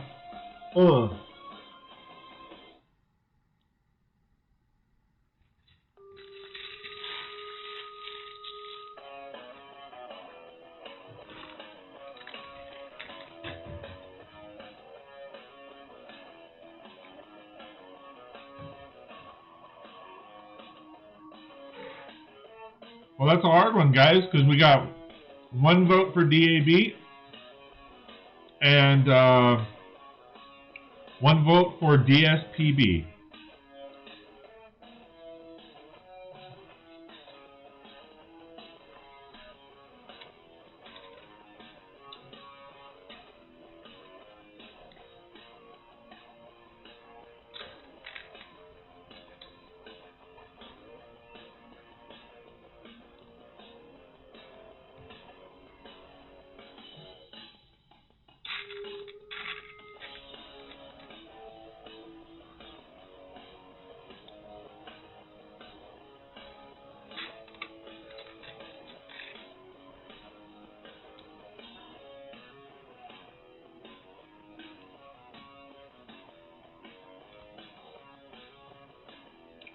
What's your vote? I like them both.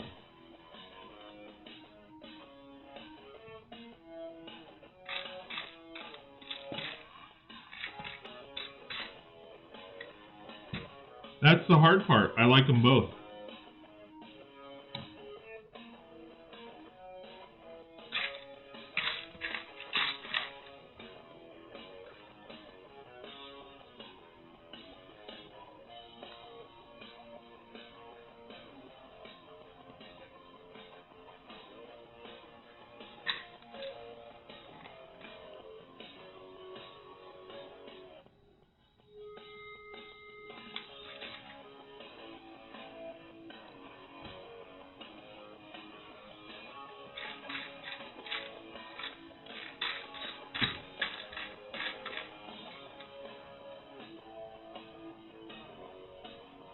Only 9 more pieces to find. Nice.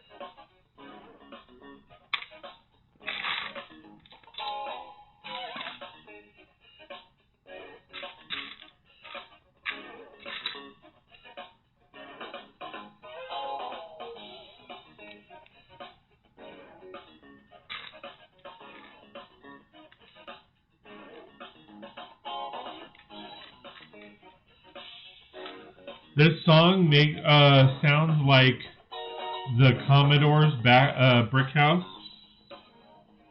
I can see that. I can hear that.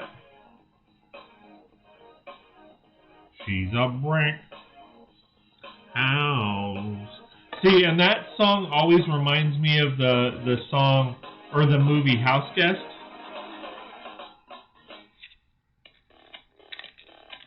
I don't know if you guys remember that 90s movie called The House Guest. It's with Sinbad and man, I forgot the other guy's name. But he plays a guy that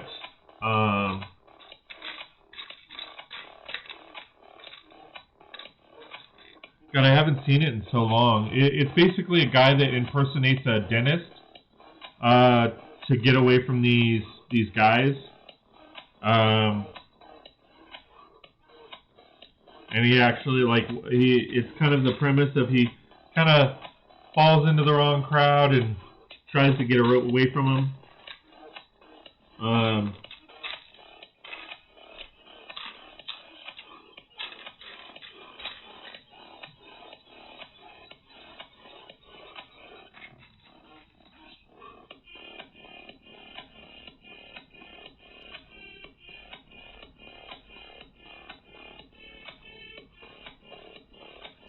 So he pretends to be this dentist that went to college with another guy in his place, and the guy was on SNL, not Sinbad, the other guy.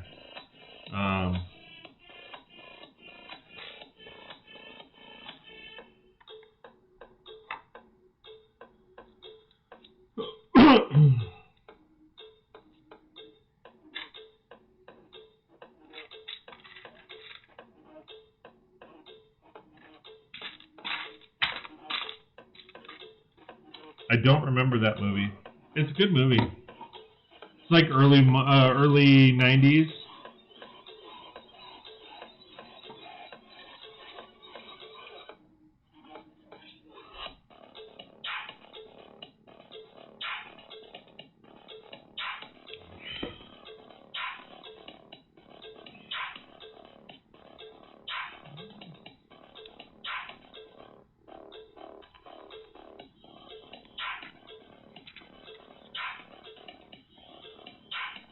Hall?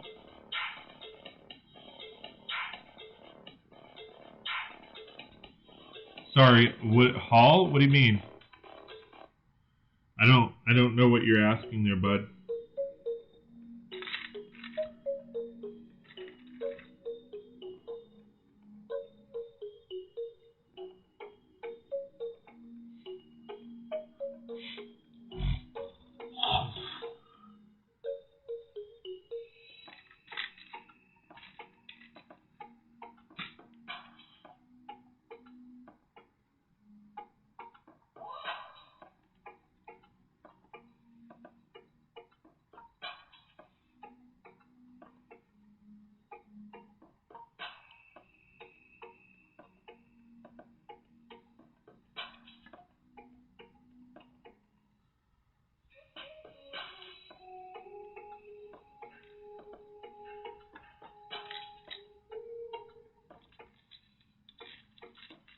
Arsenio Hall? No, it was excuse me. It was Arsenio Hall wasn't on SNL.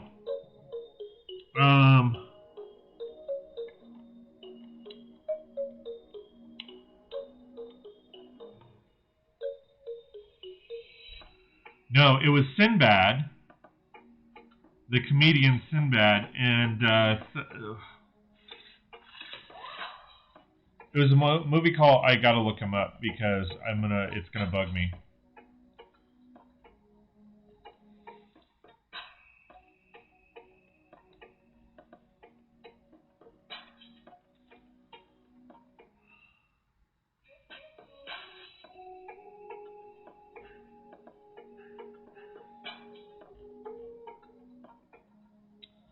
What? What the hell is this crap?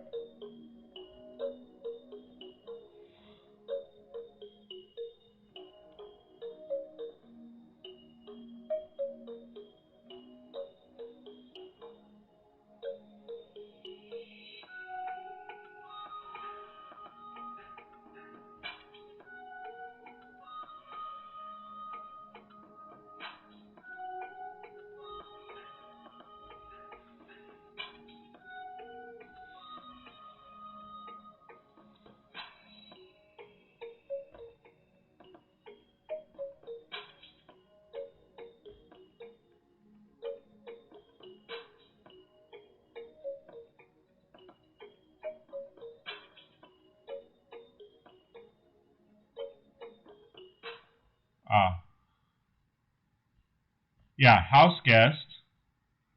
And it's with Phil Hartman. Phil Hartman. What show was Arsenio Hall on? The Arsenio Hall show? he had a talk show for a while. But most people remember him as far as acting-wise. He was in movies. He wasn't on a show. And it was Coming to America, which Part 2 is supposed to be coming out on Amazon Prime at some point, which I am looking forward to.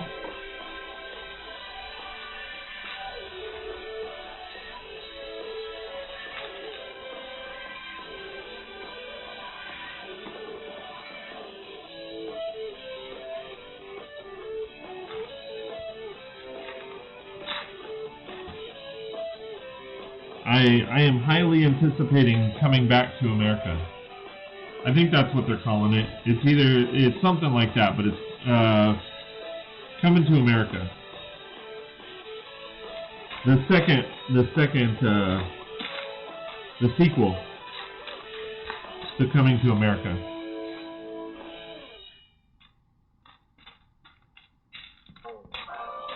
But as far as I know, Arsenio Hall was never on a TV show except for his talk show, which I want to say they tried to bring it back in the 2000s, but I can't remember.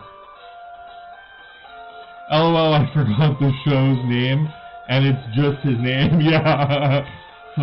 Roy says, is Eddie Murphy in the second one? Yes, Eddie Murphy is coming back, so is Arsenio Hall. And I want to say the guy that plays the dad is coming back too. Like a lot of the original people are coming back. They've been trying to make this movie for God knows how long, and they just couldn't get funding. Eddie Murphy is kind of making his comeback. They're trying to do, they've been trying to do, what's it called? They've also been trying to do,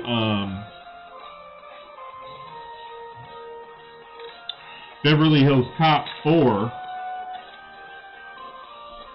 and then I'm still curious on this one. Believe it or not,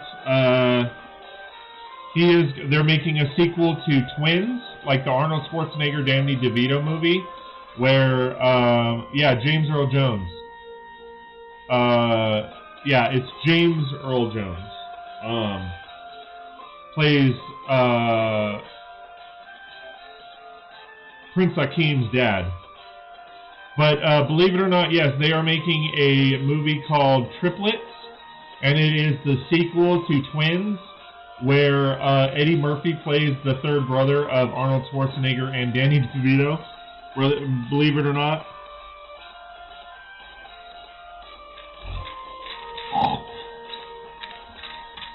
It's funny, every time I say believe it or not, I want to start singing the Greatest American Hero theme song. Big Block says, Bowfinger, that movie is beyond hilarious to me. Absolutely. Oh my god, wait. Oh my god, oh my god, oh my god, oh my god, oh my god. That looks awful. You're doing great. I want to see my face, hold on.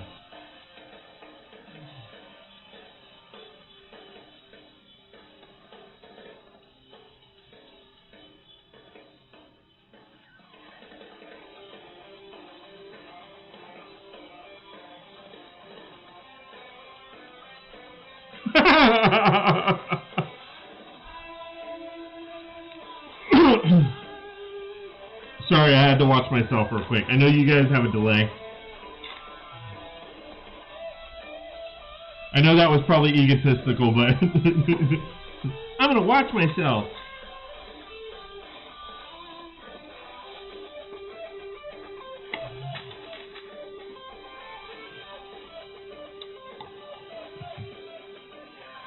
Yeah, Bowfinger was a great movie.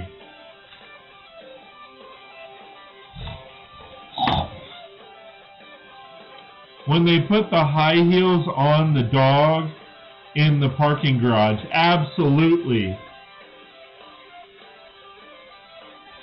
Absolutely.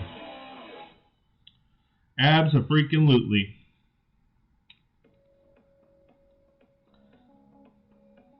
Absolutely.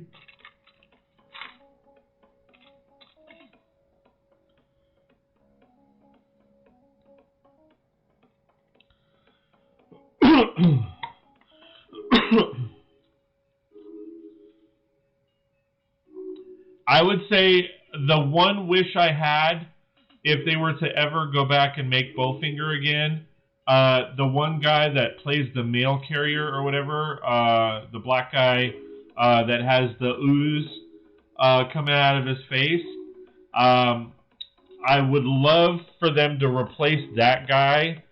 Is his name Kevin James? Or no, what's...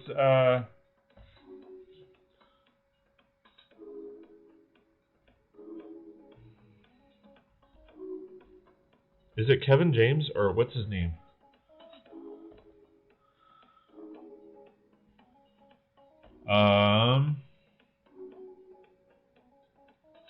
Craig Robinson. I would love for them to switch him out with Craig Robinson. I think Craig Robinson would have done a better, done that part better. That was when they put the... Oh, okay, I read that. And the cross the freeway. Yeah. Oh my god, oh my god, oh my god, I'm gonna die, I'm gonna cry, oh my god, oh my god, oh my god, oh my god, oh my god.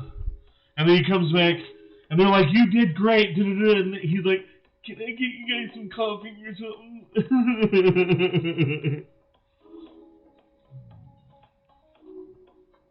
I'm good at getting coffee. Can I get some coffee? You guys want some coffee? I can get some coffee. And then the topless scene, and he's like, you're doing great. You know, I just need glasses to pull it off. Wait, what? Bean, what's going on? It's love, baby. What's going on? We're talking about movies again, buddy. Welcome back.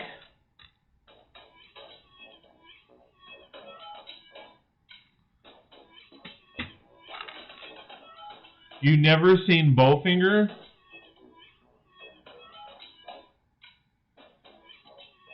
No, I think he was just chiming in. I mean, I don't know if he's seen Bowfinger.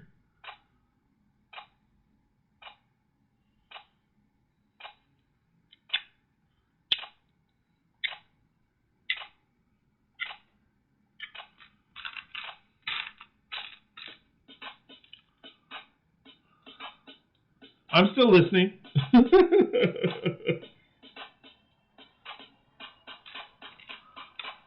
Fiend, have you seen that movie, Bowfinger, with Eddie Murphy?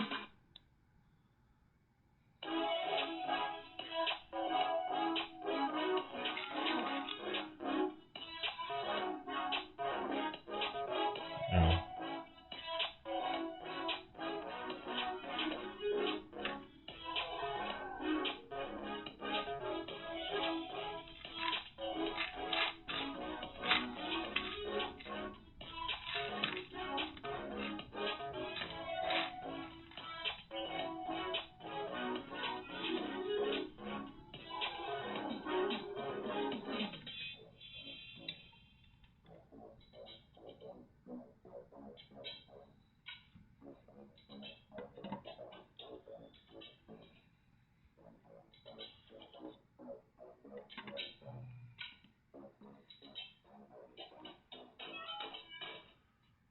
Hashtag never seen it. Oh, wow. Fiend, man. Lots and lots of movies. Never, oh, man.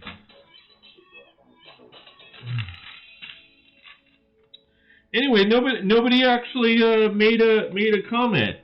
Every time I say or hear somebody says "believe it or not," I think of the soundtrack to the Greatest American Hero TV show.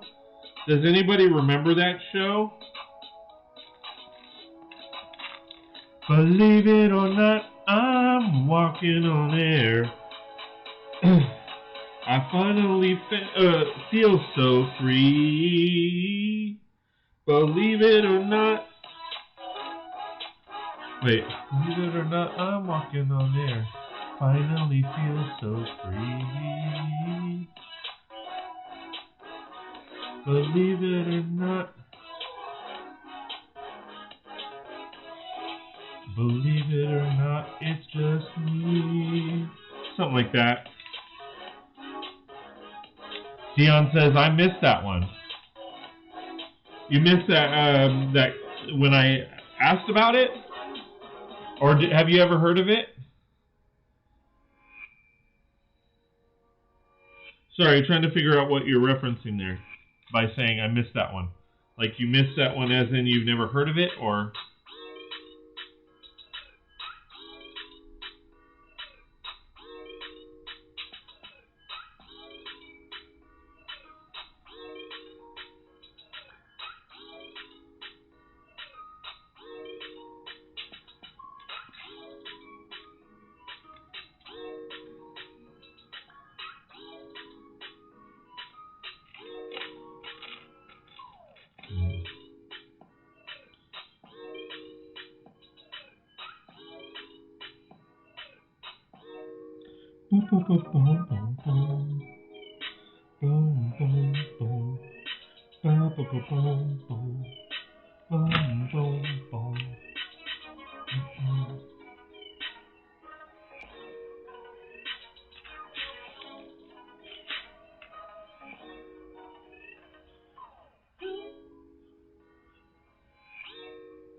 Tasman Bricks, how's it going, my friend? Just giving you a heads up, I'm probably going to be, I've already been on for over 4 hours, so I'm probably going to be heading out here soon, but I will be back on tomorrow.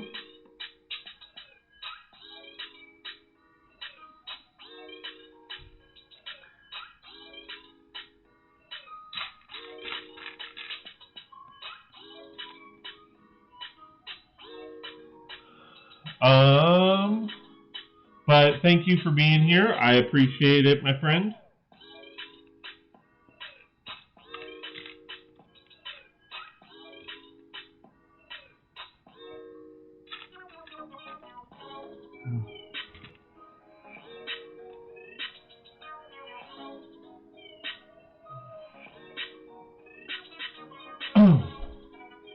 I've watched the TV show, but I missed what you said.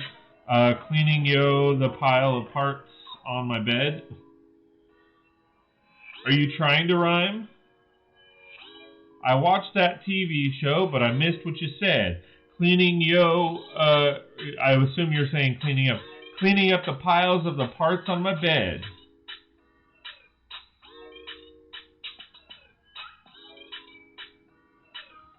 You rapping fiend, you.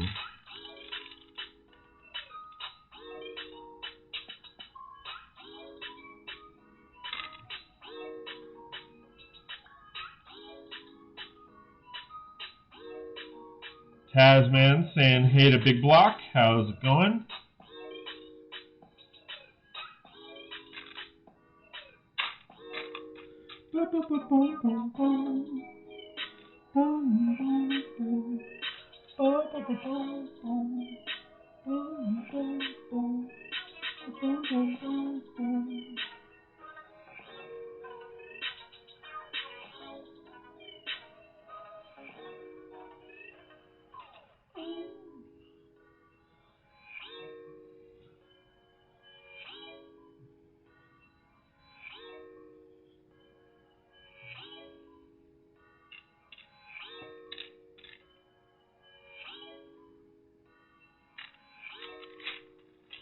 No, but it came out, didn't it?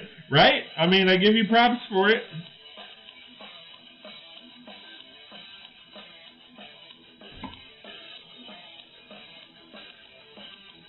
I will definitely give you props for it, my friend.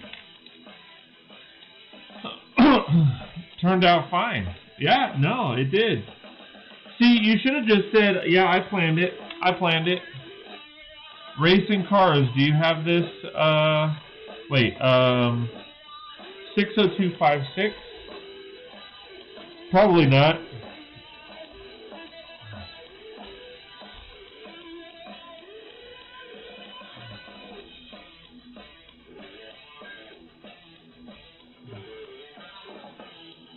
No, I don't have that set.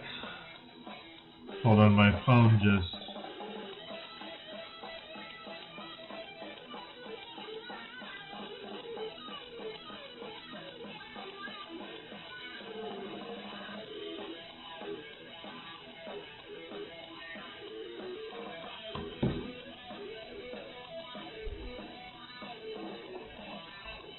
Just a minute, guys.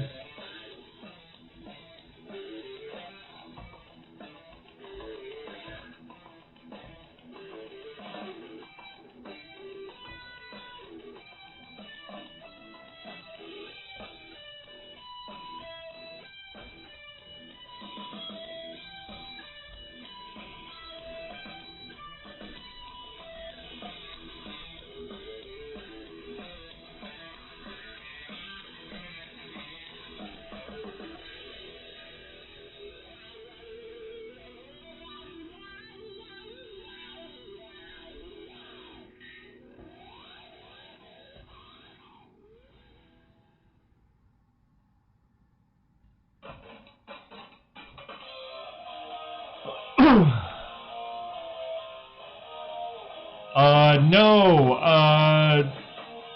Dion, we're gonna call you Brick and Rhymes. And hey, Tasman, how's it going, man? Said hi to you earlier.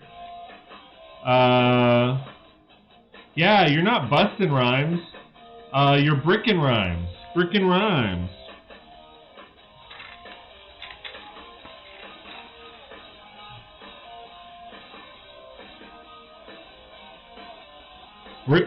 Brick and Rhymes. Brick and Rhymes. Brick and Rhymes. Brick.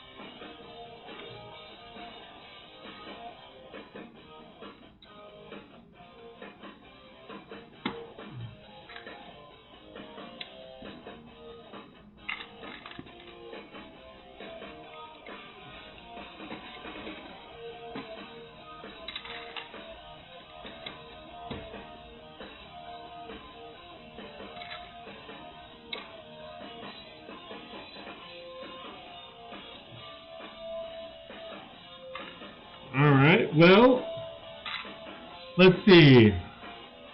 Let's get some other votes. Alright, so I will be renaming this ship. But I'm not sure what I should name it.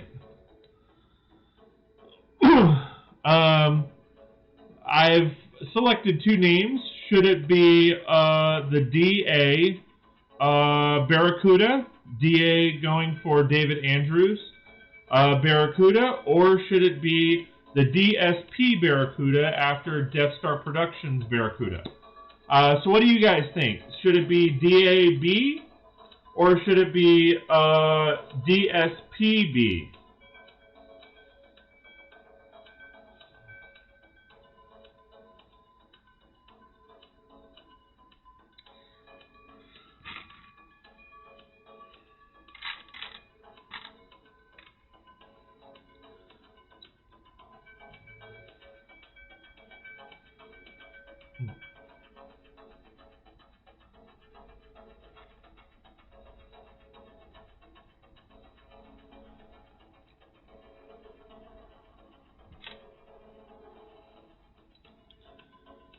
What you think? What you think? What you think? Dion says DSPB. So Death Star Productions Barracuda.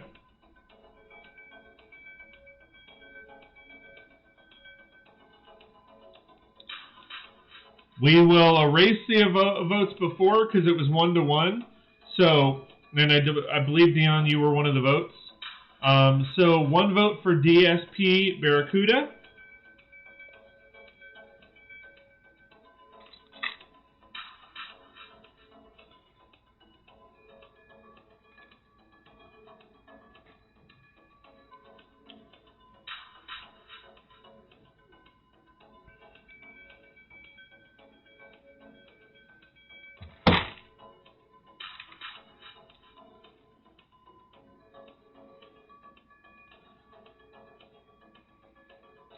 Big Block says DA's Cuda.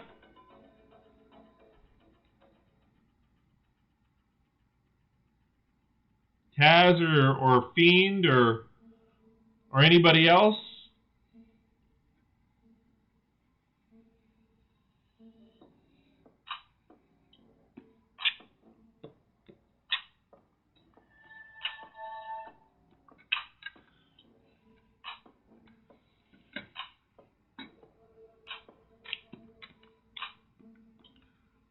Dion says Dab. I changed my mind.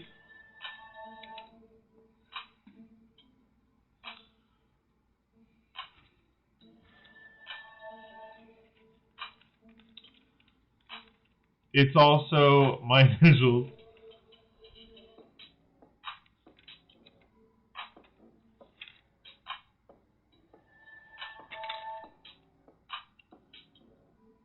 Roy says DA's Cuda. So Dab.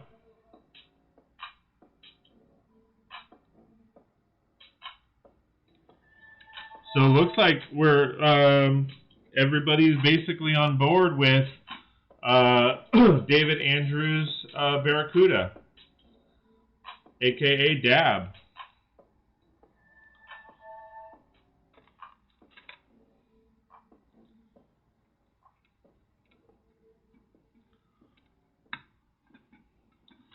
Kaz, I know you were friends with Dave. Any thoughts, buddy?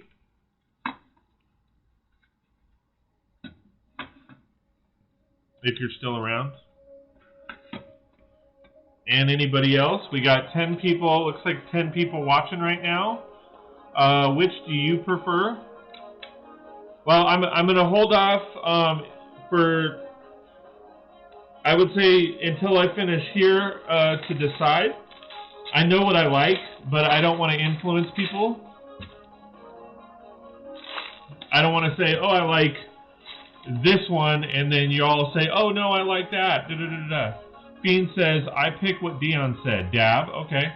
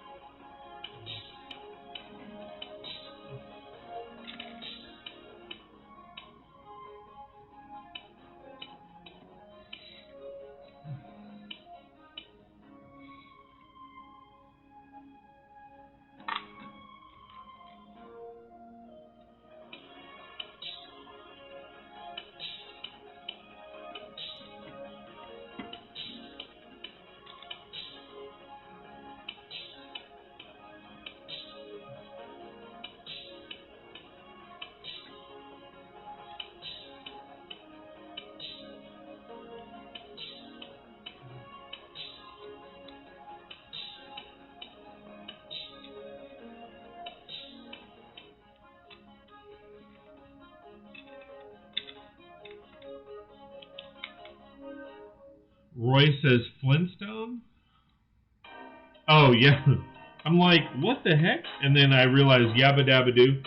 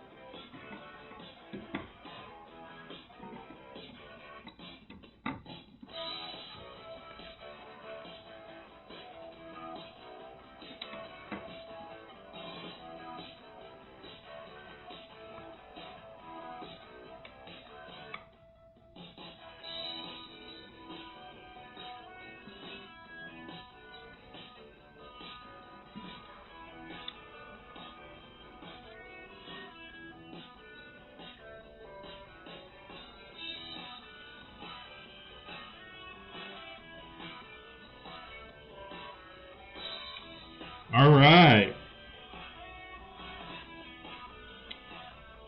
I have no idea where these two pieces go. They are not, let me see, maybe alright, that's bag 9. Okay. So I guess these are 2 leftover pieces. 1 by 1 black tiles. That's awesome.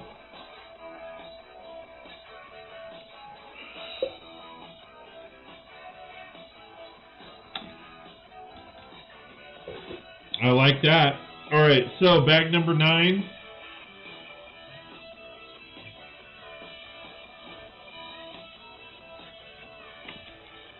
We will catch tomorrow, or I should say today, and we will continue our builds throughout the week.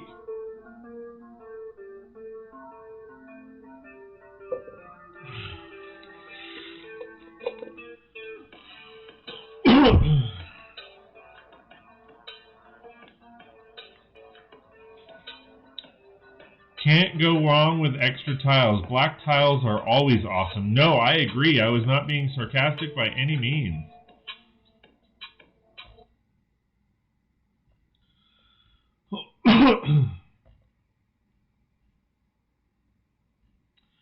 Alright, guys. I hate to do it, but it is 1 o'clock in the morning, and I need to get some rest because we are going to be doing some live streams.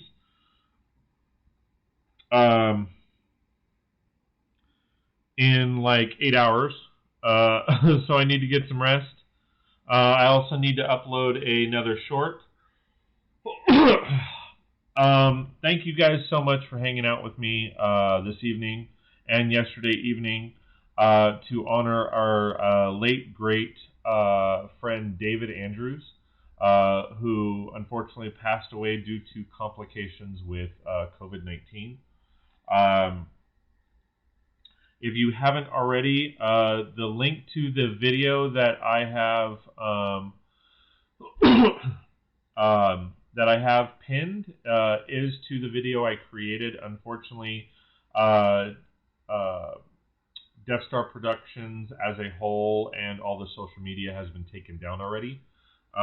So you can't do anything with his particular channel or anything like that. So his wife Jen does have access to the link, and I asked her to read the comments so that you guys could support her in her time of need. They aren't doing any. I asked her if she was doing a GoFundMe or anything so we could help support, but she said no. From what I understand, I was told that he liked to donate like 20 to 30 small sets a month to his local kids charity. I don't know what charity it is. I didn't get a chance to ask and find out. But she felt it would be awesome just knowing if you guys were donating to a local kids charity, just a small set, that would be fantastic. So in his name, in David Andrews' name, or in Death Star Productions' name, that would be fantastic. Just her knowing that people, were doing that in his name is awesome. And if you can't do that, that's totally fine. Being here and supporting, him in his name and the build that I'm doing. For those that don't know, I have decided on this particular build because he did challenge me to a build off at one point. We were planning on doing it at the beginning of this month, but it got postponed because of financial and health reasons back in December. So this was one of the builds that we were contemplating doing the build off with. So that's why I chose this set in particular to do this for. So again, thank you guys so much for all your love and support. My stomach wasn't doing all that great earlier in the stream, so I wasn't able to do a toast. But if you guys wouldn't mind grabbing your glasses, one last toast for the evening. I will be continuing this build, and I am going to go ahead and christen it the DAB, the Dave Andrews Barracuda. That was one of the names that I really liked, or that is the name I liked most. So I agree with everybody in the chat who voted for that, which seems to be everybody. So thank you for that. So My plan is this will be kind of a shrine to him in my water, or in my underwater section. It'll be a shipwreck. I will modify it a little bit because these are a little tall, and I will take off the blue plates and modify it a little bit because obviously you're not going to have palm trees under the water. But yes, as Dion says, cheers to the dab. Lots of warm wishes and hugs to David's family and friends, as well as all of you guys who knew him and considered him a friend. So, cheers to you guys. And if you're able to, we will see you in 8 hours to continue this build. Have a good one, guys. Again, out of respect for him, I'm not going to do final credits or anything like that. I'm just going to go ahead and end it. Have a great night, guys, and we will see you next time on 36 Bricks.